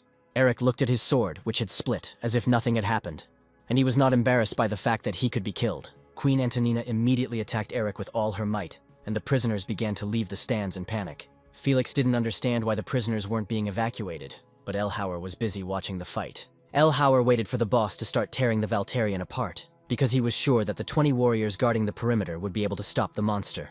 But Felix decided not to wait for this moment and grabbed Elhauer. Felix shouted menacingly at Elhauer that at the moment they needed to run away not from the boss, but from the Valterian warrior. Eric climbed on top of Queen Antonina and began to tear her apart alive. After tearing off one of the boss's tentacles, Eric decided to use it instead of his sword. Then Eric used his famous boss tentacle vertical slash. And after that, Queen Antonina was destroyed. Long ago, foreigners were feared because they had a desire to kill, And the reason for such desires was the manual that all foreigners have, in which the quest and reward system were hidden. The reward for killing a warrior was a substance that, when it entered the brain, brought immeasurable pleasure and awakened suspicion in it. This feeling was highly addictive, like the greatest drug that has an immediate effect. Maiden told the boys that if a stranger killed a warrior even once, he would no longer be able to escape this impulsive feeling. Ether assured Maiden that Eric had never done anything like that, and Addis completely agreed with her. But Maiden emphasized the fact that Eric had simply never killed a warrior before everyone he had killed was a foreigner. Killing foreigners brings no pleasure, but how long luck would be on Eric's side no one knew. After all, the monsters that had chased him before in his complete solitude, Eric had to kill them, or they would kill him.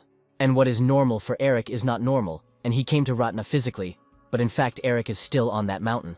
Also, if Erica is being pursued by an enemy, suppressed instincts can manifest at any moment. Ether was becoming more and more surprised with each passing minute, and Maiden asked Addis if he had ever felt a desire to kill from Eric. Addis remembered their first meeting, but at that moment the whole situation immediately became clear, and then they fought together against the Lich. After Queen Antonina was destroyed, all the aristocrats who were watching the competition fell from the shockwave. The ladies were pounding on the doors and asking for them to open them quickly, and Felix wondered if the Valterian warrior was in control of his powers.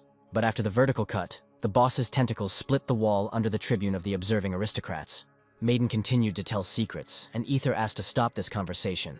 But Maiden seemed not to hear Ether and assumed that Eric might have had a reason for the murder. She could also assume that Eric's identity had been revealed, and also the lives of his friends, who appeared to him for the first time in 22 years, were under threat. And as soon as Eric kills a warrior, he will immediately become addicted to killing. Eric wanted to kill his rival, but suddenly Chanrushan jumped out to his defense, and the worst thing happened. Chanrushan reminded Eric that people should resolve issues with words. After these words, Chanrushan fell unconscious in Eric's chest. 2 weeks passed. Brad obtained a huge crystal for Ether and Addis. Seeing the size of the crystal, Addis and Ether understood that it would cost no less than 500 X's. For Brad, it was a debt to the Valterian warrior who had previously helped them and given him such an artifact. Brad looked at Ether, became a little embarrassed, and said that it was all for her sake. Ether's joy knew no bounds. She thanked Brad for such help. When Brad decided to tell Ether one more important thing, someone suddenly called out to her from above. Looking up, Ether noticed the Healing Sisters, who were giving them some signs. The Healing Sisters tried to shout to Ether and Addis to tell them that something bad had happened. Ether, without delay, using magic, went to the sisters for information. While Ether went to get information, Addis looked at the huge crystal and was glad that the collection of money was happening much faster. But Maiden's words still haunted Addis, and he understood that if Eric were next to them, it would be much easier for him to avoid problems. When the Healer Sisters told her what had happened, Ether could not contain her emotions and reacted very loudly to the information. Addis, along with Brad and his friend, heard the echoes and immediately turned their gaze to Ether. And then only one thought flashed through Addis's head: something had happened to Eric. A couple of days later, Felix delivered information about the aliens from the crater prison, as Hyun Nim requested. Felix confessed to Hyun Nim that he almost died because of him, and he couldn't even offer him a cup of tea. Hyun Nim asked Felix to shut up. But Felix asked why he should do the dirty work, when everything could be done much faster with the Dark Brotherhood. Hyun Nim took out a photo of Raud and informed Felix that this guy was not a foreigner since he personally checked him. Then Hyun Nim realized that El Hauer had deliberately presented this guy as a foreigner and got rid of all his notes. Hyun Nim was depressed by the whole situation, because it turned out that there was no real alien in the prison crater either. But while looking through more photos, Hyun Nim came across Eric, and Felix said that the enemy was a Valterian warrior. Looking at the photo better, Felix added that according to rumors, this guy killed the enemy leader when the Order of Light attacked the dragon's nest. Felix told how the Valterian killed boss monsters with one swing of his sword. Hyun Nim interrupted Felix and asked if he remembered how about a year ago Hyun Nim borrowed some money from him for an urgent matter. Felix couldn't forget about the debt, because then Hyun Nim arrested the wrong guy and had to pay compensation. Felix decided that now the debt would return. Hyun Nim put on a mask and told Felix that he needed to catch a level 5 person. Have you ever heard of withdrawal symptoms? In real life, it looks very serious. A few years ago, Zenobia and Queen Holian observed this syndrome, and people were out of their minds back then. Queen Holian confessed to Zenobia that after she became queen, she learned even more about this syndrome. Then Zenobia, looking at everyone, remembered one girl, whose name was Lisi. She was the quietest of all those present. Then there were cases when aliens harmed themselves because of this syndrome, mostly suicide. At that time, Queen Holian's subordinate died, and she invited this quiet girl to go with her. Lisi hated those 4 heroes who locked her in such a place. Looking at those who stood in front of her, Lisi wanted to tear them apart, but for some reason she couldn't resist Queen Holian's offer. Lisi understood that for them, someone like her was just a toy that they could kill at any moment. The most important condition for Lesia's release from the cell was restraint, and she was able to suppress the urge to kill. Then they took the dirty work of the four heroes upon themselves and became a false great land. The restraint was created by their own fear of them, and Lesia had enough fear to swear allegiance. But looking at everything that was happening in the arena, Lisi again felt the same fear as then. Lisi saw real power, and realized that in this case, the level was meaningless. Eric walked up to Lesia and freed her by breaking the shackles on her wrists. Grabbing Lesia by the shoulders, Eric loudly asked if she was a spiritualist. Eric fell on his knees and begged Lesia to save Chanrushin. Without thinking, Lacey ordered Raud to give her bandages to Eric so that he could stop the bleeding. Elhauer, looking at all this, was shocked that these scum had ruined his competition and ordered their immediate execution. At that very moment, an army of soldiers, ready to carry out the order, approached the gate. Eric couldn't believe that despite the fact that a man was dying, the soldiers were ready to carry out such an order. Looking at Chanrushin, Eric asked him to wake up as the situation was getting worse. Lisi explained that they hadn't even finished providing first aid, and if they stopped, the boy would bleed to death. For the soldiers, the Valtarian was simply a monster, and they were already preparing the ballista for battle. When the chief commander called out fire, a huge arrow was already flying towards Eric, but Raud stopped her in her tracks, grabbing her with his magical hand.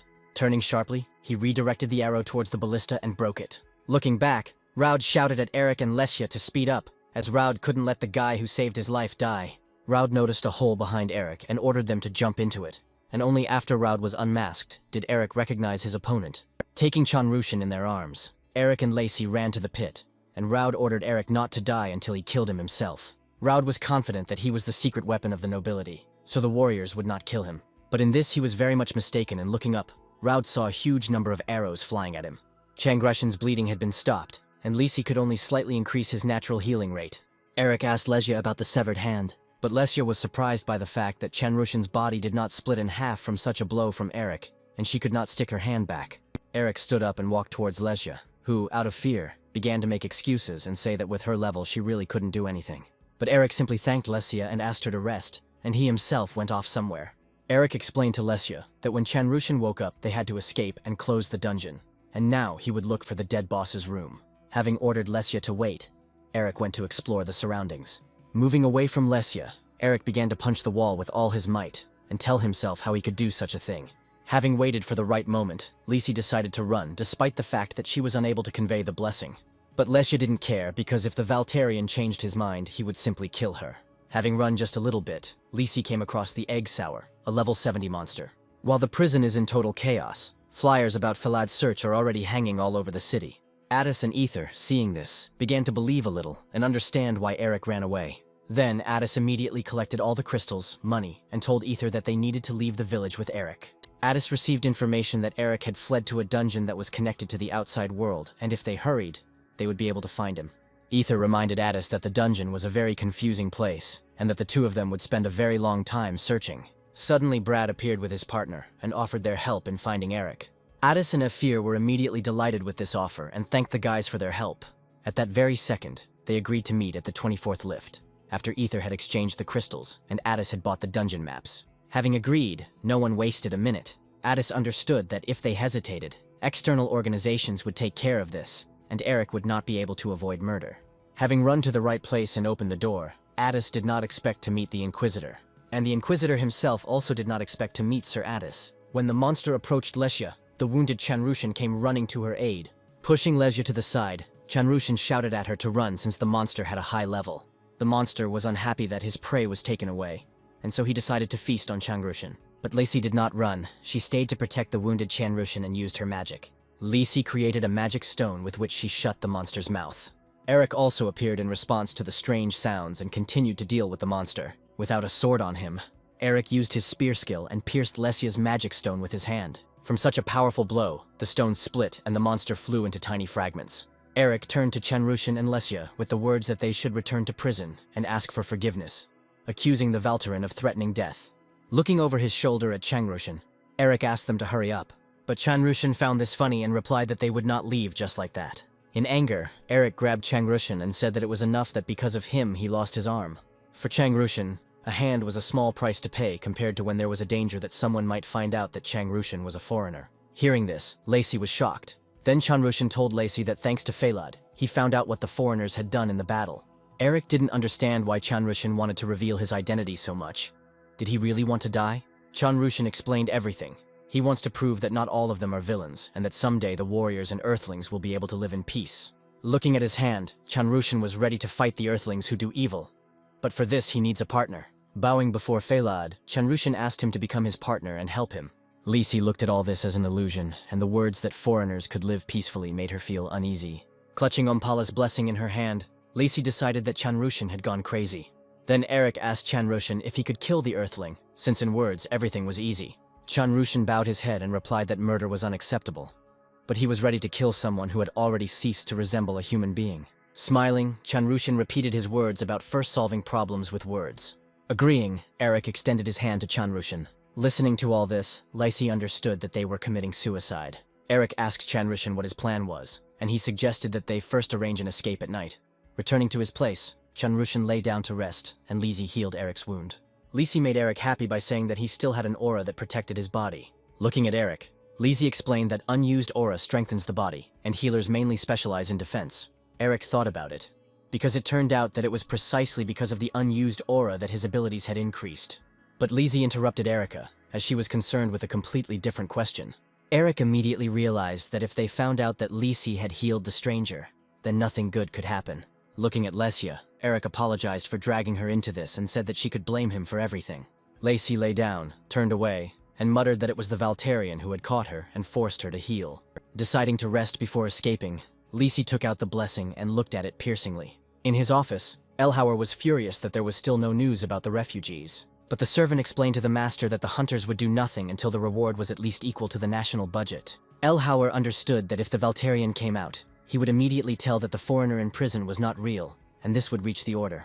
One of the soldiers entered Elhauer's office, reporting that someone wanted an audience with the master. Elhauer ordered the soldier to tell the man to get lost, and if he didn't understand, to put him in a cell. But suddenly, the office door flew out like a bullet, knocking the soldier and the servant off their feet. The Inquisitor entered the office with Addis and Ether, who asked for assistance in their investigation. The Inquisitor apologized for the fact that they had come without a warrant due to haste, but it didn't matter to him. Having met Addis a couple of hours earlier, the Inquisitor said that it didn't matter whose side they were on, since it had nothing to do with him. The most important thing for the Inquisitor was Eric's relationship with the foreigner. Addis demanded from the Inquisitor any proof that Eric was dealing with a foreigner.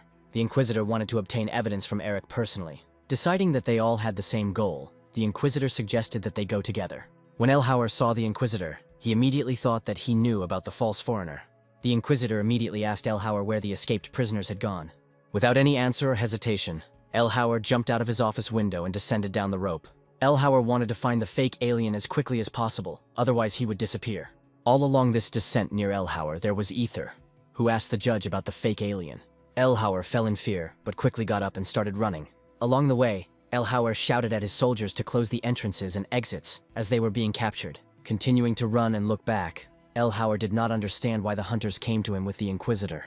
Unexpectedly for him, Addis appeared through the tunnel, asking where Eric was now. Without a second thought, Elhauer quickly jumped off the bridge into a passing carriage. As he left, Elhauer ordered that the hunters be stopped at any cost. Addis and Ether were determined and asked the soldiers to leave and not interfere with them. But they preferred to carry out Elhauer's orders, and ended up getting a good shock from Ether.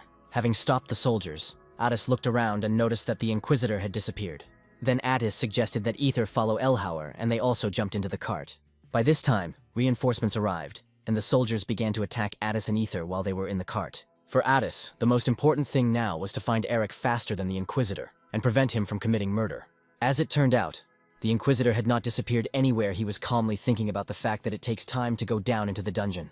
Following Elhauer's trail, the Inquisitor recalled the entire chain of events. There was immediately a small town where the Inquisitor arrived in the footsteps of the Lich from the Great Land, the city of Onfros.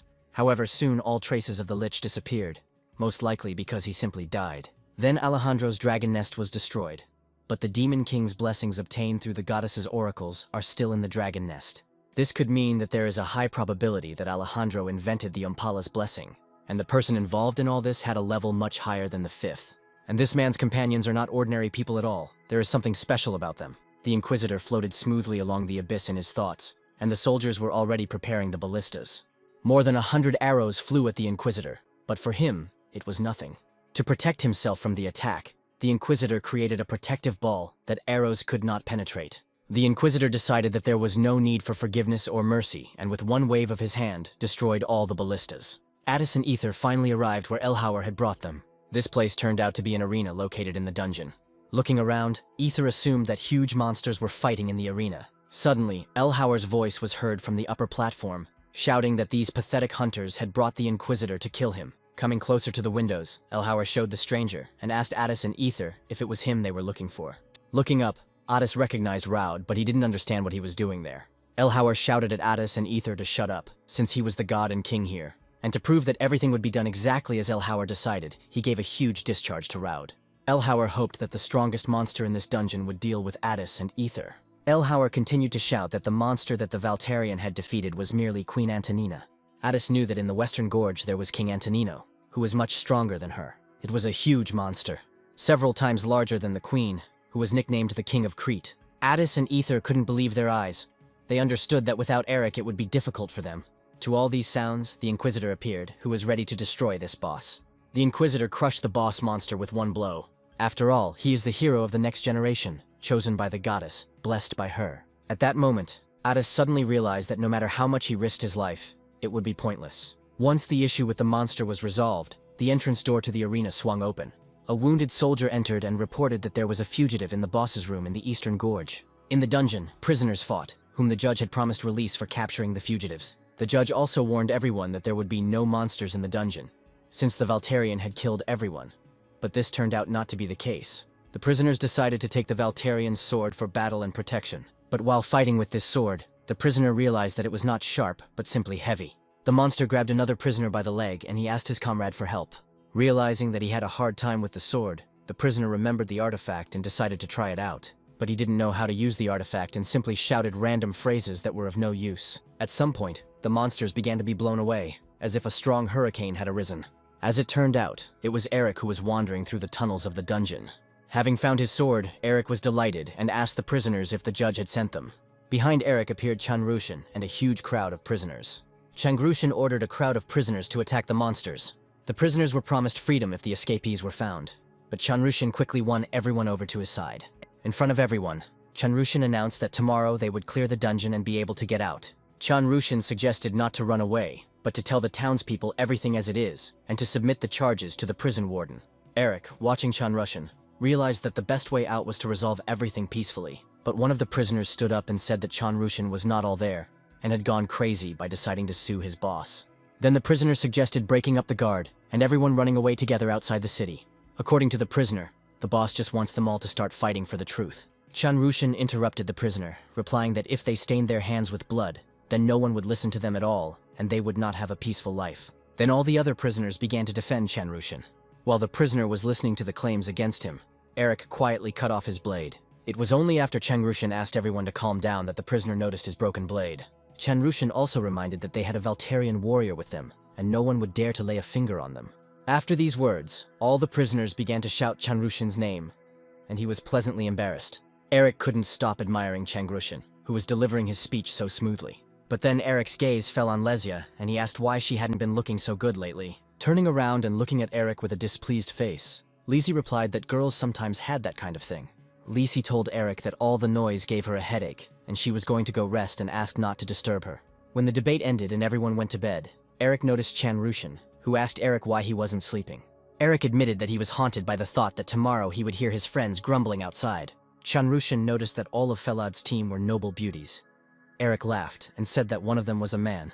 Chanrushin was surprised by this news, but admitted to Eric that he had always been a loner on Earth. Then Chanrushin said that he was deaf and looked at books more often than at people. The heroes from the books told Chanrushin things that no one else had ever told him, but because of this, he died once.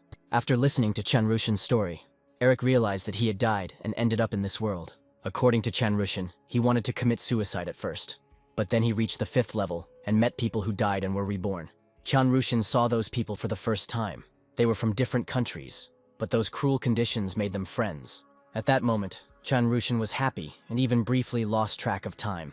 But when they all reached the 20th level, Chanrushin ended up in Ratna and was left alone again. Changrushin hoped to become a famous warrior so that his name would become known and he could find his comrades. According to Chanrushin, he wanted and dreamed that the Ratnian Earthlings would live peacefully. Listening to all this, Eric expressed his point of view. Eric said that money, fame, peace of mind are all a dream and every person has the right to it. But the most important thing Eric emphasized is that you are looking for your own benefit, or you are trying for the sake of other people. Looking at the huge number of nests in which people slept, Eric noticed that they all owed at least their lives to Changrushin's egoism.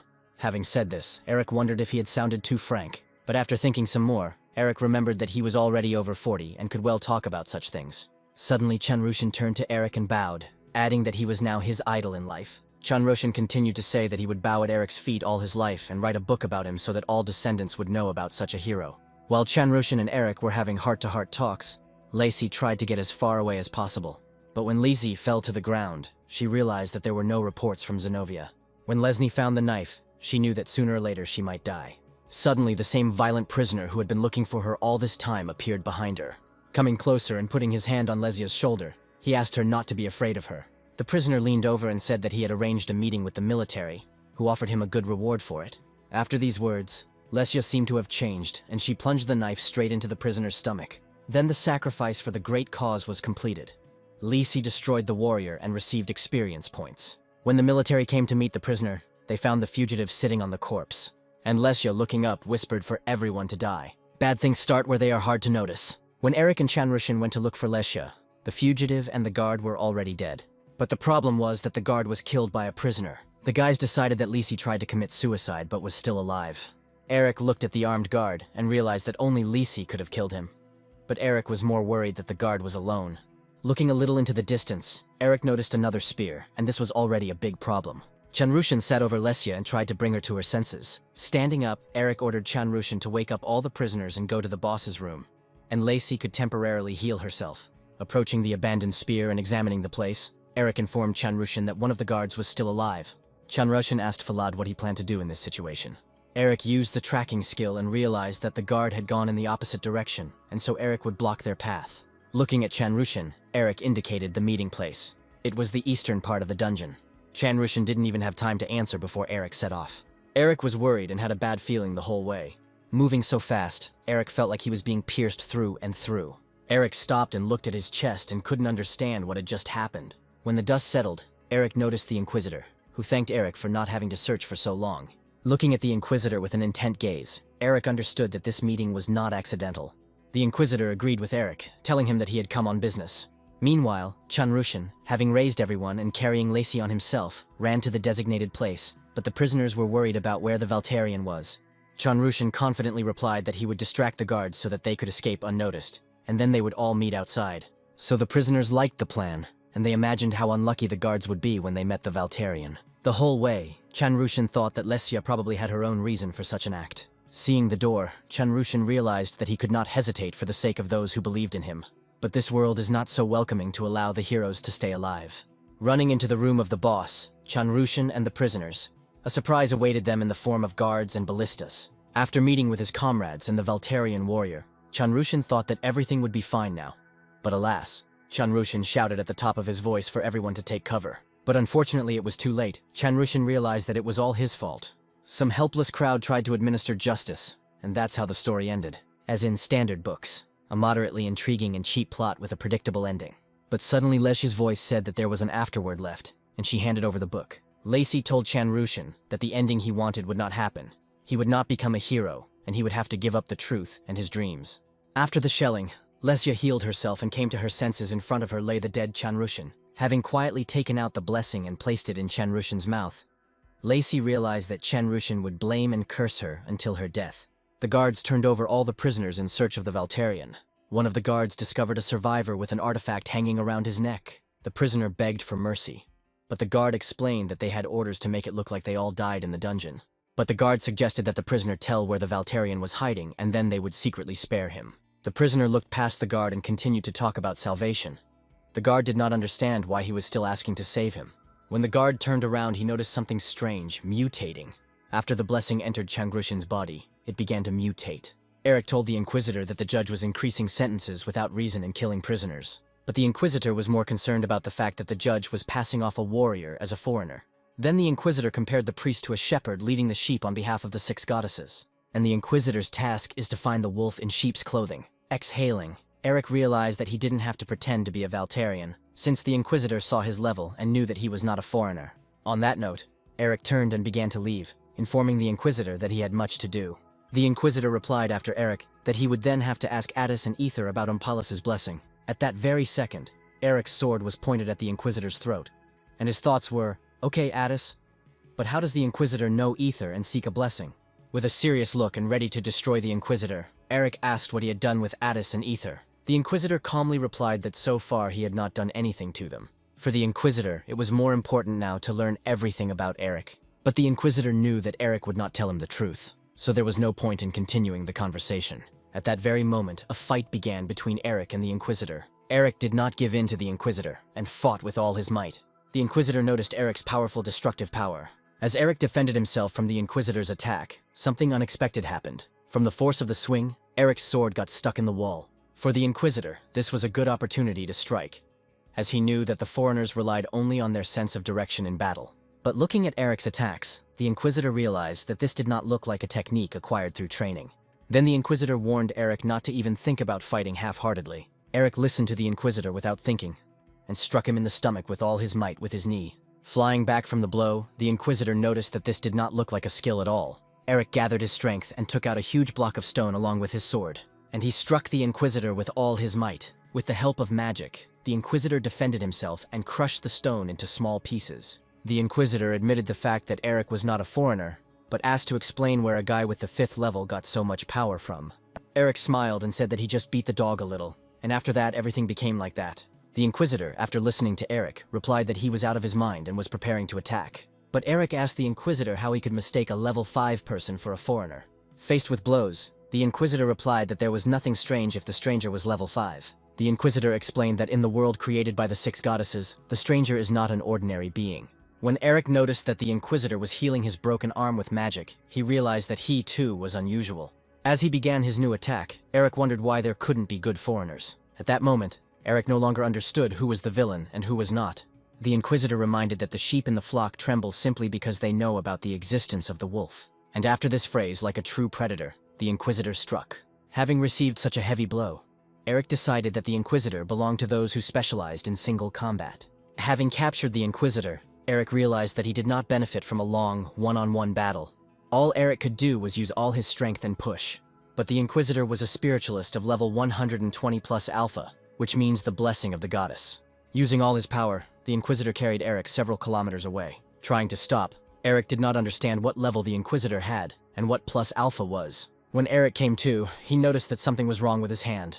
The Inquisitor immediately appeared, explaining to Eric that his sword could not penetrate his block. Although Eric was stronger than the Inquisitor's prana was much stronger than Eric's aura. And as a result of this, the entire force of Eric's sword strike was transferred into his own hand. Eric thought it was mean, but for an Inquisitor it was called trying your best. The Inquisitor compared himself to a predator who assesses the weak points of his victim and confidently pounces on him.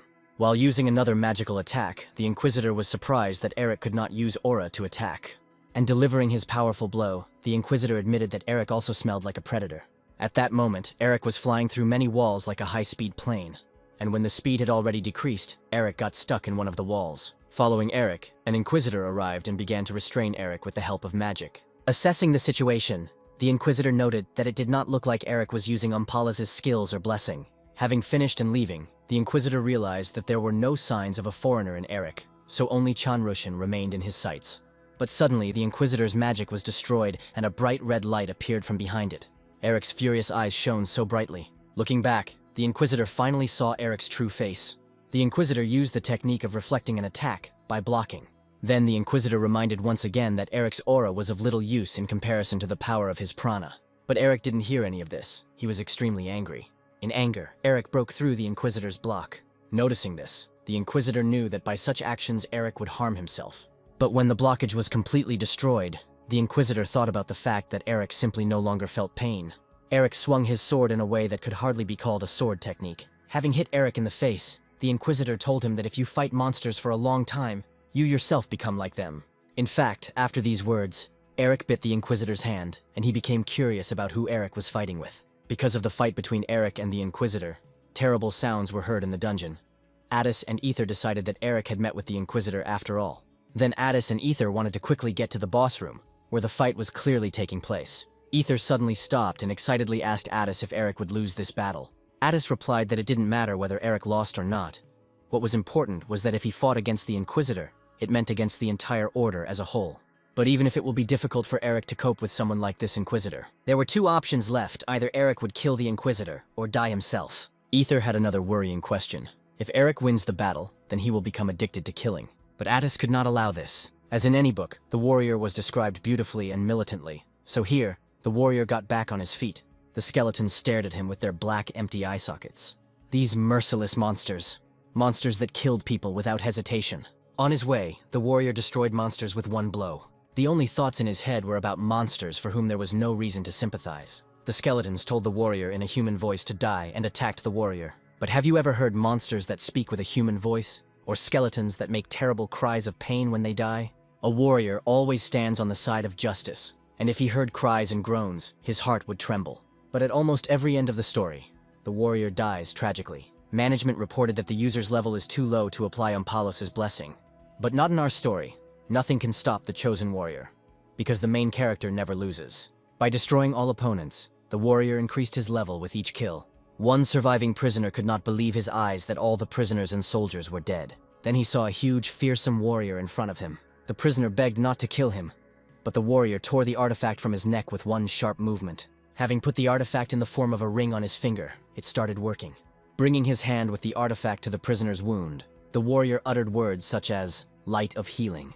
The prisoner looked at his hand, on which there was no longer a wound, and was very surprised that he had a healing artifact with him. The warrior took Lesia in his arms and said that everything was safe and there was no need to fight anymore. The warrior's plan was to finish clearing the dungeon. But suddenly, on his way, right at his feet, a fiery explosion occurred. It was Addis who ordered the stranger to step aside and not approach the center, or he would shoot. When the opportunity arose, the prisoner quickly ran towards Addis and Ether. Ether, looking at Chanrushin, asked Addis if this really was the foreigner. Addis agreed with Ether, but wanted to test it with the blessing of Ompalas, which was contained in his staff. Addis had used the blessing before, but over time he had forgotten the skills. When Ether noticed the many corpses, she did not believe that the Great Land was hunting for the city's inhabitants. Addis replied that they could not speak with certainty about the Great Land, since in the past they had experimented on the warriors to create monsters. Looking at the prisoner, Addis asked where the Valtarian was, and in response, heard that at some point he had disappeared from sight. Hearing this, Addis realized that they had missed each other, and it was for the best. After all, they were sure that all this chaos was not created by Eric. But all these speeches were interrupted by a prisoner who shouted for them to stop talking, as they needed to get out of here quickly. Looking at Chanrushin, the prisoner said that he dismembered the warriors, who were in armor from head to toe, with one movement, standing confidently behind Addis and Ether. The prisoner guessed that they did not believe him, because they had not seen it themselves. Ether said that if the stranger gets outside, other hunters might suffer, and then he will become stronger. Addis was sure that of all the hunters, only they had experience fighting such monsters. Unexpectedly for everyone, the stranger moved so close to Addis and Ether to pronounce the name Eric. They did not fight back. Addis said that they were also looking for Eric and offered the stranger to help them in their search. Without answering, the stranger simply touched Addis's staff. Addis had anticipated that this might happen, so he had simplified the magic of dividing Ompalas' blessing in advance. But until now, Addis had never tested whether it worked in reality. Before Addis and Ether's eyes, Ompalas' blessing began to separate from the stranger. When Ether raised her eyes to the stranger, her gaze froze on Lesia. Ether remembered who it was, and that she was from the Great Land. While Addis, Ether, and the stranger were negotiating, the prisoner grabbed the sword that closes the dungeon. Addis shouted for him to stop and not do it. Ether quickly ran up to the prisoner and wanted to push him away, but she accidentally touched the sword, and Ether only managed to shout the name Addis. A moment later, Ether found herself outside the dungeon. Then Ether realized that she had lost Addis, and now they were in different places. Unexpectedly for Ether, Martin appeared behind her looking for them, since they did not appear at the appointed place. Martin looked at the frightened prisoner and told Ether that there were rumors that a terrible stranger had appeared in the dungeon.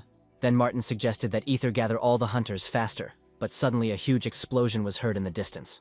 Everyone was shocked, because the Hunters' Guild was located on the site of the explosion. In the city, Brad and other hunters tried to destroy the monster, but an inexperienced mage destroyed the guild faster.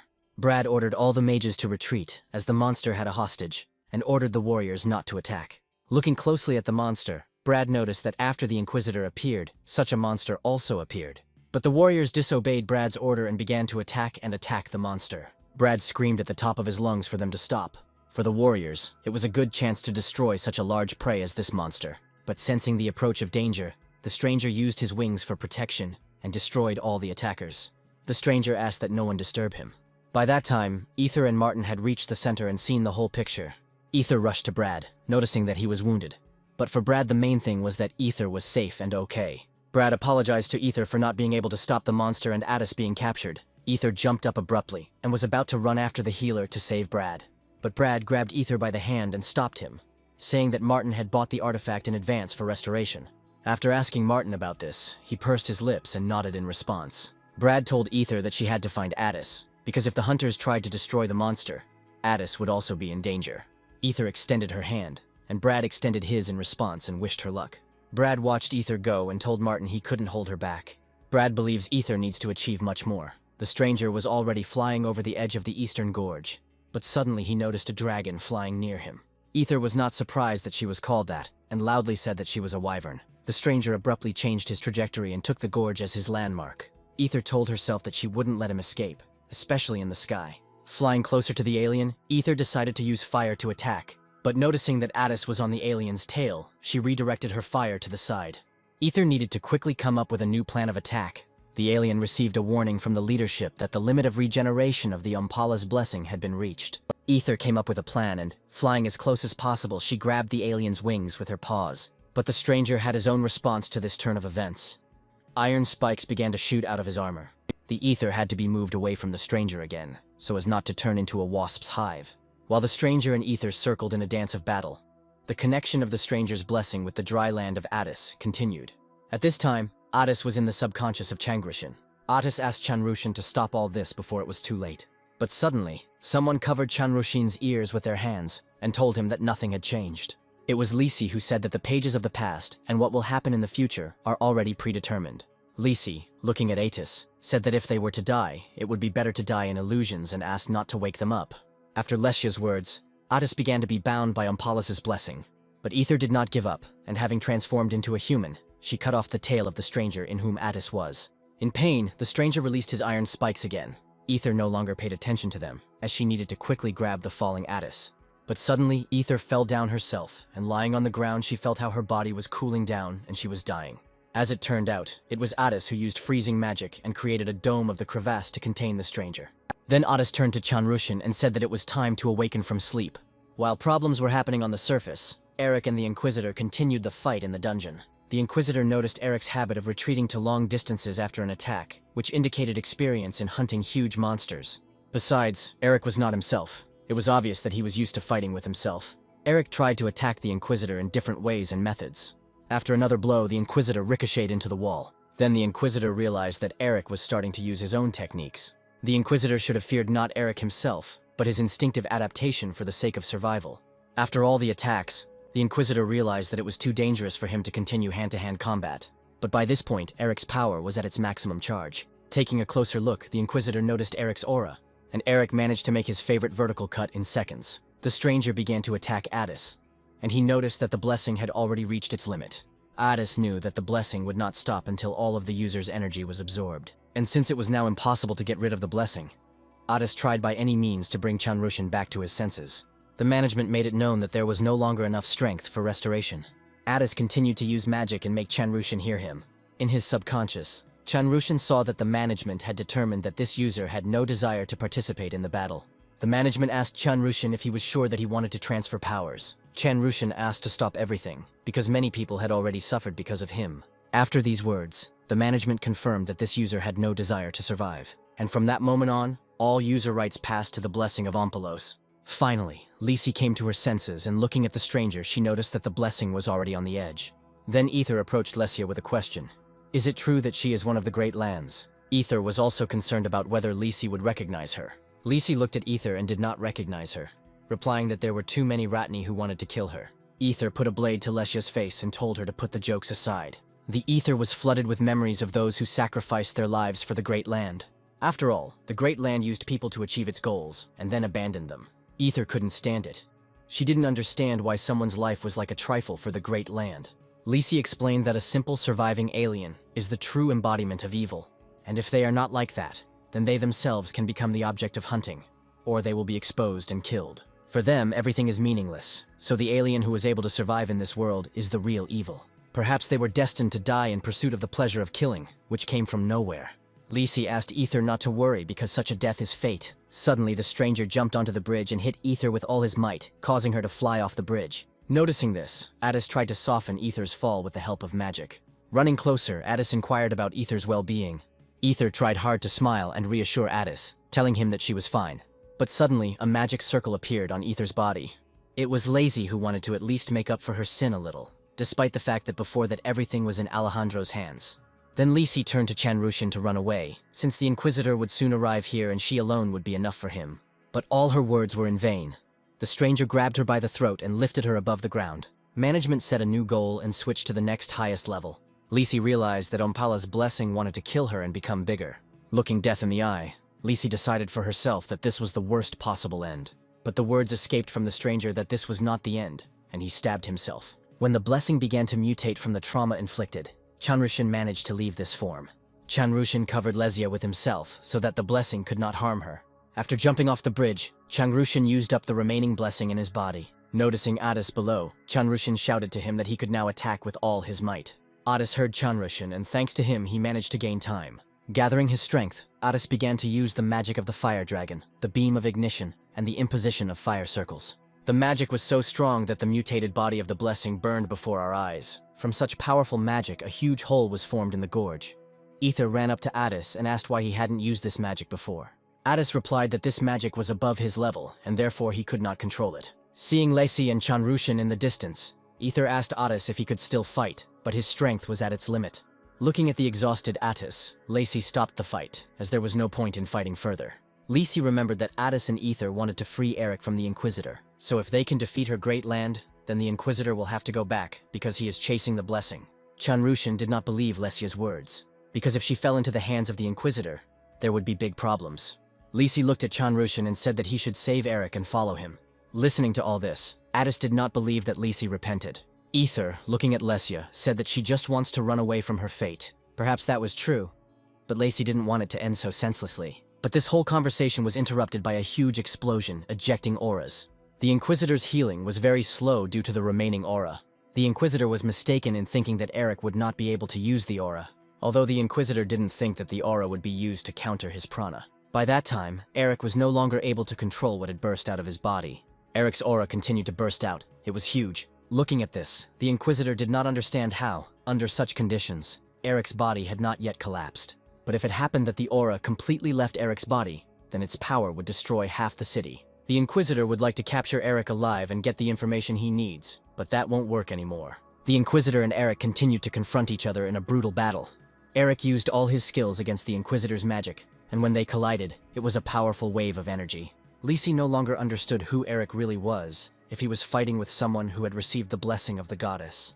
Addis knew that Eric had an aura, but how he summoned it during the battle was a mystery. But looking at Eric, Addis understood that this was precisely the kind of malice that was transmitted through the aura. Chanrushin killed everyone and turned to Lesia, saying that he was grateful to her for saving him.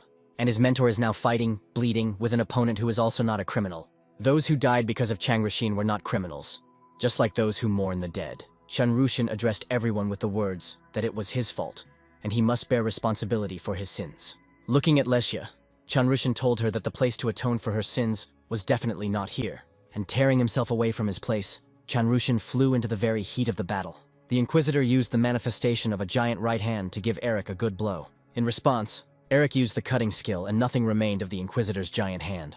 The Inquisitor then decided to use the incarnation of the giant right and left hand with the seal of the airflow. But for Eric, this was not an obstacle. He destroyed it with the infinity skill with a cut along and across. After that, Eric decided to immediately use the piercing skill. The Inquisitor suddenly became curious as to whether Eric was really the strongest. But when Eric approached the Inquisitor, he was unable to resist the aura. Eric was in pain from the wounds he had received. Blood was oozing out from everywhere. The Inquisitor looked at Eric and thought that there was no point in fighting any further. Suddenly, Eric turned to the Inquisitor to spare Addis, Ether, and Chanrushin since they were good guys. Even though it sounded funny, Eric asked the Inquisitor to pretend that he had not seen any of the boys. Possessing the blessing of the goddess, the strongest warrior, and the last stronghold, the Inquisitor agreed. But the Inquisitor could not afford to lose. So today, there was no blessing of the goddess, no Inquisitor, no foreigner with the 5th level. Eric listened to the Inquisitor attentively and agreed with everything he said. At the end, the Inquisitor said his name, Leonhardt Catel Francis, and asked his opponent.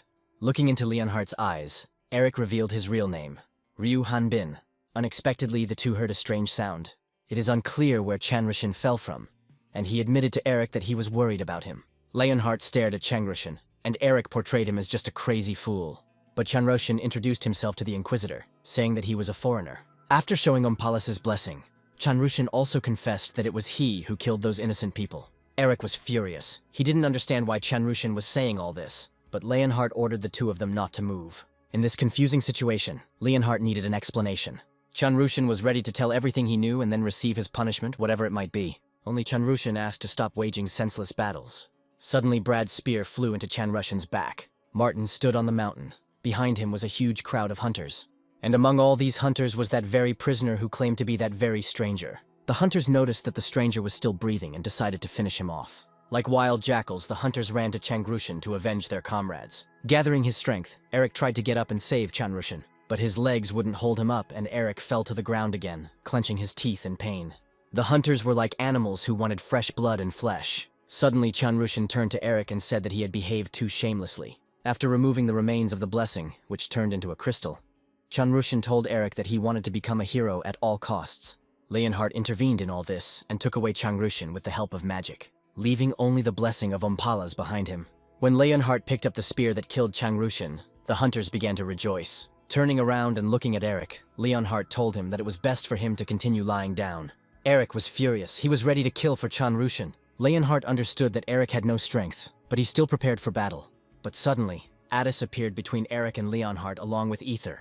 Ether shouted loudly for them to stop fighting, as they had already achieved what they wanted. Addis bowed his head and addressed Eric with the words for him to stop.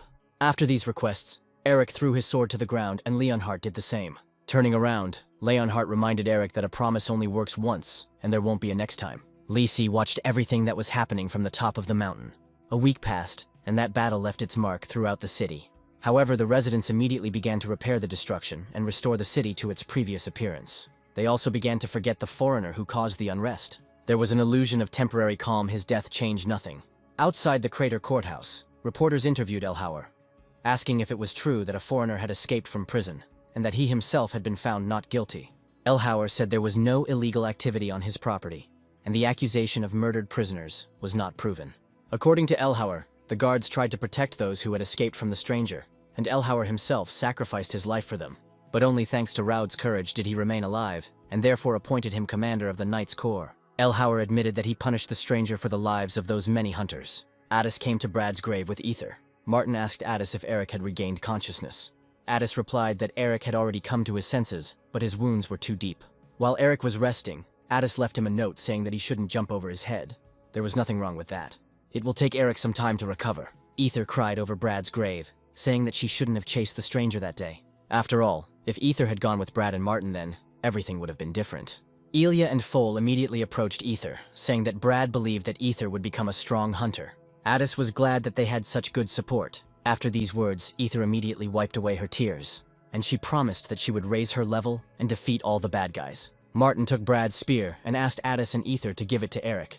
But Ether was surprised by these words, since this was Brad's artifact and the very weapon of death. Addis suggested leaving the spear with Martin, since they were on the same team. Martin recalled Brad's words, who said that he would return this spear to the Valterian when he himself became just as strong.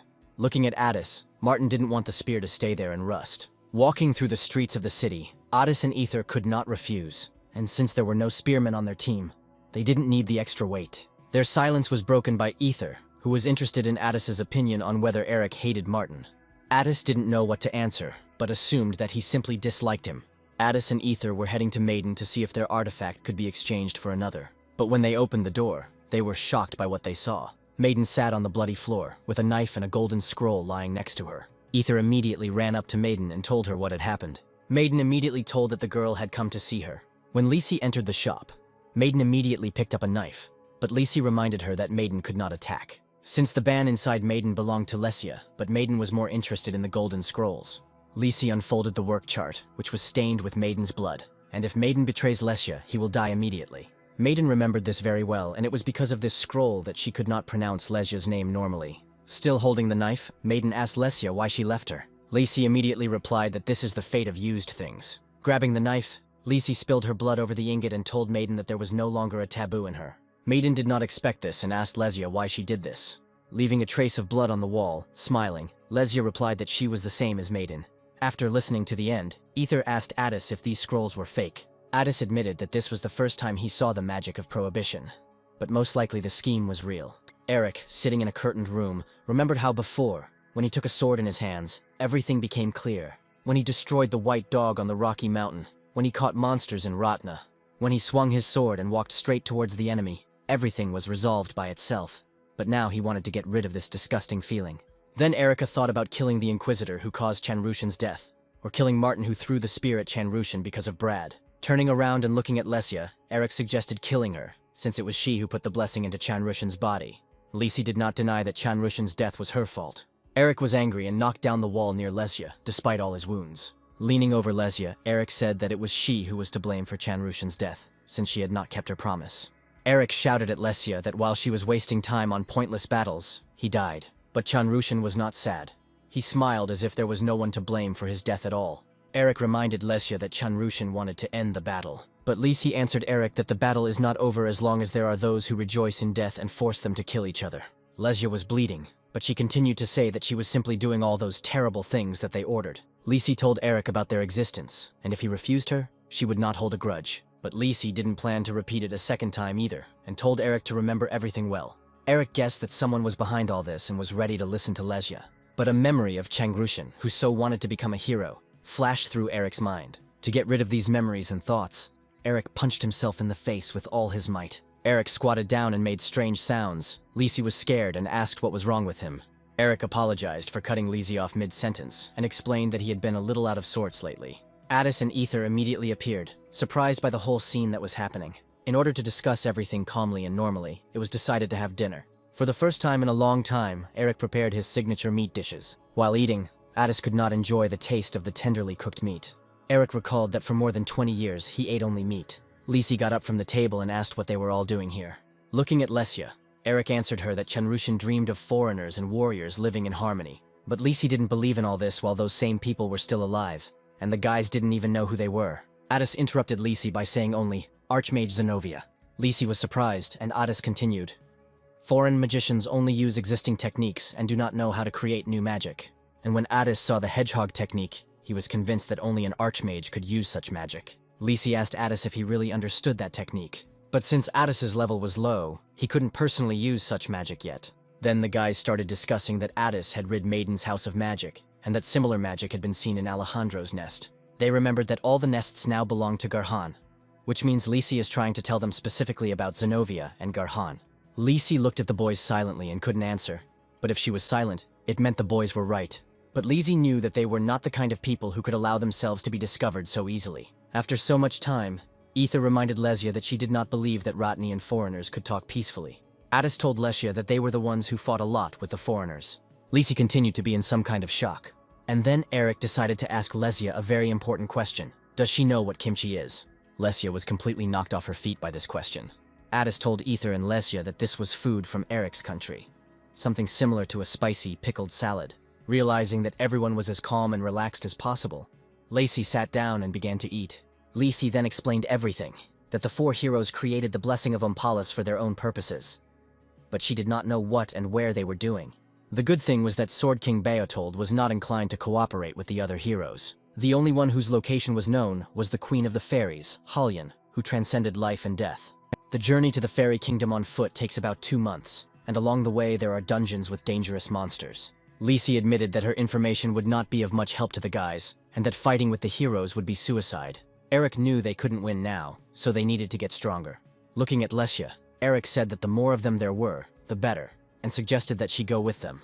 Lacey didn't expect such an offer. And in Crater's prison, Raud, sitting in a huge chair, reminded Elhauer that in court he paid someone to let him go. But the Brotherhood of Darkness learned that Elhauer had passed off Raud as a foreigner, and now he was facing punishment. Elhauer knelt before Raud and begged him to save him, telling the Brotherhood of Darkness that it was all a misunderstanding. But since Raud is called to do justice, and could not watch someone say goodbye to life, Raud set Elhauer a price of 20 million X's every month. Elhauer didn't have time to think, as the Brotherhood of Darkness was already standing outside the office door and demanding that the door be opened. Having sent Raud into the next room, Elhauer asked him to come out when the Inquisitors came in and tell the whole truth. Standing outside the door, Raud was glad that his life was starting with a clean slate, and now he didn't have to worry about anything. Listening closely, Raud heard that the Inquisitors had already entered, and now it was his turn to go. Leaving the room, Raud asked to wait for the Inquisitor, explaining that this was all a misunderstanding and an absurd mistake. But when Raud opened his eyes, he saw Elhauer lying dead in his own blood. Raud decided that Elhauer was killed by the Inquisitors. Lisi explained to Eric that there was a prohibition inside her, so she couldn't leave them. Having collected all the necessary things, Eric and the guys were ready to leave. Studying the map, the boys were glad to be together again. The Inquisitor arrested Raud, accusing him of murdering a high-profile suspect. After delivering the blessing to the Brotherhood of Darkness, the maiden informed Leonhardt that Kibriel would be very happy about it. But the maiden also warned Leonhardt that the crater would not overlook all the damage. Moreover, the sentence was carried out right before the eyes of the residents, and this did not look like Leonhardt. Leonhardt explained that the stranger had almost surrendered, but there were circumstances that forced the Inquisitor to take action. Leonhardt had some news for the goddess regarding this stranger. Suddenly, the maiden turned around and praised Leonhardt for the action he had performed.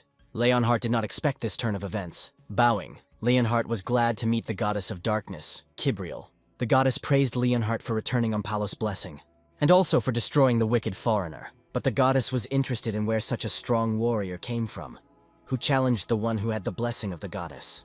Zenobia possesses a maiden and introduces herself as a goddess to gain more information. Leonhardt revealed that his opponent was a descendant of the Valtarians, and it was he who prevented Leonhardt from fulfilling his duties, so it was necessary to put pressure on him. The goddess stopped Leonhardt, saying that he could wait for the goddess's oracle. And now the goddess has forbidden Leonhardt to engage in battle until she personally gives permission. After talking with Leonhardt, Zenobia believed Lycia's words about the Valtarian and the foreigner appearing. Zenobia told Garin that Leonhardt was the best inquisitor, because if it weren't for him, their plan would have failed.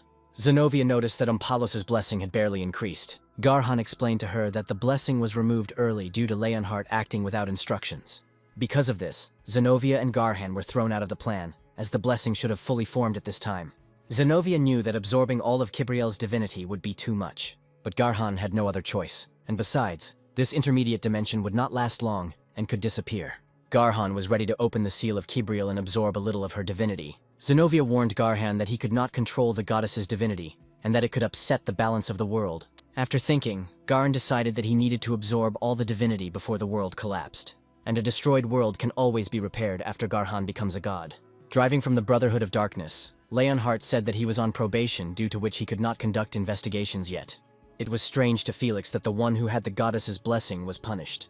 But what was even stranger to Felix was that Leonhardt said that the goddess of darkness did not exist. Leonhardt had many reasons to doubt due to recent events. Someone reminded Leonhardt that the last time Eric called himself a Valtarian, he lied to the goddess herself. Felix couldn't believe that 6 goddesses could let such a lie pass. Leonhardt asked Felix to calm down, sit down, and listen. When the third man removed his hood, it turned out to be Changrushin. Leonhardt told Changrushin that if he remained silent about Eric, no one would know about his essence. But Changrushin had many questions about why Eric saved him and how he managed to survive at all. Leonhardt looked at Changrushin and said that the Inquisitor's goal was to take prisoners for interrogation. However, those enraged hunters could no longer be calmed down, they thirsted for revenge. Therefore, Leonhardt used a powerful technique that blocked visibility and covered Changrushin with a protective layer. But since Leonhardt was in a weakened state due to fighting with Eric, he simply threw Changrushin down. After this story, Changrushin understood why his whole body ached as if all his bones were broken. Felix added that after death, foreigners turn into dust and not even a corpse remains. But he did not understand how all this served against the goddesses. Leonhardt repeated that a man can be deceived, but a real goddess cannot. But when Leonhardt talked to the goddess, she claimed that he destroyed the foreigner, which meant that whoever was in the Dark Brotherhood was not the goddess Kibriel. Leonhardt knew very well that they wanted to get the entire Dark Brotherhood, or their goal was divine power. After all the information, Felix decided that Leonhardt needed to return to the Dark Brotherhood immediately. But this was impossible. Leonhardt assumed that there might be a traitor in the Brotherhood, and it would be necessary to act in secret from the Brotherhood. The problem now was that Leonhardt was under punishment and couldn't conduct an investigation. Suddenly, Leonhardt noticed a frightened Raud in the passing carriage of the Dark Brotherhood. Leonhardt then immediately ordered Felix to turn around. Leonhardt addressed the stranger, saying that he should have died. But he survived, and there was a reason for that. Changrushin had a chance to become a hero. Leonhardt asked for help. Everyone knew that the goddess of darkness, Kibriel, controls darkness and the end of everything, so people turn to her when they pray for the repose of their souls. The bandits also discovered a nearby shrine to Kibriel, where elves may pray to the goddess. In this sanctuary was Leondel Atransis, who was surrounded by bandits. Looking at the bandits, Leondel asked them how they dared to treat a representative of the Atransis clan like that. Then Leondel threw the robbers the money they loved so much. Leondel offered them to take the money, because if the bandits wanted a ransom for him, then his clan would take their lives. Some of the robbers were happy with the gold, because with this money they could buy several houses. But the leader of the bandits informed Leondel that they had already received payment, and much more than his handouts. Grabbing Leondel by the hair, the robber brought his knife to his throat. But suddenly, strange magic began behind Leondel, and in just a moment the entire sanctuary was immersed in magic, and the bandits fled in fear. When the magic weakened, the goddess Kibriel appeared in this sanctuary and spoke the name Eric. On the way, Eric did not remember one thing: why were those 4 heroes who destroyed the Sword King? After all, he was a warrior, and besides, they called him a hero, but why did they need a foreigner? Addis explained that 20 years ago, the Great Land was the enemy of the 4 heroes, and now no one could have imagined that there would be a great back behind them. But Eric was also interested in the question, when would they arrive in the Fairy Kingdom? Addis informed Eric that they had been in the Fairy Kingdom for 2 days already. Eric was surprised, and Addis said that the territory of the Fairy Kingdom begins at the roots of the World Tree. The Fairy Kingdom of Elendia, the World Tree. The Kingdom of Fairies is a united state of 4 nations, in the center of which is the World Tree, and each has its own culture and ruler. The capital is located at the foot of the World Tree. The tree has many roots, and if you follow those that stretch along the mainland, you can get to the capital of the kingdom and the largest city of Sarandia. But this is not only the road to the Fairy Kingdom, but also a trade route. So there are various tribes of elves and people here. Due to the mixing of different tribes and races in one place, an equal number of different problems arise. Even before the emergence of human hunters' guilds, the fairies founded their own guild, which dealt with various issues. Also, many hunters came here and became heroes, but there were also those who died. Therefore, for the past 200 years, the guild leader could not think of anything else.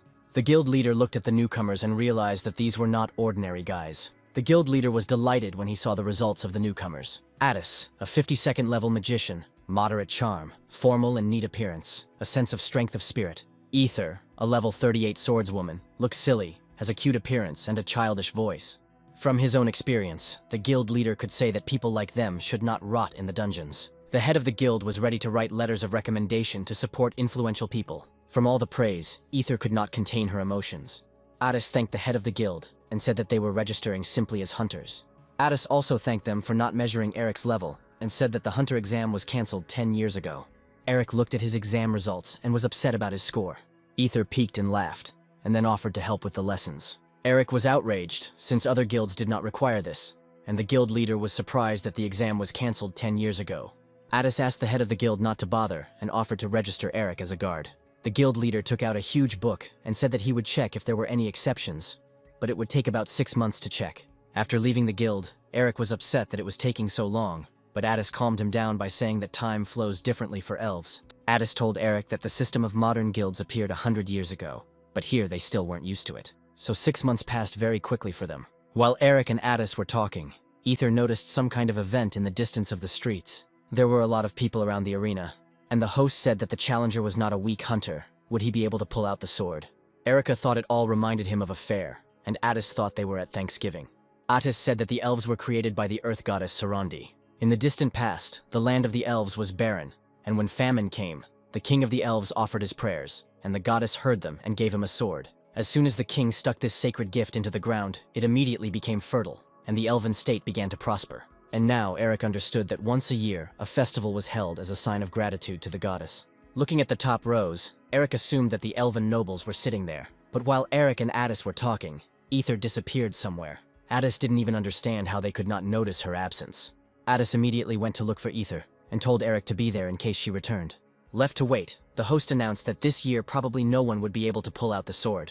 The nobles who sat in the stands were amused by the stubborn little people who had to try their best because they had a short life. Unexpectedly for the nobles, His Highness appeared and said that thanks to the people their fields were being cultivated. Everyone stood up from their seats and greeted His Majesty. His Majesty said that the king was unable to come due to health reasons, so they allowed him to finish the celebration. When Addis found Ether, she had collected a bunch of elven cookies and did not want to leave the party. Ether told Addis that the sword could only be pulled out by the elven king, but Addis replied that this was just a legend. In fact, the sword was stuck into the ground with the help of magic, and many people tried to pull it out, but they couldn't. The king appears, removes the effect of the magic, takes out the sword and inserts it into the ground again. This is to show the fair choice of the goddess. Then Aether realized that there was no one who had actually applied force in trying to pull out the sword. But according to Addis, no one would have been able to pull out the sword anyway. And even if they had pulled it out, that person would have been dealt with quickly. While Addis was looking for Aether, Eric couldn't resist and decided to try his hand. Seeing Eric in the middle of the arena with a sword in his hands, Addis and Aether's expressions changed. The Elven Kingdom connects the land of fairies with the mainland, and is the largest city. Upon arriving in Sarandia, Kibriel thanked Leondel for her help. But Leondel asked Kivia to be quieter, since no one should know that he had come to the city. Leondel asked Kivia to be careful, since she was now an escort. Walking through the streets, Leondel knew that people could not be trusted. People know neither honor nor nobility. But Kivia was very strange. Even after she became an escort, she answered strangely when asked who she was and where she came from. Kivia said that she was a separate being, born from the darkness, and repeated incomprehensible words that were impossible to believe. Having found the boy's carriage, Kivia immediately crawled under it, looking for something there. Leondel knew that this girl was simply not herself. But suddenly Leondel heard a conversation among the passers-by that in a sword-drawing competition, some hunter had broken his sword. Leondel did not believe this, because this could not happen. Kivia found a thread and smelled the scent of a young dragon, which meant that he and his companions had arrived in this city. When Kivia turned around and wanted to tell Leondel that they needed to go to the guild, she didn't find him.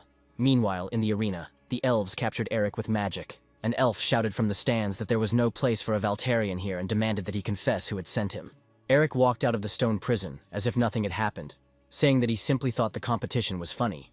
But when Eric came out, some stones flew up to the upper stands and scratched His Majesty's face. Then the elf shouted that an attack had been made and the Valtarian was attacking the air. Hearing this, all the people began to run away, shouting that they had a terrorist in the square. The huge crowd scattered in different directions, and no one even noticed that one of them had fallen. Eric ran up to the baby lying on the ground and asked how he was. But when Leondel stood up, he answered furiously that he was not a baby. And after that, he suddenly screamed about the monster, and Eric asked not to call him that. But when Eric turned around, he noticed the unique magic of the elves, the stone giant. His Majesty was informed that this golem was connected by magic to the roots of the world tree. After all, no matter how strong a Valtarian is, he will not be able to do anything when strong roots bind him. Holding onto the huge roots, Eric was indignant that no one cared that another person had suffered. Eric was touched by this, and destroyed the stone giant with one blow using aura. His Highness was surprised because it is not so easy to meet a Valtarian warrior who uses aura. The elf did not understand how this was possible and who this person even was. Eric told the elves that they sometimes need to listen to words so that something like this doesn't happen. After this, Eric spat out the clot of blood that had accumulated in his mouth. The elf was glad that the attack worked, but Eric disappointed him by replying that he simply bit his tongue. Eric himself understood that because of the aura, the load on his body was still too great. Then Aether and Addis appeared, carrying Leondel. Eric was extremely displeased and warned what they would get. Addis approached Eric and reminded him of his request that he seal the aura until he mastered it. While the conversation was going on, the boys were already surrounded by warriors. His Highness turned to Eric, apologizing for simply standing and watching his behavior. However, Eric had to surrender and suffer the punishment for the broken sword.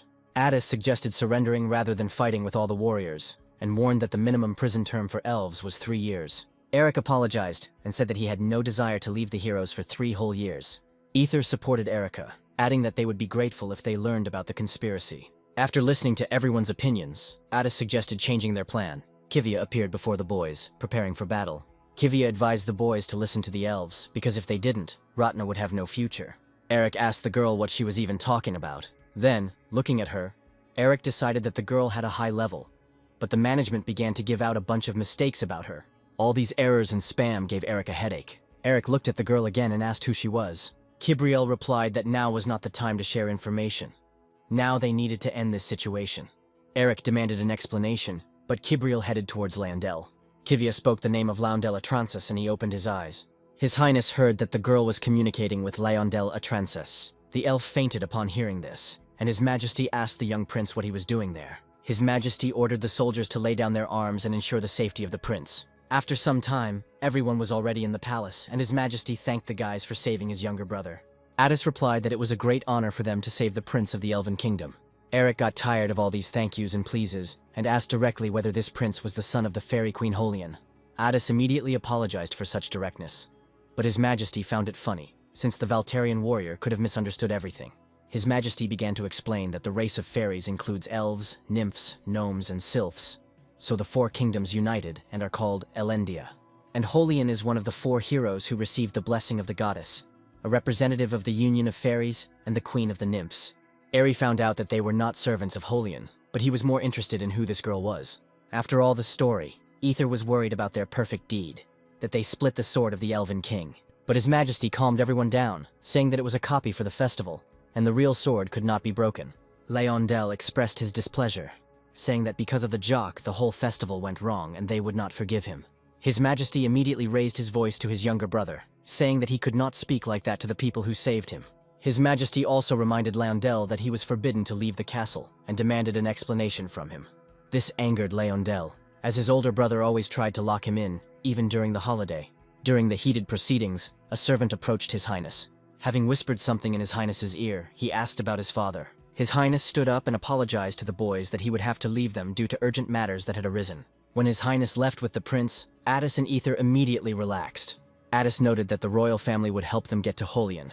Ether asked Eric about his thoughts on Kivia. Eric replied that she was simply a level 80 warrior, but Addis noticed that there was a temporary error in Eric's guidance. After interrupting the U, Eric informed them that the tea was going to make his bladder burst. Getting up from the table, Eric went in search of the nearest toilet.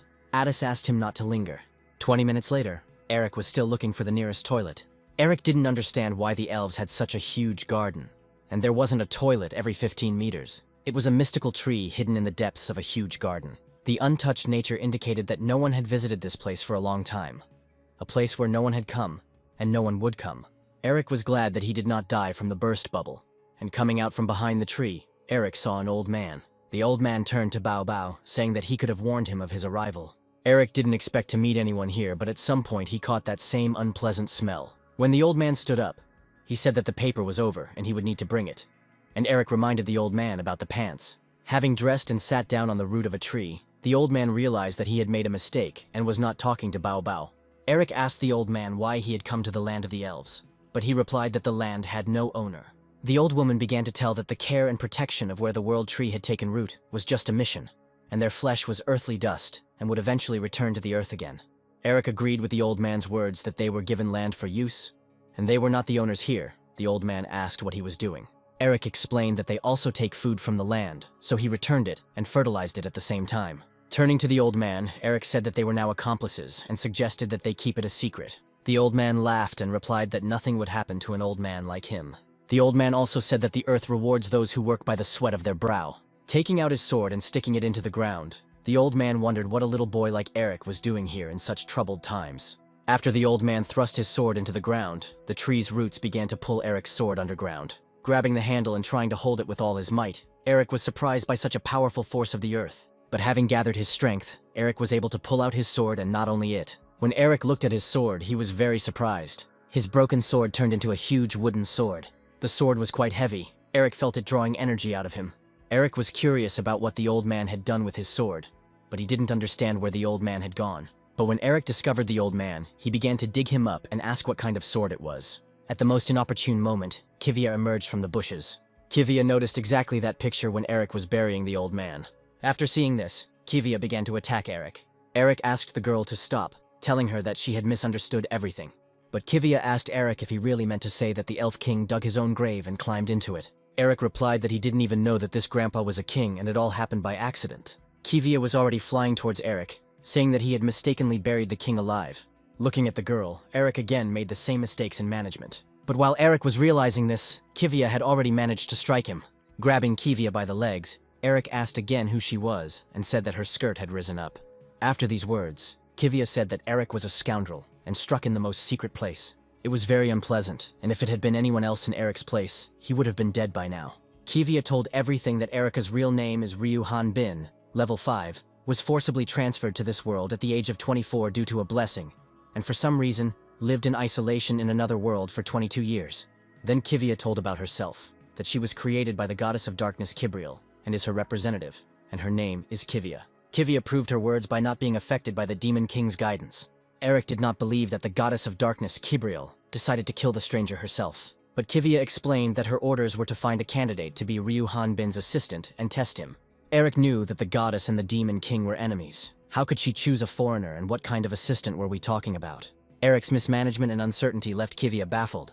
But after Eric attacked the Elven King, Kivia began to doubt his competence as an assistant. Kivia was personally ready to check Eric's personal qualities, and whether it was worth appointing him as an assistant. Eric was surprised that Kivia took out that very spear from the portal. In a couple of seconds, Kivia had already attacked Eric. But he did not fall for her third trick. Erica told Kivia that the manual could simply be turned off. Holding the spear, Eric examined it and told Kivia that he couldn't take something that belonged to someone else. Looking at Kiwi, Eric didn't care who sent her. He asked her to immediately take her hands off the spear, but Kivia disobeyed Eric and used aura.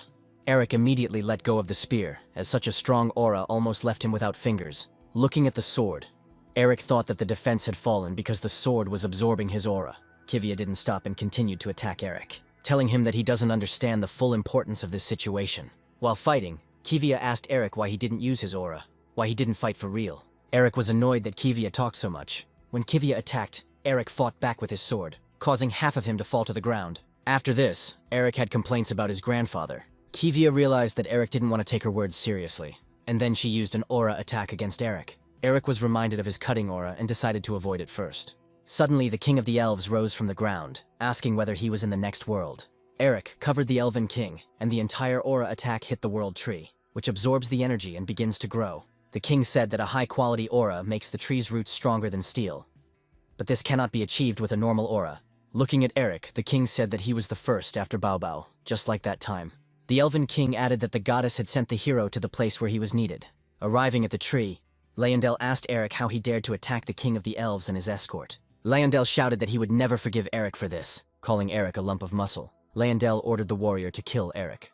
Eric was irritated by this little brat. Addis understood Eric, but suggested quietly observing everything. Leyondel did not understand why the warriors were standing and not following his order. The king stopped Leyondel, saying that it was he who started the battle. The king was interested in how much power the Valtarian warrior had, so he started the whole mess. The crown prince asked his father why he did this. The king looked at his son and said that the earth was crying and the roots of the world tree were shaking, and there must be reasons for this. The crown prince had to tell that a strange phenomenon had appeared in the southeastern village. The cattle and residents had turned into mummies. Therefore, the crown prince wanted to ask the hunters to investigate this. The king approved his son's choice, but the king decided to send Leyondel with them so that he could feel the land.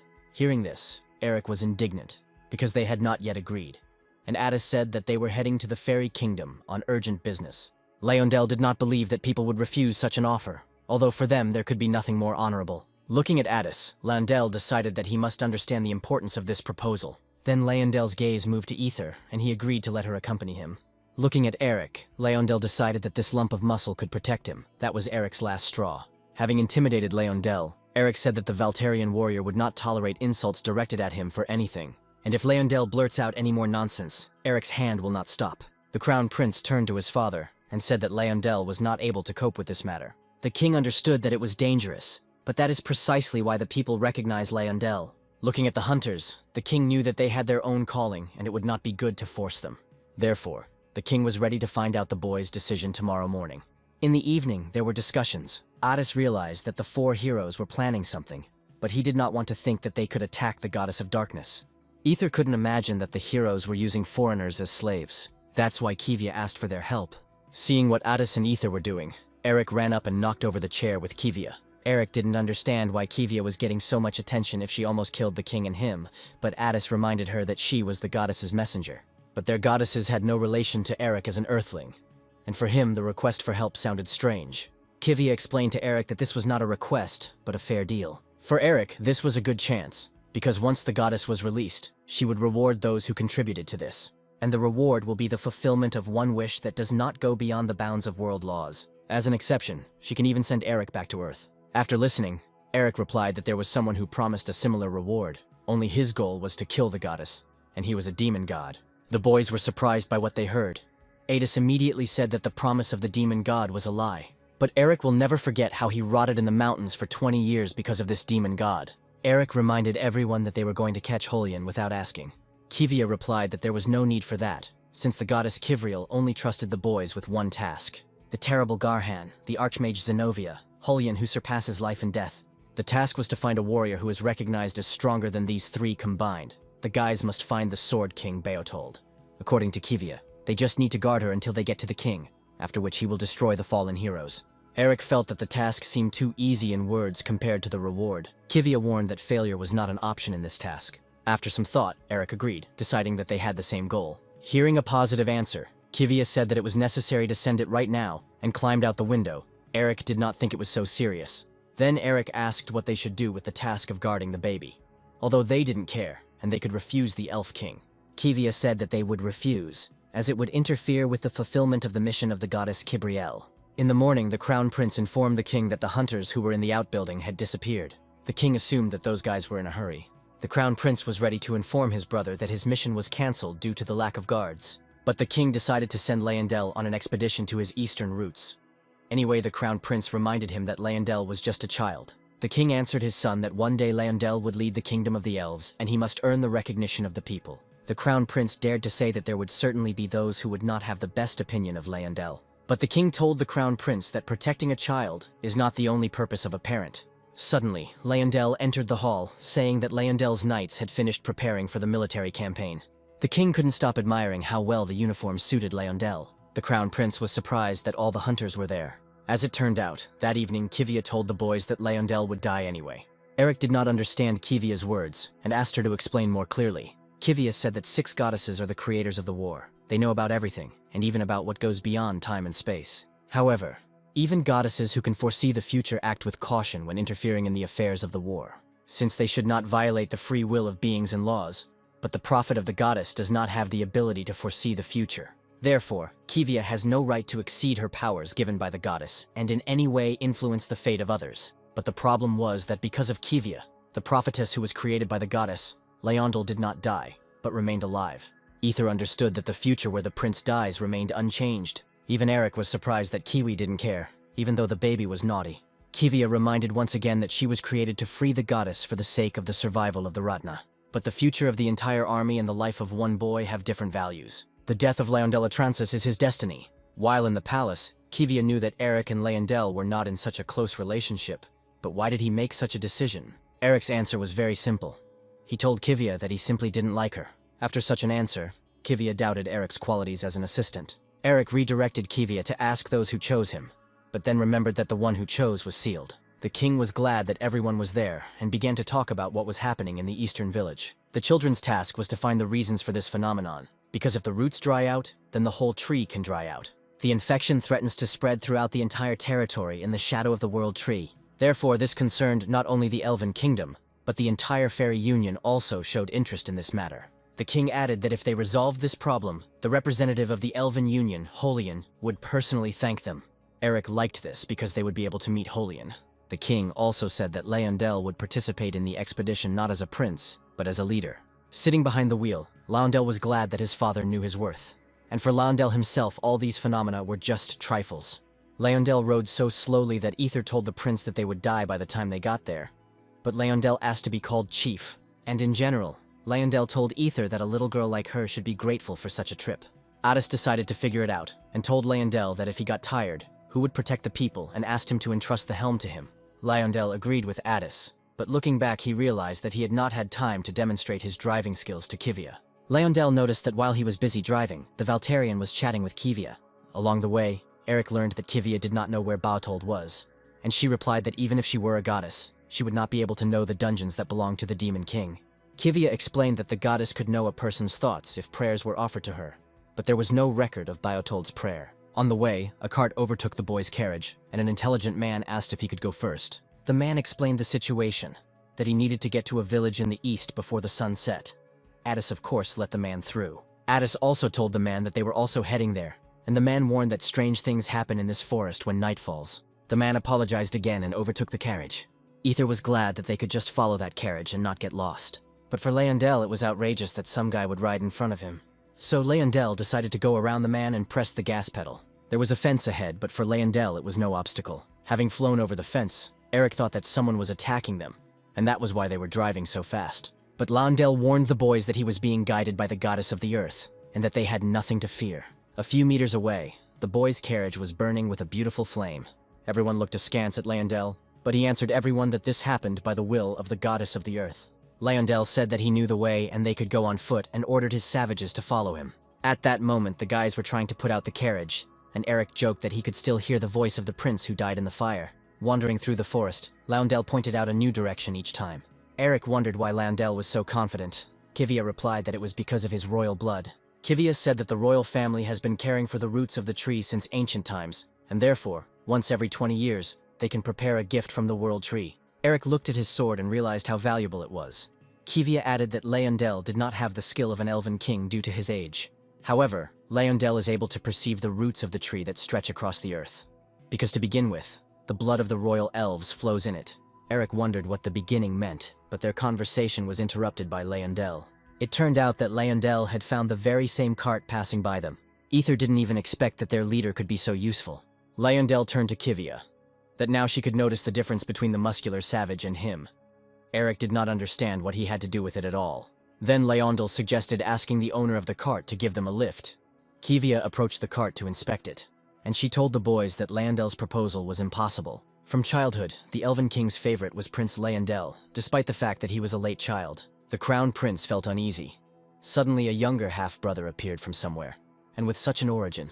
There were various rumors about Leondel. He was hidden in the palace, but those who needed to know knew that this was a big mistake of the Elven King.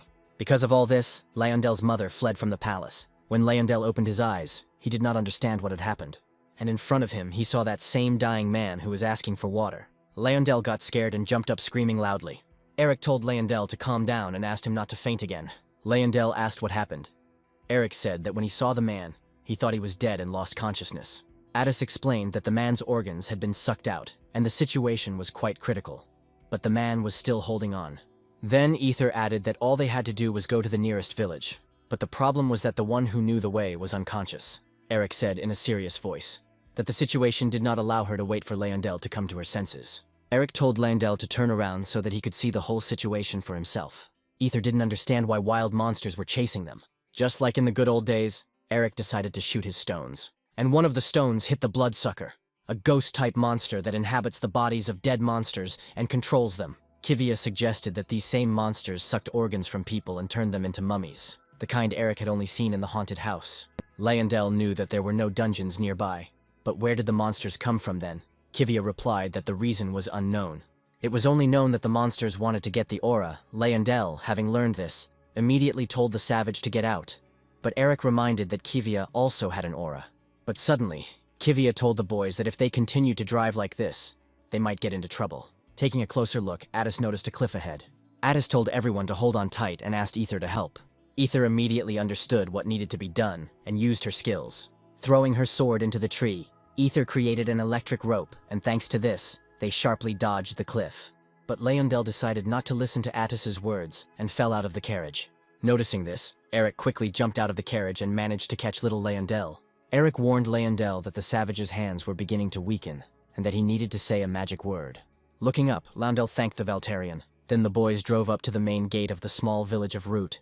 A menacing man came out to the boys and shouted that he would not let them in, and that they could go back. Leondel explained to the man that they had come to investigate the matter on the orders of the Elven King. Hearing this, the rest of the residents began to say that they had asked for their help 2 months ago, but they had not lifted a finger. Not only was the road not easy, but Eric was also surprised by the situation.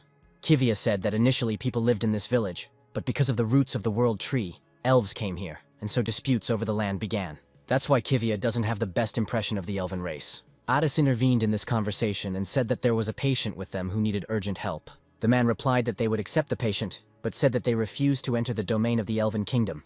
Therefore, their rule was that the feet of elves should not set foot on their territory. Kivia whispered to Eric that if they did not make concessions and could not find the cause of the incidents, then they would begin the goddess's task. Continuing the pointless conversation, Kivia told Leondel that they were going back. But Leondel didn't want to. He asked how he could look his father and brother in the eyes if he came back like that, or how he could continue to be the head of the boys. Leondel heard that the man would not let the elf through and, pulling his hair back, asked what about the half-elf. Everyone was surprised. Ether generally thought that children were rarely born between elves and humans, and Addis understood the reason why Leondel was hidden. When the man saw that Leondel had different ears, he laughed loudly. Then the man said that the elves didn't like the odd-eared one, and that's why they sent him here. The villagers were shouting that pure-blooded elves dislike half-breeds just like humans. At that moment, Eric thrust his sword into the ground with all his might. Leondel looked at the Valtarian with incomprehension, and Eric answered him that he could not tolerate this any longer.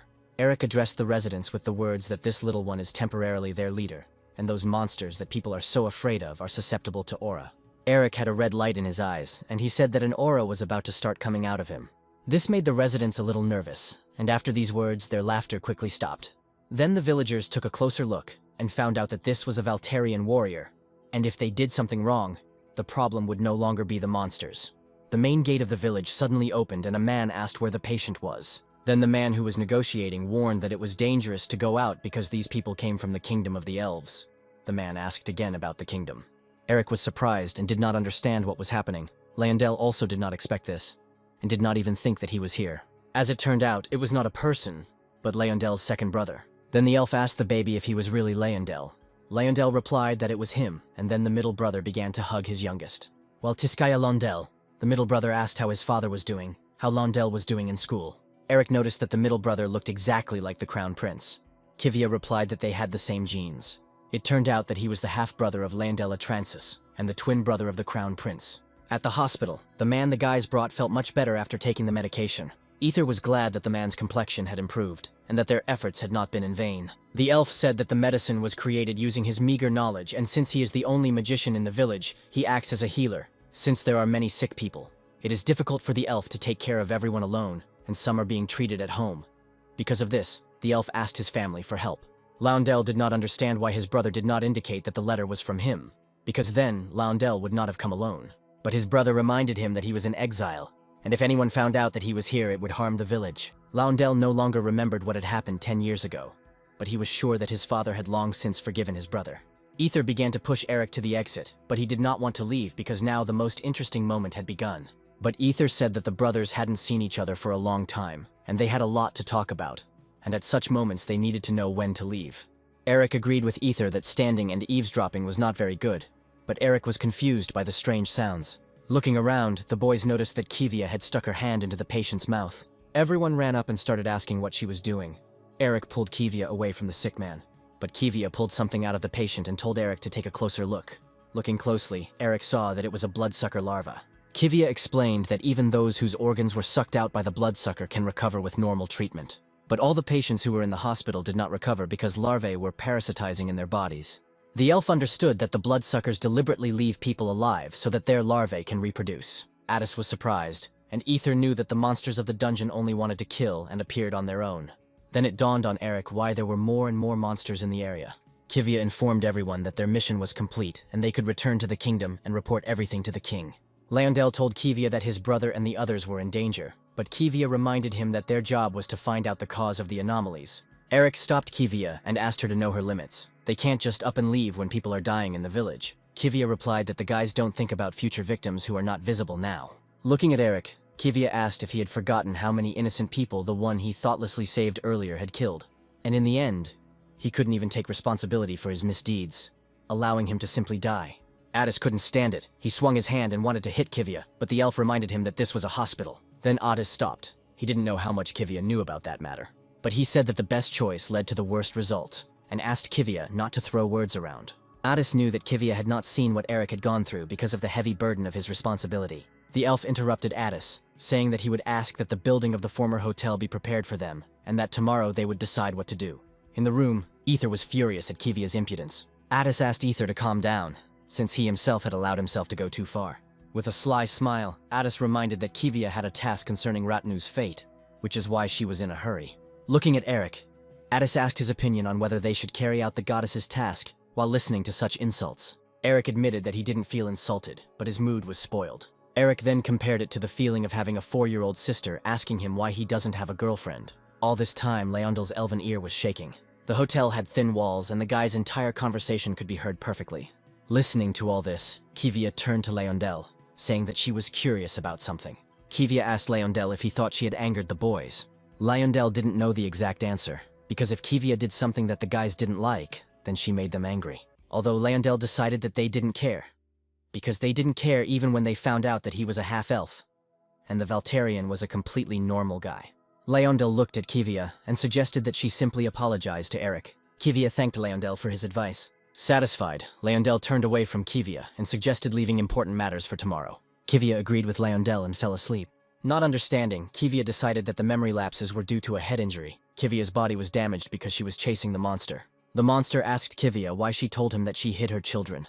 Kivia looked at the monster and wondered what she was doing in this place. The monster replied with a smile that she could be anywhere.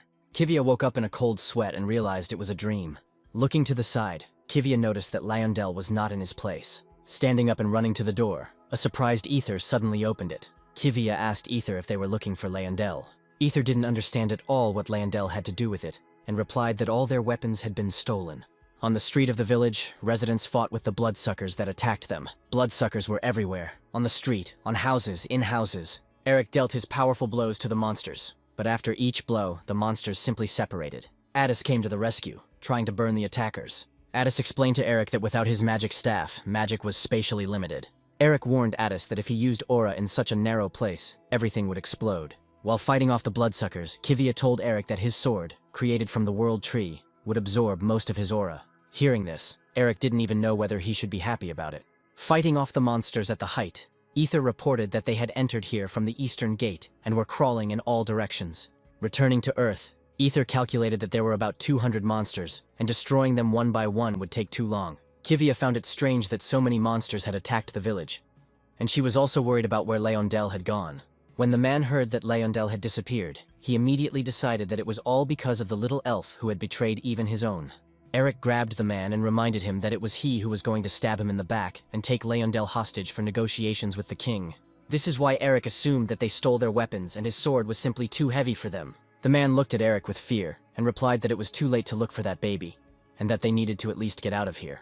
Suddenly, Kivia interrupted the conversation and said that she didn't want it to come to an argument, explaining to everyone that she cannot interfere in the fate of people.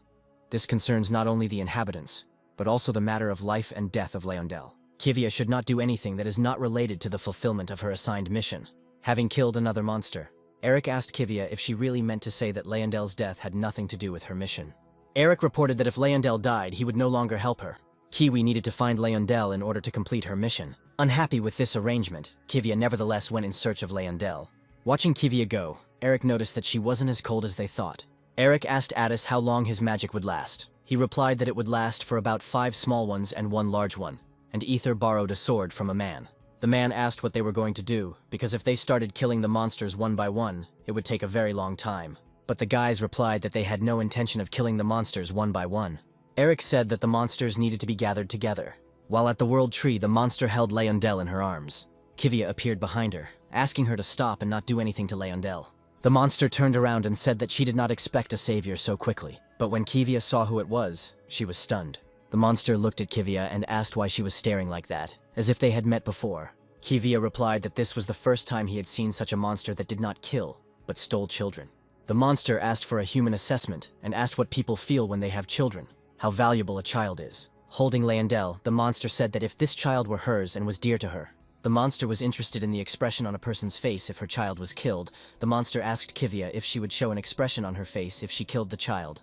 But after putting Lionel on the ground, the monster said that she would figure this out later. Kivia, not missing the opportunity, decided to act first and attack the monster. The battle was still going on in the village. Addis asked Eric if he controlled the aura. Eric kept everything under control. Ether was also busy with the task at hand. The villagers sat away from all this and watched as the boys collected all the monsters from the entire village. The man waited for the moment when the monsters would be dealt with, and their nightmare would come to an end. The doctor appeared and said that the situation was not so good. The man noted that the Valterian had a very strong aura. What should they worry about? The doctor explained that the aura was too strong and that the monsters below were devouring their own. The Valterian's aura kills the individuals and destroys the cells, but remains in these corpses. It turned out that one dead bloodsucker feeds dozens of other bloodsuckers. While fighting, the monster noticed that Kivia was deliberately not using her aura so that it wouldn't absorb her. Kivia appreciated the monster's high intelligence and ability to recover, which means it was she who brought the bloodsuckers to the village. But the monster corrected Kivia, saying that they were the ones who invaded her village, and she finally felt Kivia's aura. Kivia noticed that the more the monster was attacked, the stronger it became.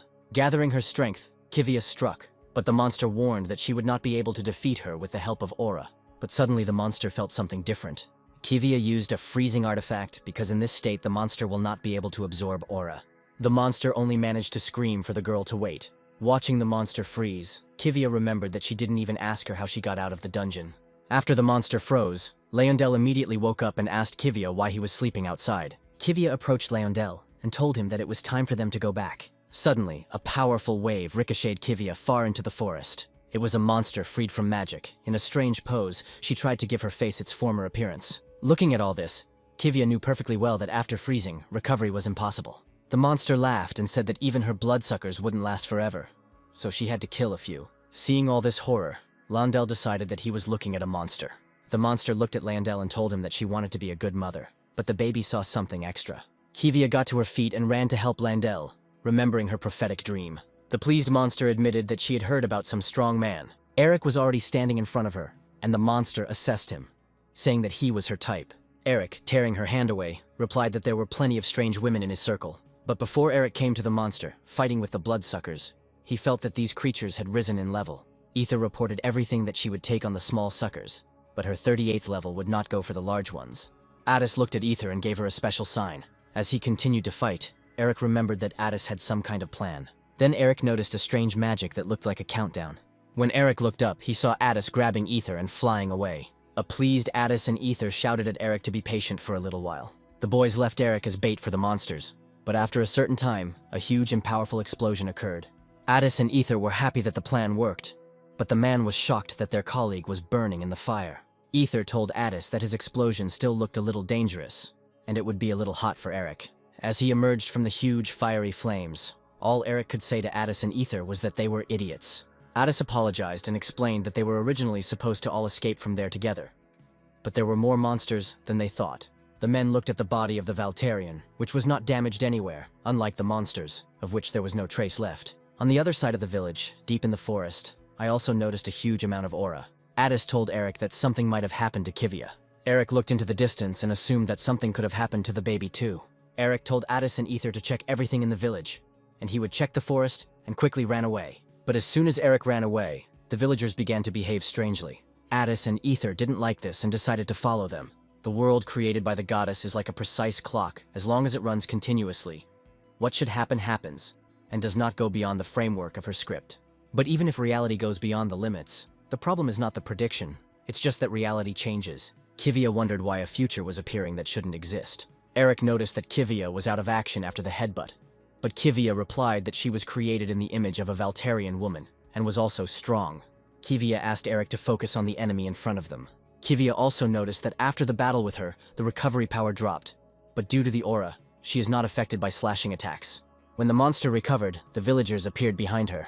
The monster said that she was only interested in the boy, and that hunters like the boys were rare in such parts. To everyone's surprise, the monster happily says that he will allow everyone to live in the village. After her words, Eric swung his sword with all his might and smashed the monster to the ground. Kivia was shocked. She knew Eric was strong, but not that strong. For Kivia, the strength of this stranger was beyond reason.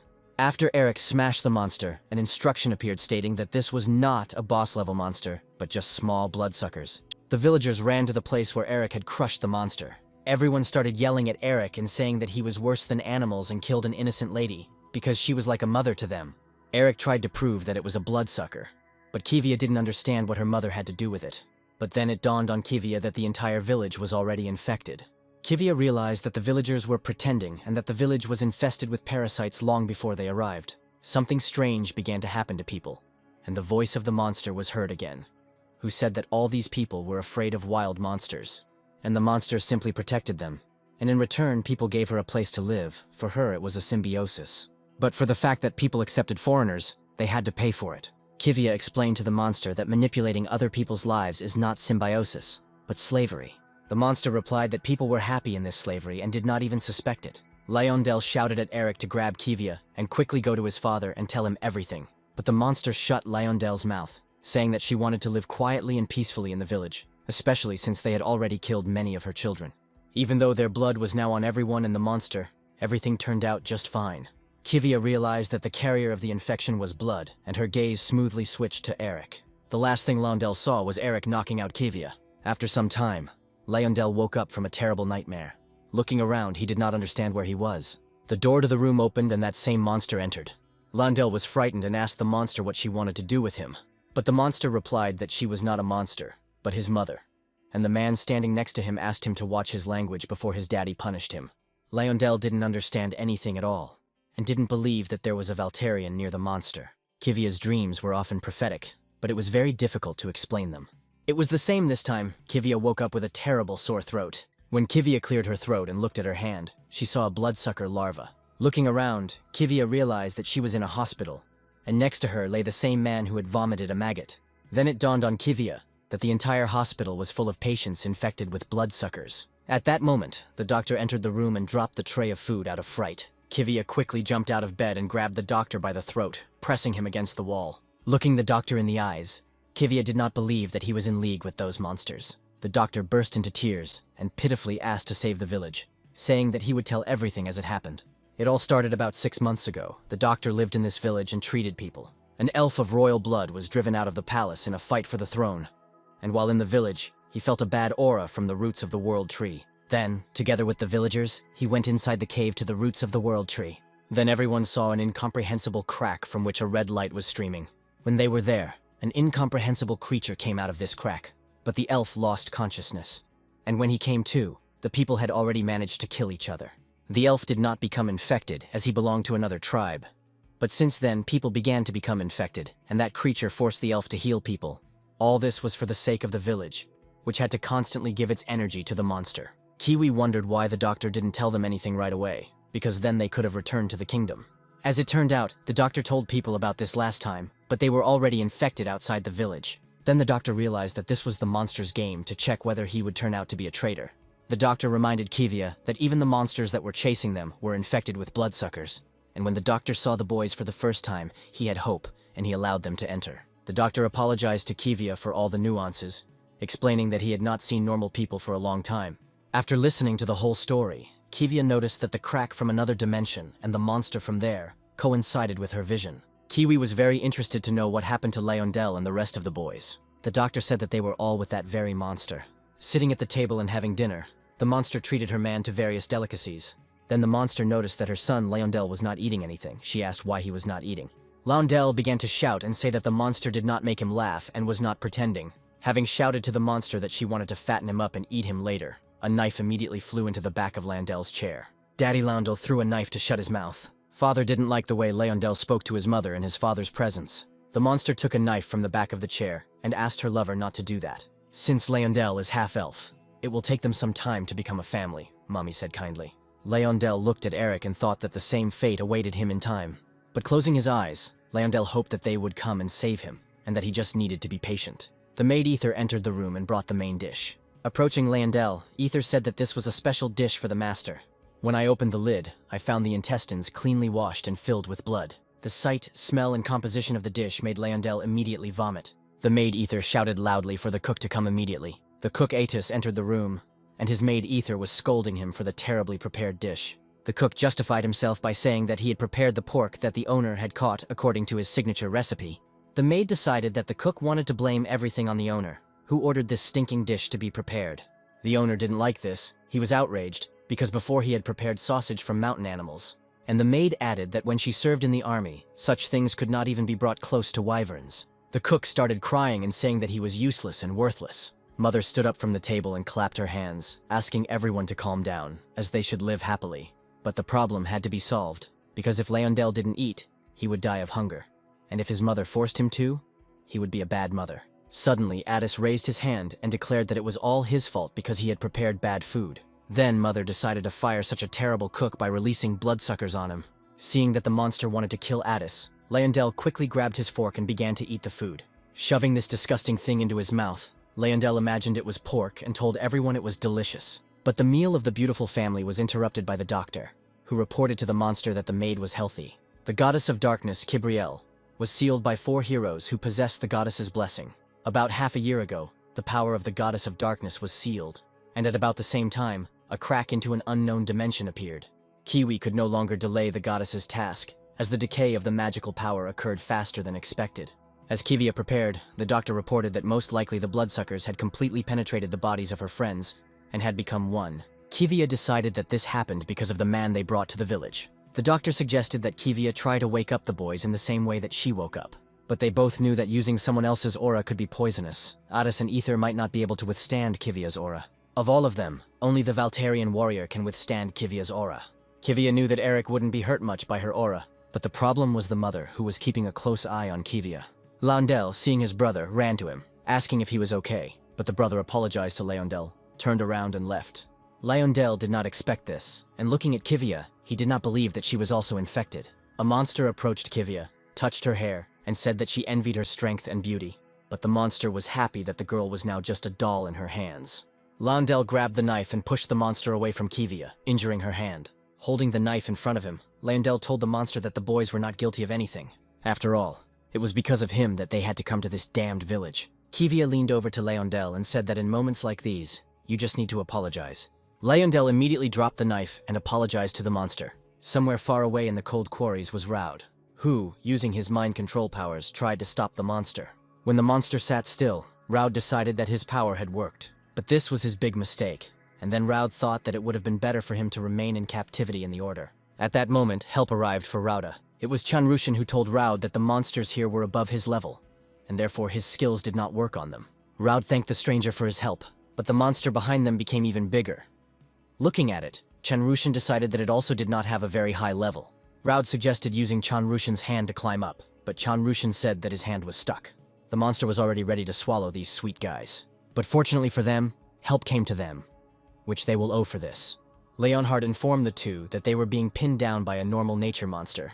Chanrushan thanked Leonhard and said that he would serve him loyally. Raud was interested in why they were in such a place. Chanrushan answered that there was a dungeon here, and Leonhard asked Chanrushan if he knew why they were going down into the dungeon. Chanrushan suggested that it was for the sake of the raid, so that the monsters would not attack people. Here Raud intervened, saying that monsters come in different forms. The one that attacked them was a Ratni, and he attacked because they invaded his territory. Leonhard explained that the dungeon monsters were created by the demon god, and they cannot eat anything that belongs to the Ratna, and therefore they cannot cause harm. Chanrushan became interested in why the hunters went down into the dungeon. Temptation was to blame for everything, because for completing the dungeon they could receive powerful items and glory.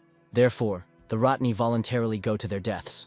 In other words, this is the first stage of the capture of Ratni by the demon god. Now it became clear to Chanrushan why there were objects in the very heart of the dungeon.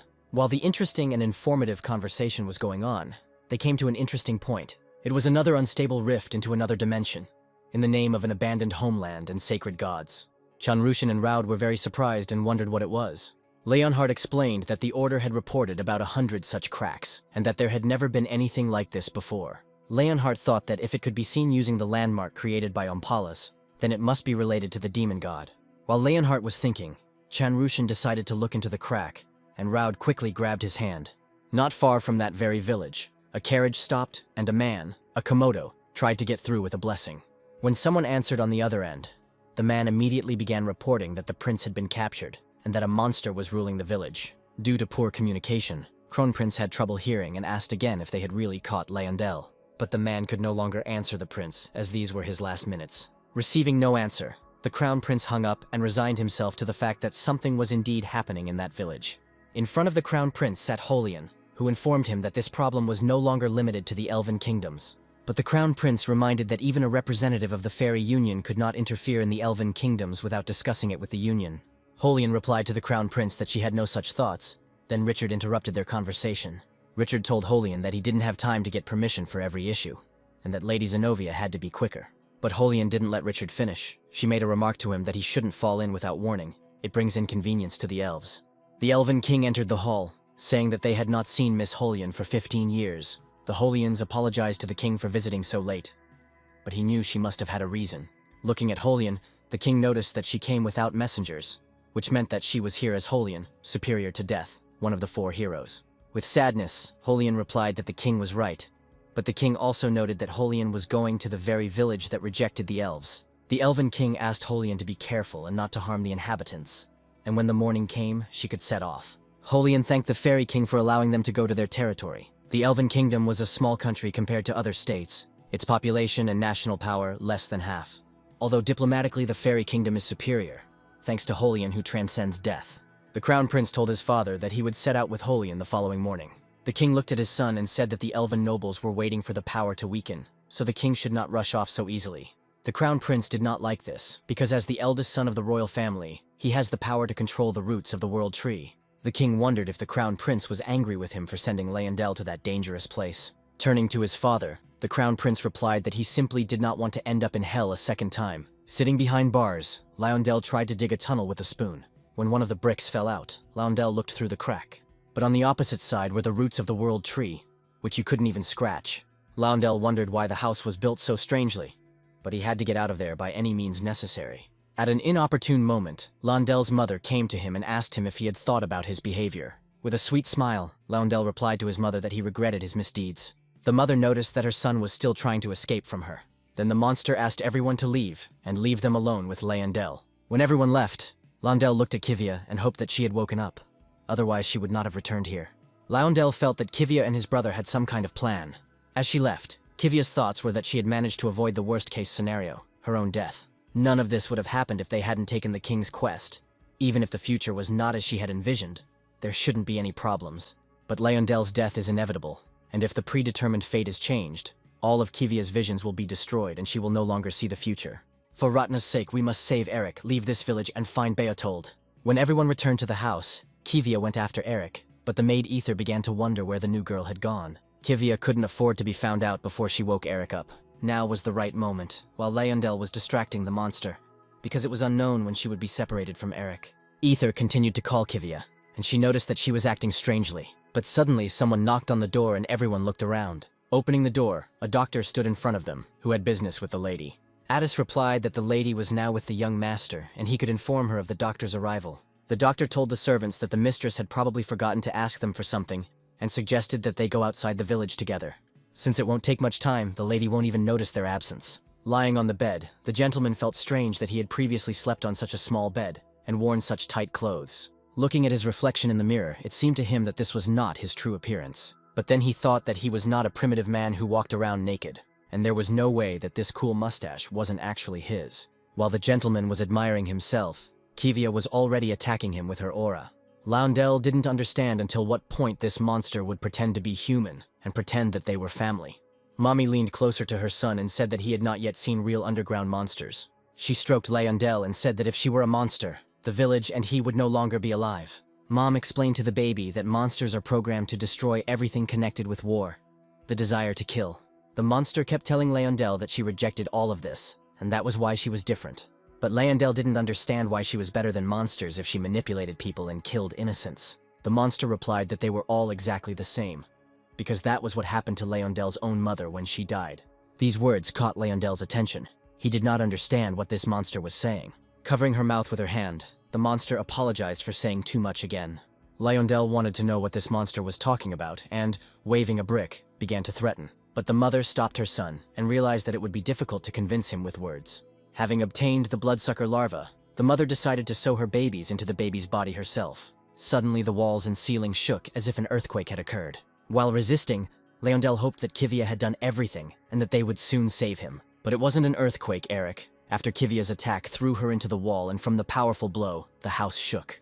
Now Kivia realized that burning the bloodsuckers in Eric's body was a stupid idea, because her power was not enough.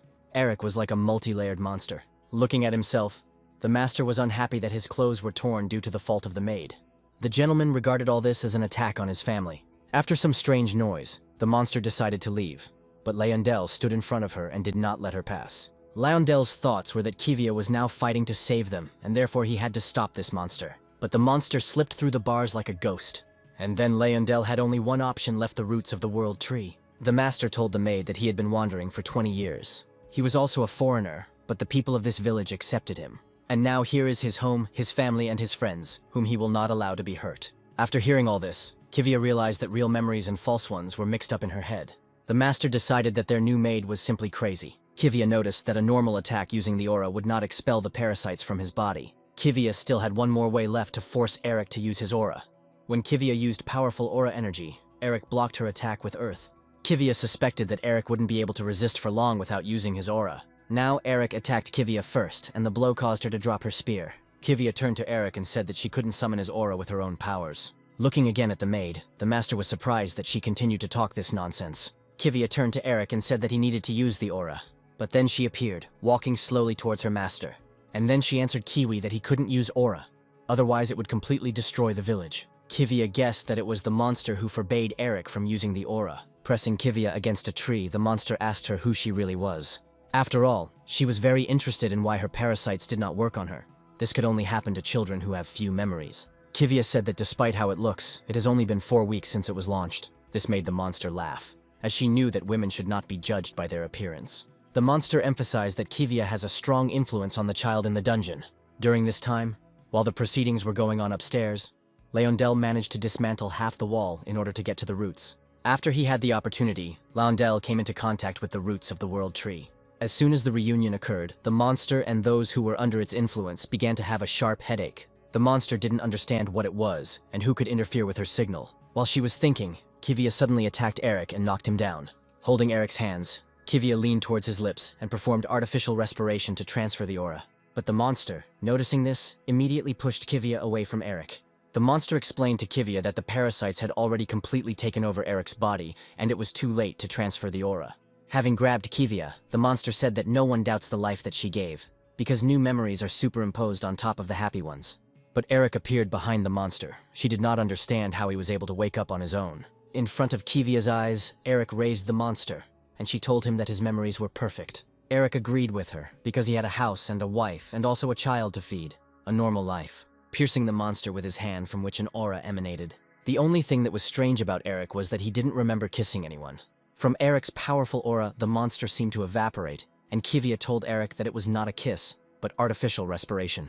Returning to the house, Eric thanked Kivia for kissing him, or rather, performing artificial respiration, and for him coming to his senses. Kivia asked Eric to be more serious, as Mom might come back to life. In general, for Kivia, this was an extreme method that she did not want to use. Eric decided that it was because of his headache that everything worked out for Kivia. When Kivia and Eric came to Leondel, they noticed that the roots of the World Tree began to suck the baby into themselves. Leondel, seeing Kivia, was glad that she remained alive. Eric immediately bent the bars of the grate so they could enter. Kivia cut the roots of the World Tree with her spear using aura. When Leondel fell on Kivia's shoulder, he was immediately glad of such relief. It was known that people were controlled by a signal coming from the World Tree. Whoever received the signal was immediately under control. The monster used the tree's roots for its own purposes, which means the source is hidden somewhere underground. To free people, it is necessary to destroy the source and restore the World Tree. Then the signal will disappear, and all charged ones will heal naturally. Kivia told all the information that Leondel received when interacting with the World Tree. Looking at Eric, Kivia told him that he looked like a clown without clothes, but Eric had no clothes and his sword. But Leondel reminded everyone that in order to restore the World Tree to its previous state, he personally needed to touch it. This meant that Leondel also had to go down into the dungeon. Kivia didn't even want to hear about it, and immediately said that Leondel would stay upstairs while they destroyed the enemy. Leondel tried to persuade Kivia, saying that the road leading down was like a labyrinth and it would be difficult to find the way. Also, Leondel said that he was engaged in fencing, or he would be able to distract the monsters. But Kivia insisted on her own, and even more so, after contact with the World Tree, one of Leondel's eyes began to see worse. Suddenly, Eric picked up Leondel and put him on his shoulders, realizing that the weight was just right. Eric said that even 3-year-olds go out to battle among the Valterians, and Leondel will be their navigator. This idea pleased Leondel, and sitting on Eric's shoulders, he shouted that Leondel's squad was ready for battle. The doctor, along with Ether and Addis, descended into the dungeon and walked along the tangled paths. Ether didn't believe that the lady had a task for them in such a terrible place. Having already gone deep enough, Ether wanted to touch the tip of the root. But Ether was frightened by someone's mooing face in the roots. Attis and Ether were surprised where it came from, and why the roots of the World Tree were absorbing it. The doctor explained that with the help of the World Tree, it sucks out energy, even though the roots are infected. All this bears fruit on the branches. The high concentration of life force and energy turns into red crystals. After that, bloodstones appear and all this is done for her. Arriving at the place, the doctor gave the order to find the sword of the Valterian warrior. But the same monster who said she wanted to accept him into her family turned to the doctor. The doctor didn't expect Kivia to wake up the Valterian so quickly. Then the doctor turned to the queen and asked what had happened. And she sternly replied that the cunning doctor knew everything and did not tell. But the doctor tried to convince the queen that he knew nothing about it and had no idea. The queen told the doctor that she would never forgive him. Then the doctor approached the queen and asked what she would do with him. Kill him or something. But if the queen kills him, she will turn into a monster who is unable to resist the thirst for murder. If the doctor dies, his magic will disappear, and the queen will not be able to live like an ordinary person. The queen turned away from the doctor, saying that he simply had nowhere to go because he had been kicked out of the kingdom. It was not in the interests of the two of them for this village to become known. But Eric, along with Kivia and Leondel, were already on their way. The queen warned the doctor that she would make Eric pay the price for cheating on his wife by kissing another. Hearing this, Addis offered to kill Eric for such an act. Seeing his brother, Leondel was glad that he was alive. Eric was surprised that Leondel's brother was also not infected, and Kivia said that thanks to him, she got close to them, and only people are susceptible to influence. Then Erica wondered how people could be influenced. The doctor told Leondel that he was indeed a true descendant of the royal elves, since he was able to touch the roots. Suddenly, Ether jumped out from somewhere waving her swords. Eric started yelling at Ether to come to her senses, but Kivia told Eric that if it was that simple, she wouldn't have woken him up that way. At the moment, Ether and Addis mistook Eric and Kivia for enemies. When Addis tried to attack, Eric managed to block it, but noticed that Addis's skills had become more powerful. Eric decided to talk to the guys again, saying that the fact that they were fighting now looked very strange. But Addis did not see anything strange in this, since he was trying to kill the enemy who invaded his territory. Eric kicked the ground with all his might, causing it to shake as if there had been an earthquake. As the impact tore a hole in the ground, Eric grabbed Ether and Addis and fell into it with them, shouting to Kivia that there was a way. Kivia was surprised that Eric spoke so confidently about this. The queen immediately appeared and wanted to kill Kivia for breaking up someone else's family. Kivia immediately entered into battle with the queen. Turning to the doctor, Kivia ordered him to take Leondel away from here. Of course, Leondel was against this. Then Kivia told him that if he stayed here, he would die. The doctor grabbed Leondel by the hand and they started to run away. Leondel decided that he was just bothering everyone, and his escape was the only help for Kivia and Eric. The middle brother asked Leondel if he wanted to help his friends, and Leondel of course agreed. The doctor was happy about this, and said that the time had come to prove his worth. The queen asked Kivia if she knew that if a half-elf touched the world tree, he would die due to the side effect. The queen knew that Kivia's true intentions were not to save the child, but simply to have him die away from her eyes. Kivia begged the wretched monster to shut up, but the queen was glad she had hit the nail on the head. The queen continued to talk about how Kivia only needed the boar she could take in exchange for Leondel. At one point, there was already a whole crowd of monsters, and each one said that Kivia could have killed Addis and Ether, and told the Valtarian that they were killed by a monster. Kivia thought about freezing this crowd with an artifact, but using aura on bloodsuckers is not the best option. During the time spent in the village, Kivia realized that the bloodsuckers quickly recover and feed on the energy of the tree. And in order for Kivia to deal with everyone, in addition to aura, she needed 4 main powers. The queen turned to Kivia and asked her if she understood the queen's weakness. The queen was also curious about what Kivia thought about why the queen did not kill the mage and the swordsman. The queen told Kivia that there was no way to return the mage and swordsman to their previous state, and the only thing left to do was to kill them. Eric immediately appears and asks Kivia to help him, since he lacks a level. The queen doesn't understand how the Valtarian is still alive. Kivia takes out a polymorph necklace that can suppress users of the dragon race. After activating the necklace, Addis and Ether immediately turned into dragons. The queen was amazed that the magician and the swordsman were dragons. Addis was furious that the monster wanted to harm Eric and Kiwi with his hands. Addis grabbed the monster by the hair and began to spit fire right into her face. Eric watched all this, and for the first time he saw Addis so furious. Ether grabbed Eric and began to slam him into the ground, telling him to die. Eric started hitting Ether in the face and telling her to come to her senses. When Ether came to her senses, she immediately went to help Addis. Eric asked Kivia where Leondel was, and she replied that she had sent him and his brother outside. Kivia told Eric that as long as the main monster was in the crosshairs, no one would be able to harm Leondel. But no one expected that the village's world tree would turn into a monster. The monster began to attack the village with its aura. Addis told the monster that it was precisely such actions that made her a monster. Eric, sitting on Ether, went to help Addis. But Eric didn't just strike, he cut the monster with his aura. It was the first time Eric had seen someone bigger than Addis. With his strength and aura, Eric smashed the monster to pieces. Eric destroyed every millimeter of the monster, getting closer and closer to her. After Eric's aura, the monster could no longer regenerate. And then Eric got as close to her as possible and was ready to strike. But Eric's sword couldn't withstand his powerful aura and broke. Noticing this, Kivia made a good run and threw a spear at Ermic, saying that she had already used it and it was time to return it. Eric caught the spear and thanked Kivia for returning it. The world tree sucked all the energy out of the monster, while Eric cut off her head. All the energy of the world tree will leave through this gap. Leondel told his brother that he couldn't move, and his brother replied that this was enough to prevent the queen from regenerating.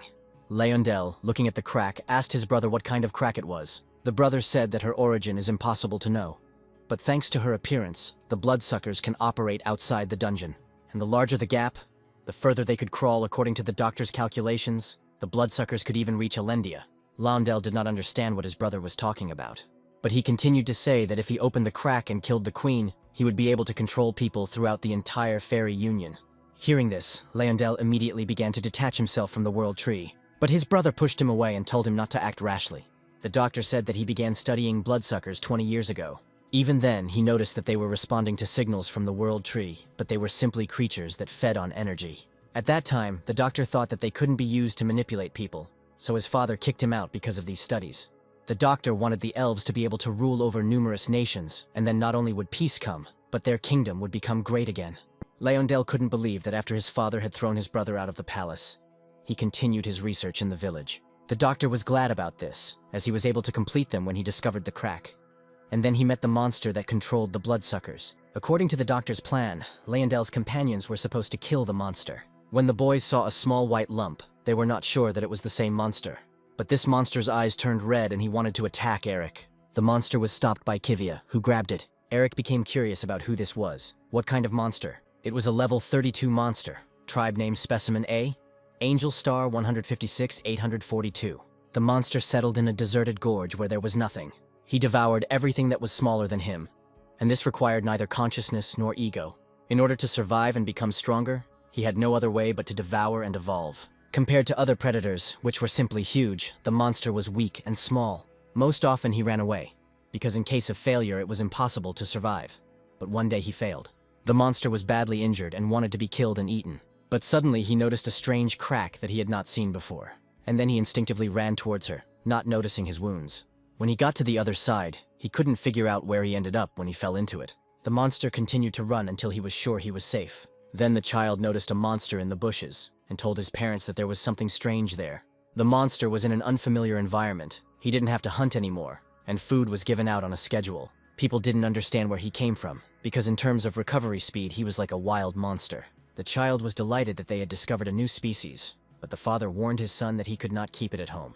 The father warned his son that this monster was still a puppy, but could also be dangerous. The child told the monster that his dad was a veterinarian, and if he ate well, he would soon get better. The monster grabbed the bowl of food in his paws and said that it was delicious. Everyone was surprised by what they heard, as no one expected this monster to speak. Immediately after this, the father and son began to persuade their mother to let the monster stay with them. But mother was against it, afraid that the villagers might find out that they were keeping a wild monster at home. But the monster was able to persuade his mother, looking at her with his huge eyes. Then the monster realized that these large creatures were not scary and began to learn more and more about them. Dad, a veterinarian, loved to look after the monster as he was, and thanks to this, he was able to live comfortably in their home. After some time, my mother decided that it was impossible to keep the monster locked up, so sometimes she would secretly take him out when she went to the village. The boy loved to read books and sleep under a tree. Then this baby gave a name to the monster. Since he was white as snow, he received the name Snow. Even though the monster Snow had never seen snow, he liked the name. After some time, the baby fell ill as an epidemic spread throughout the village. The parents called the doctor, who asked them not to worry, but the parents said they would bring a special doctor. There were many other doctors before this one, but no one could identify the disease. But it was that special doctor who was able to cure the boy, and the parents thanked him. The doctor assured the parents that he had simply replenished the body's internal energy. At that time, the village was hostile to elves, and the parents had a hard time deciding about such a doctor. Sitting in the boy's room, the doctor admitted that this was the first time he had encountered such a type of animal. The father told the doctor that they accidentally found Snow wounded and are now monitoring him. And an interesting ability is that he takes the form of objects that he ate. After the conversation, the father reached into the inside pocket of his jacket for his fee. But the doctor asked without this, since the baby had not fully recovered. In return, he asked to put in a good word for him to stay in the village. Father was surprised that there were still such amazing elves. The doctor had medicines to treat people, and he used this to his advantage. Although the doctor did not look like the villagers, to Snow, he was like a human. The father helped the elf and convinced the residents, but at first, everyone reacted strangely to this. But the people he cured began to treat him as a doctor. Unfortunately, even medications did not help the physically weak, and the boy was no exception. After the boy's death, the house acquired an uncomfortable silence. No one called Snow by name again, and the family and other residents became infected with another disease. The disease was so severe that it could not be cured by any medicine. Snow didn't know what he had to do to return to that time. He wanted to be called by name again, played with and fed. When Snow ran to the boy's grave, he began to dig him out, and one of the villagers noticed this. After some time, Snow returned, but his parents were alarmed by his appearance. Standing on the threshold, Snow said that he was in pain, just like his mom and dad. Even though the boy disappeared, Snow made his parents happy that they had him, and that he would become part of their family. But the father was beside himself and swung at Snow, saying that he was a vile monster. In such rainy weather, The villagers entered the house to report that a monster had dug up their son's grave, but there was no one to report this to. When it was all over and Snow came to his senses, he decided he needed to go to the doctor. But in this guise, Snow could not appear, and, not understanding the reasons, he ran away. Snow found the crack from which he fell, but he had already become larger than that crack. He thought he could push it open and crawl inside, but Snow didn't want to go back to the mountains. When the residents shot Snow, they began to worry more about the incomprehensible crack, which they decided was the cause of the illnesses. Snow stood up and started crying, telling the villagers that it wasn't because of him. It was at that moment that people began to kill each other. Snow realized that he had forced them to do this, and then he gained the ability to control the bloodsuckers. As it turned out, the cause of the disease in the village was blood-sucking monsters, and the same thing happened to the boy who became infected with this disease. And when Snow ate the boy, he became infected with this disease. A doctor appeared from somewhere in the dungeon and saved Snow. The doctor extended his hand to Snow and offered to help him live as a human. After all this, the doctor cast magic on Snow so that he would not accidentally kill anyone. Then Snow gave the doctor his 2 eyes, and all this was so that he could use his abilities. The boys realized that Snow was just a pawn of the elf to control people. Kivia began to threaten Snow and ask where the doctor and Londell were now. But Snow didn't even think about helping the guys, because they also consider him just a monster. Addis intervened in the conversation and said that he had also lived like a wild animal before and had to kill people to survive. Addis admitted that he now regretted it, and Kivia asked Addis to step aside. Eric pulled Kivia towards him and asked her to leave it as is for now. Snow decided that Addis was asking him to repent and move on with his life. Addis explained that taking people's lives by using bloodsuckers and attacking them was wrong. Snow didn't like all this, since he couldn't turn into a human like Addis. These words made Snow angry, because everyone looked at him like he was a monster. Addis hugged Snow, telling him that the two of them were essentially monsters, and no matter how much they denied it, it wouldn't change. Addis asked Snow not to use all this as an excuse anymore. When Addis asked Snow if no one had ever been kind to him, Snow remembered that boy's mother. From such mental trauma, everything inside Snow was screaming. Kivia didn't remember why Eric and Ether were just standing there watching all this. And when everything calmed down, Eric suggested finishing off the second prince and finding Leyondell. As Snow climbed higher, he ordered the villagers to go very far away so that the signal from the world tree would not affect them. Eric suggested waiting until the residents left. Addis praised Snow. Snow also erased the memories of people seeing the dragon. Unexpectedly, Ether said that she had gotten out of the habit of flying in the form of a wyvern, that now even her shoulders hurt, but Eric said that she had simply gained weight. Ether attacked Eric with the words that she was 3 times lighter than him. Eric replied that weight is determined by true appearance. Noticing Kivia a little further, Eric approached her and saw that she was sad, most likely because of Leyondell. Kivia replied that she was worried about Leyondell, but sad because of Eric. Since Eric was not a warrior, even the goddess could not accurately predict his actions, and if this continued, all of Kivia's predictions would be false. So now Eric must follow only Kivia's decisions. Eric, without denying anything, simply agreed with Kivia. Along the way, Kivia praised the boys for stopping her when she tried to kill the creature. Eric was glad that Snow was alive, and said that he had an interesting race. When Eric named the race Angel, Kivia's face changed, but Eric continued to say that there were still strange numbers there. Addis and Ether heard of such an angel race for the first time, and Snow himself admitted that he did not know such a thing. Eric was outraged that the guys themselves didn't know this, and they called him a foreigner. At that moment, a huge bunch of monsters similar to Snow flew out of the tree. Everyone was surprised and decided that these monsters came here just like Snow. Kivia pushed Eric down sharply, grabbed Snow, and told Addis and Ether that there was a change of plans. Kivia ordered Addis and Ether to kill the monsters called angels so that they would not leave the village. Kivia jumped after Eric and shouted that they would close the gate in that time. When strange monsters began to penetrate, Leyondell blocked their path. The doctor, looking at the crack, suggested that there might be a connection with other lands, since this was the first time he had seen such monsters. Leyondell turned to his brother and said that he had made the wrong choice, since he himself would not be able to control it. Leaning towards Leyondell, the brother replied that it was for this very reason that he asked him for help. Leyondell was even afraid to imagine what his father and older brother would say to all this. But the doctor replied that they were all dirty liars. The doctor said that neither the Crown Prince nor he could control the World Tree, only Leyondell could do it. This ability is possessed by the eldest sons of the royal elven family. The Crown Prince forgot his duties and fell in love with a human girl, and then the king declared his own grandson to be his son to hide the prince's stupidity. The Crown Prince wanted to pass the throne to the half-breed when the time came, but if that happened, the royal blood of the elves would be forever defiled. As with Leyondell's mother, the middle brother sent mercenaries to kill the younger brother. But then the doctor gets hit in the face by Eric, who was very happy to hit such a filthy scumbag. Eric explained that for some reason he couldn't kill, but if Kivia had hit him, the doctor's head would have flown off his shoulders long ago. The doctor did not expect to see the Valtrin here, and he became interested in how they knew his location. Snow came out from behind Eric, who had thought the whole time that the doctor was caring for him and therefore was hiding this place. Snow was so angry that as soon as the doctor appeared in the village, he infected everyone with bloodsuckers. Seeing the monster, the doctor was even more surprised that now they were all on the same page. Kivia noticed that the doctor had given Leondel poison to drink and wanted to help him quickly. But suddenly Leondel ran over to his brother.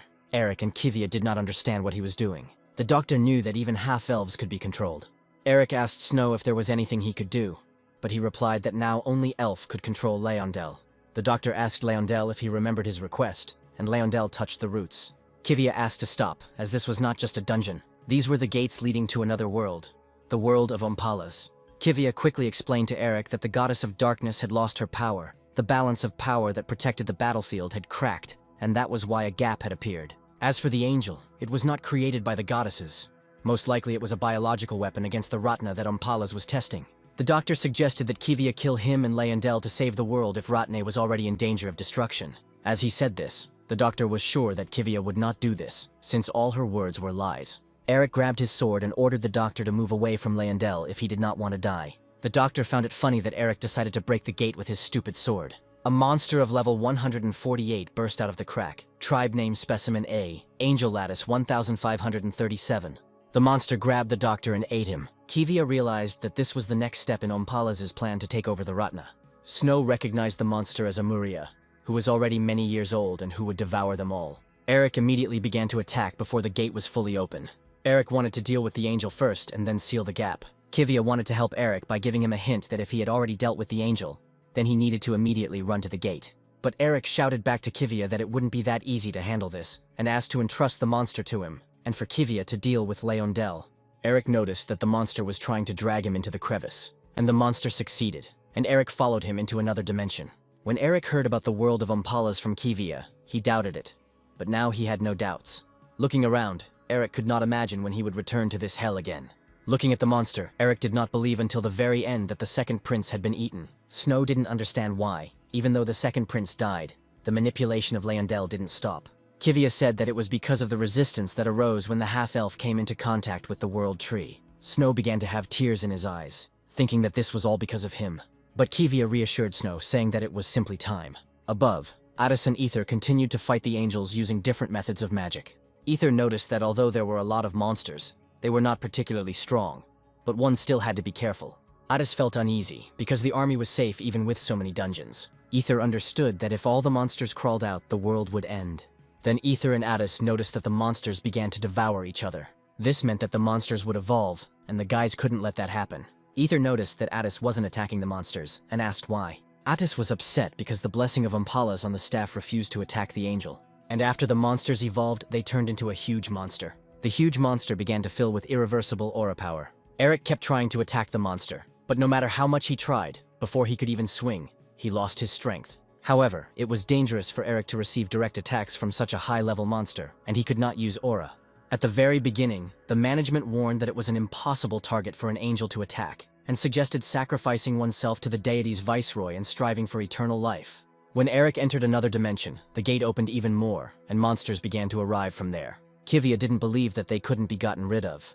Snow replied that it was only for a while, since they had enough food here. Kivia had only one option left, to close the gate. Snow fully agreed with Kiwi, but only Leondel could close the gate.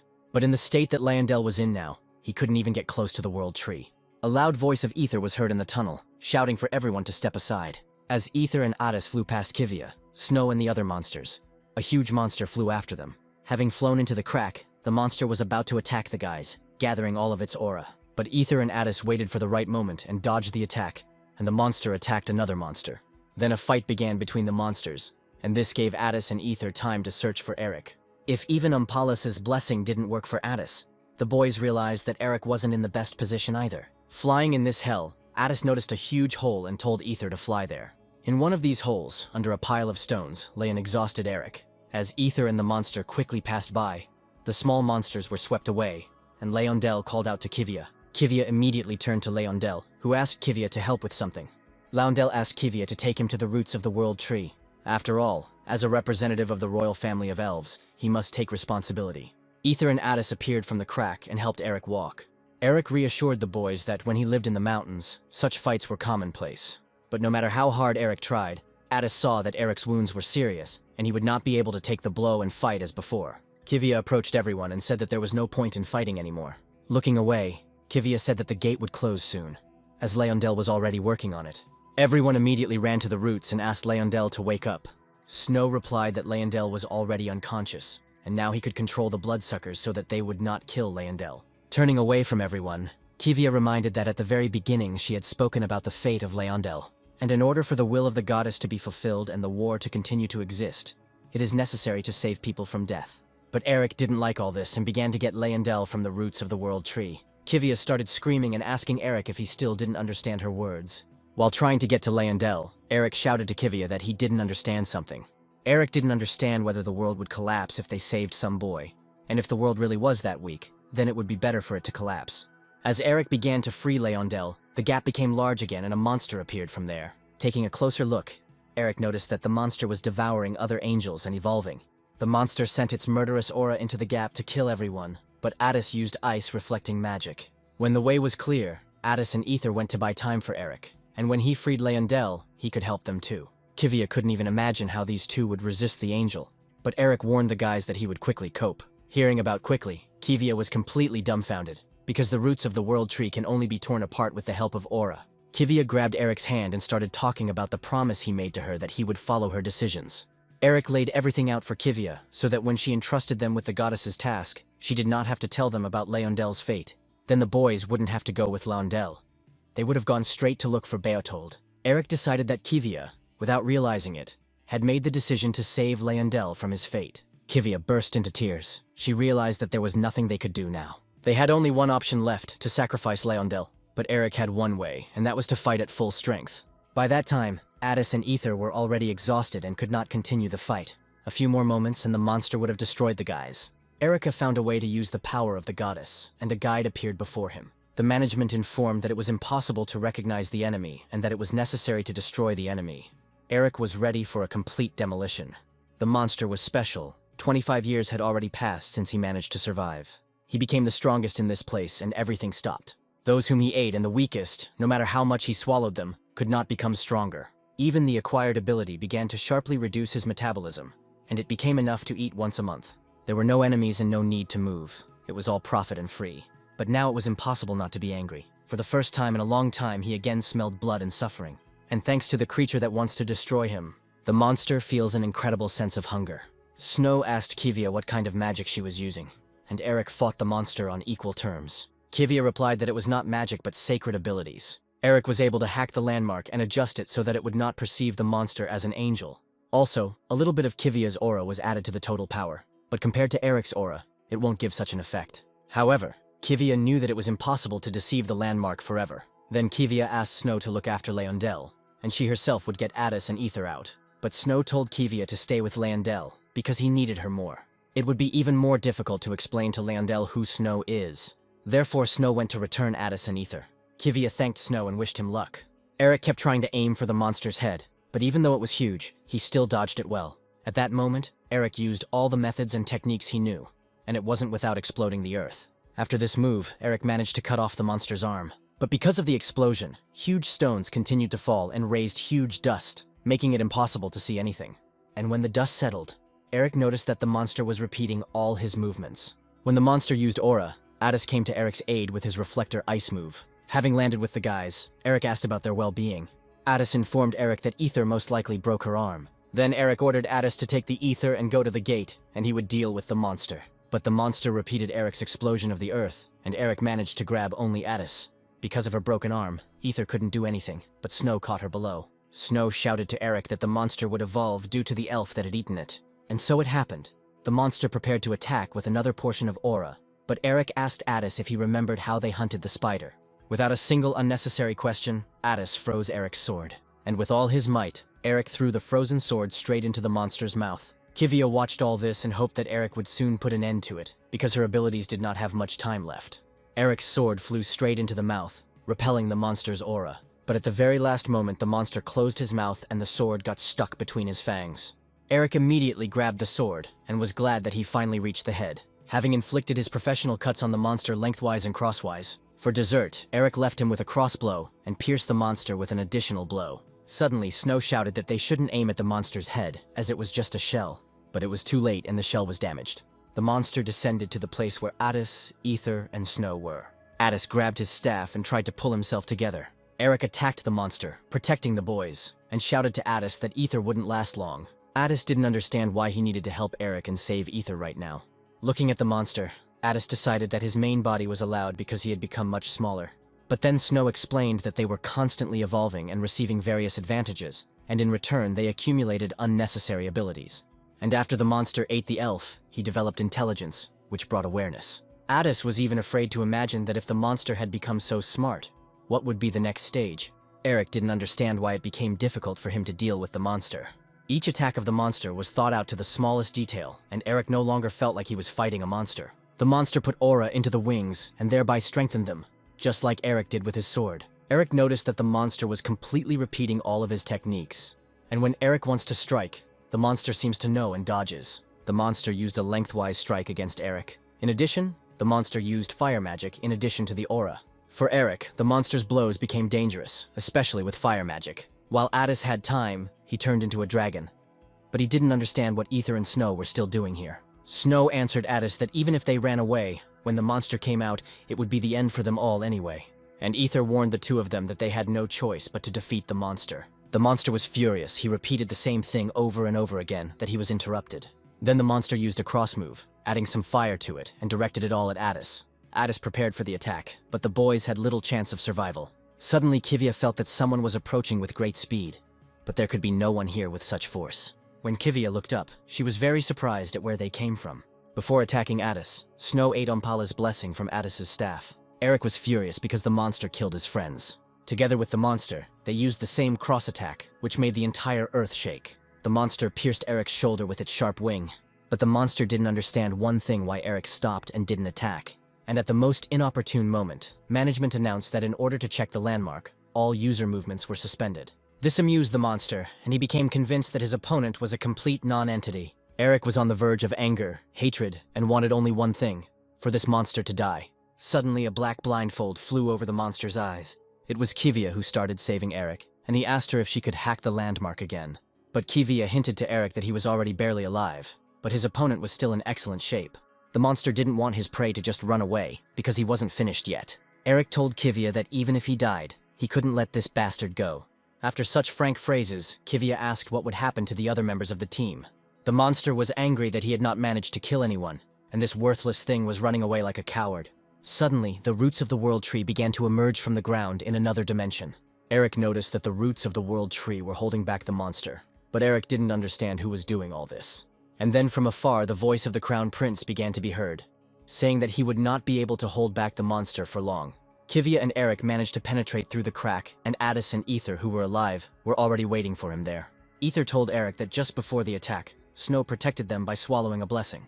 Eric asked Addis where Snow was then, but Addis could not answer, because when they came to their senses, the roots had already carried them away. Kivia told the Crown Prince that if this gap between dimensions was left, it would begin to grow, and the Ratna would not be able to withstand it. The Crown Prince heard Kivia and knew that only through the roots of the world tree did they have a chance. The Crown Prince ordered the elves to direct all remaining energy to the roots of the world tree. The Crown Prince himself also took it upon himself to help the elf close the gap. The Crown Prince asked Kivia to explain this phenomenon later. Kivia agreed with the prince and asked in return that he explain everything to Landel. Looking down, the Crown Prince agreed with Kivia that it was time to tell the whole truth. When the gap was almost closed, a monster appeared from it, shouting that he would not allow this to happen, and began to open it with his own strength. Suddenly, the monster's aura covered everyone, but most of the energy was directed at Eric. And at that moment, Eric's body seemed to be bound by millions of chains, and instructions appeared. To prevent the monster from killing Eric, Snow came to the rescue and began to interfere with the monster. Looking back, the monster asked Snow why he was trying to stop him, since they were the same species. But suddenly, a huge black harness grabbed Snow by the paw and began to pull. It was Kivia who answered the monster that Snow was completely different and was not a monster. When Kivia grabbed Snow, the monster had a good chance to break out again. Jumping out of the crack, the monster cut Kivia's harness, and at that moment powerful magic began to push the monster and Snow back. Then Snow realized that this was their last meeting and smiled at the guys as he said goodbye. The elves added strength and sealed the gap with the roots of the world tree. The boys became curious about who appeared with such strong magic. Holian was in the sky, wondering if everyone was safe. When the people came out of hypnosis, they observed what was happening to their village. The villagers approached Richard as a hunter and asked him to catch the monster. Richard was ordered to guard the inhabitants, and he was waiting for a certain signal. When arrows appeared in the sky, Richard knew it was all over. Richard, as he left, told the residents that sometimes it was better not to know anything, and a flash of magic blinded the residents. The Crown Prince thanked Holian for helping them at a critical moment. Eric looked with anger at the superior death of Holian. Holian also used magic on the boys. Eric prepared for the attack and ordered Addis and Ether to hide behind him. But because of the thick prana of Holian, the guys found themselves in a completely different place. Holian said that she heard about the boys from the prince, and expressed gratitude to them on behalf of the entire fairy union. 2 days later, all the representatives gathered at a round table in the Frelsis Palace. The Crown Prince announced that he had personally seen the gate leading to another dimension. The king of the dwarves, Crombrindle, having studied the matter, was surprised by the unknown monsters that possess intelligence. The Sylph King, Kudibadi, was worried that the monster was trying to come out of its own accord. The Queen of the Nymphs, a representative of the Fairies' Union Holian Prandrihi, reported that at the very end she managed to throw the monster back. Holian was also grateful to Lord Landel and the hunters who risked their lives. Kudibadi was delighted with the Valterian and his assistants, and Crombrindle was surprised at how much effort it took the guys to close the gate. But Crombrindle decided to look at it from the other side, and put forward the theory that perhaps the hunters were somehow connected to this incident. The Crown Prince revealed that the cause was his dead twin brother, and that the Elven Kingdom was responsible for not keeping an eye on him. The Crown Prince also admitted that the price for all this is that his son Leondel is now unconscious and cannot come to his senses. There was silence at the table because no one expected such a turn of events. The Crown Prince was grateful to the heroes who saved the future of the Elven Kingdom. Crombrindle wanted to meet and get to know these hunters in person. The Crown Prince replied that he would prepare a meeting for next time, and Kudibadi suggested rewarding the heroes. But for Kubibat, there was something strange. Why the great King Garhan or the sorceress Zenobia did nothing. The Crown Prince turned to Holian, saying that in order to find out the cause of the incident, cooperation with the countries of the continent of Ratna is inevitable. The Crown Prince suggested that Holian contact them as soon as possible, and that she could use their means of communication for this purpose. After contacting Garhan and Zenovi, Garhan told Holian that an investigation was currently underway. Zenovia told Holian that she was ready to rush to investigate right now, but not everything is so simple, so she gave Holian a hint. Holian thanked Zenovia for the hint, as it allowed them to avoid major losses. But Holian was still worried. Holian revealed that the two possess the Demon King's blessing, and are currently studying it. The critical moment had come for the army, and Holian suggested finding Beotold and helping everyone together as before. But Garhan reminded Holian that they were human, and unlike her, their lifespan was limited. Garhan said that only with the blessing of Umpalas would they soon be able to receive eternal life. Zenovia noticed that Holian's expression changed, and asked if this wasn't part of her plans. Holian was nervous, because these were her friends, and she couldn't wish them dead. Garhan reminded Holian that they, as 4 heroes, had to save the Ratna, so they entrusted this task to her. Holian left in a bad mood and asked to contact her if they learned anything about the gate. Zenovia suggested that Garhan tell the whole truth to Holian, since they had already given up control of the great land and blessing to her. But Garhan replied that this was impossible, and the problem was in the gates themselves. Garhan knew that the power protecting the Ratna would be thrown out of balance by the absence of the goddess of darkness, but he did not expect that it would connect it with the world Umpalas. Zenovia warned Garhan that this was a temporary problem, and that they should simply absorb the goddess's power completely. Garhan reminded Zenovia that Holian, although a healer, was a level higher than all of them, and Beotold refused to measure the level at all, so Garhan and Zenovia could not know anything for sure. Garhan regretted that he had not resolved all the issues with Beotold, but now the main thing was not to become enemies. Calling Richard Garhan to ask about the situation, Richard said that Holian was planning to stay in the Elven Kingdom to investigate. Richard also noted that the leaders of the Fairy Union are not going to officially announce the gate. Garhan ordered Richard to keep an eye on Holian and make sure she didn't find out anything about their conversation, and if anyone starts to guess about their plan, Garhan ordered that they be destroyed. Walking around the palace grounds, Addis asked where Kivia had gone with such a worried face. Eric decided that it was because of Holian. Addis only noticed that Holian did not have the blessing of Umpalas, because then she would be able to measure the level of the warrior. Ether agreed with Addis, adding that given their healing, maybe she wasn't that bad. But Eric told the guys that when Holian treated him, he felt the remnants of his aura leaving him. Eric decided that Holian was too risky to trust, since she was in the same boat as Garhan and Zenovia. Ada suggested that the best option was to find Beotold and do it before the other gate opened and the angel came out of it. Suddenly, a strong wind arose and Sylph, the thief of justice, appeared. Sylph asked if they were the hunters hired by the Elven Kingdom. Ether didn't understand when Sylph stole her necklace, and for Addis it was strange that Sylph, who lived at the top of the world tree, was doing here. Flying away quickly, Sylph said that if they caught him, then they would find out everything. Ether and Eric immediately set off in pursuit, but Addis forgot that his dry land with the blessing was no longer there. Sylph led Eric and Ether into the forest away from the palace. Then Sylph shouted that it was not he who wanted to fight the Valtarian, and someone huge jumped out of the mountain. It was a dwarven warrior who thanked the Valtarian for coming to test the new weapon. Eric found the dwarf too noisy and had no choice but to destroy him. Crombrindle approved of the fact that the Valtarian didn't even care that he was the king of the dwarves. As it turned out, the king of the gnomes wanted to test the new weapon and asked Sylph to bring the Valtarian. Sylph looked at the necklace and noticed that it looked more like the artifact that Miss Holyan used to have. If Ether is too far from the necklace, it risks taking on its true form. The dwarf warrior took out his new invention, the stone thrower. Eric was surprised when he first saw such a thing. The dwarf warrior explained that this was a reusable installation for launching magic projectiles, created using the latest dwarven technology. Having shot the entire forest, the wonder weapon ran out of shells and then there was no point in testing. Eric used aura and therefore nothing affected him. But in case long-range shooting was no longer possible, the dwarves had the option of battle. By that time, Addis had arrived and did not understand what was happening. Taking a closer look, Addis noticed that Eric was fighting with the magical dreadgnome gloves from the kingdom of the gnomes. And if Eric suddenly defeats this person, then problems may arise between the states. For such a case, Addis took the crystals, but without the staff he could not use them. And then Addis noticed a very interesting joke. Sylph told Ether that if you chase them in such a narrow and confusing space, it would be almost impossible to catch them. Ether tried to catch Sylph with a magic sword, and judging by her movements, Sylph realized that she was used to flying. Since Sylph became too slow and tired, Ether almost caught up with him. Ether sat down on a branch, and somewhere a flying Sylph was wondering how Ether got this necklace. But Ether wasn't going to tell this story to the thief. Then Sylph offered an option: if Ether could take the necklace away in 10 minutes, then he would not ask anything else. But if Ether loses, he will tell him the whole truth.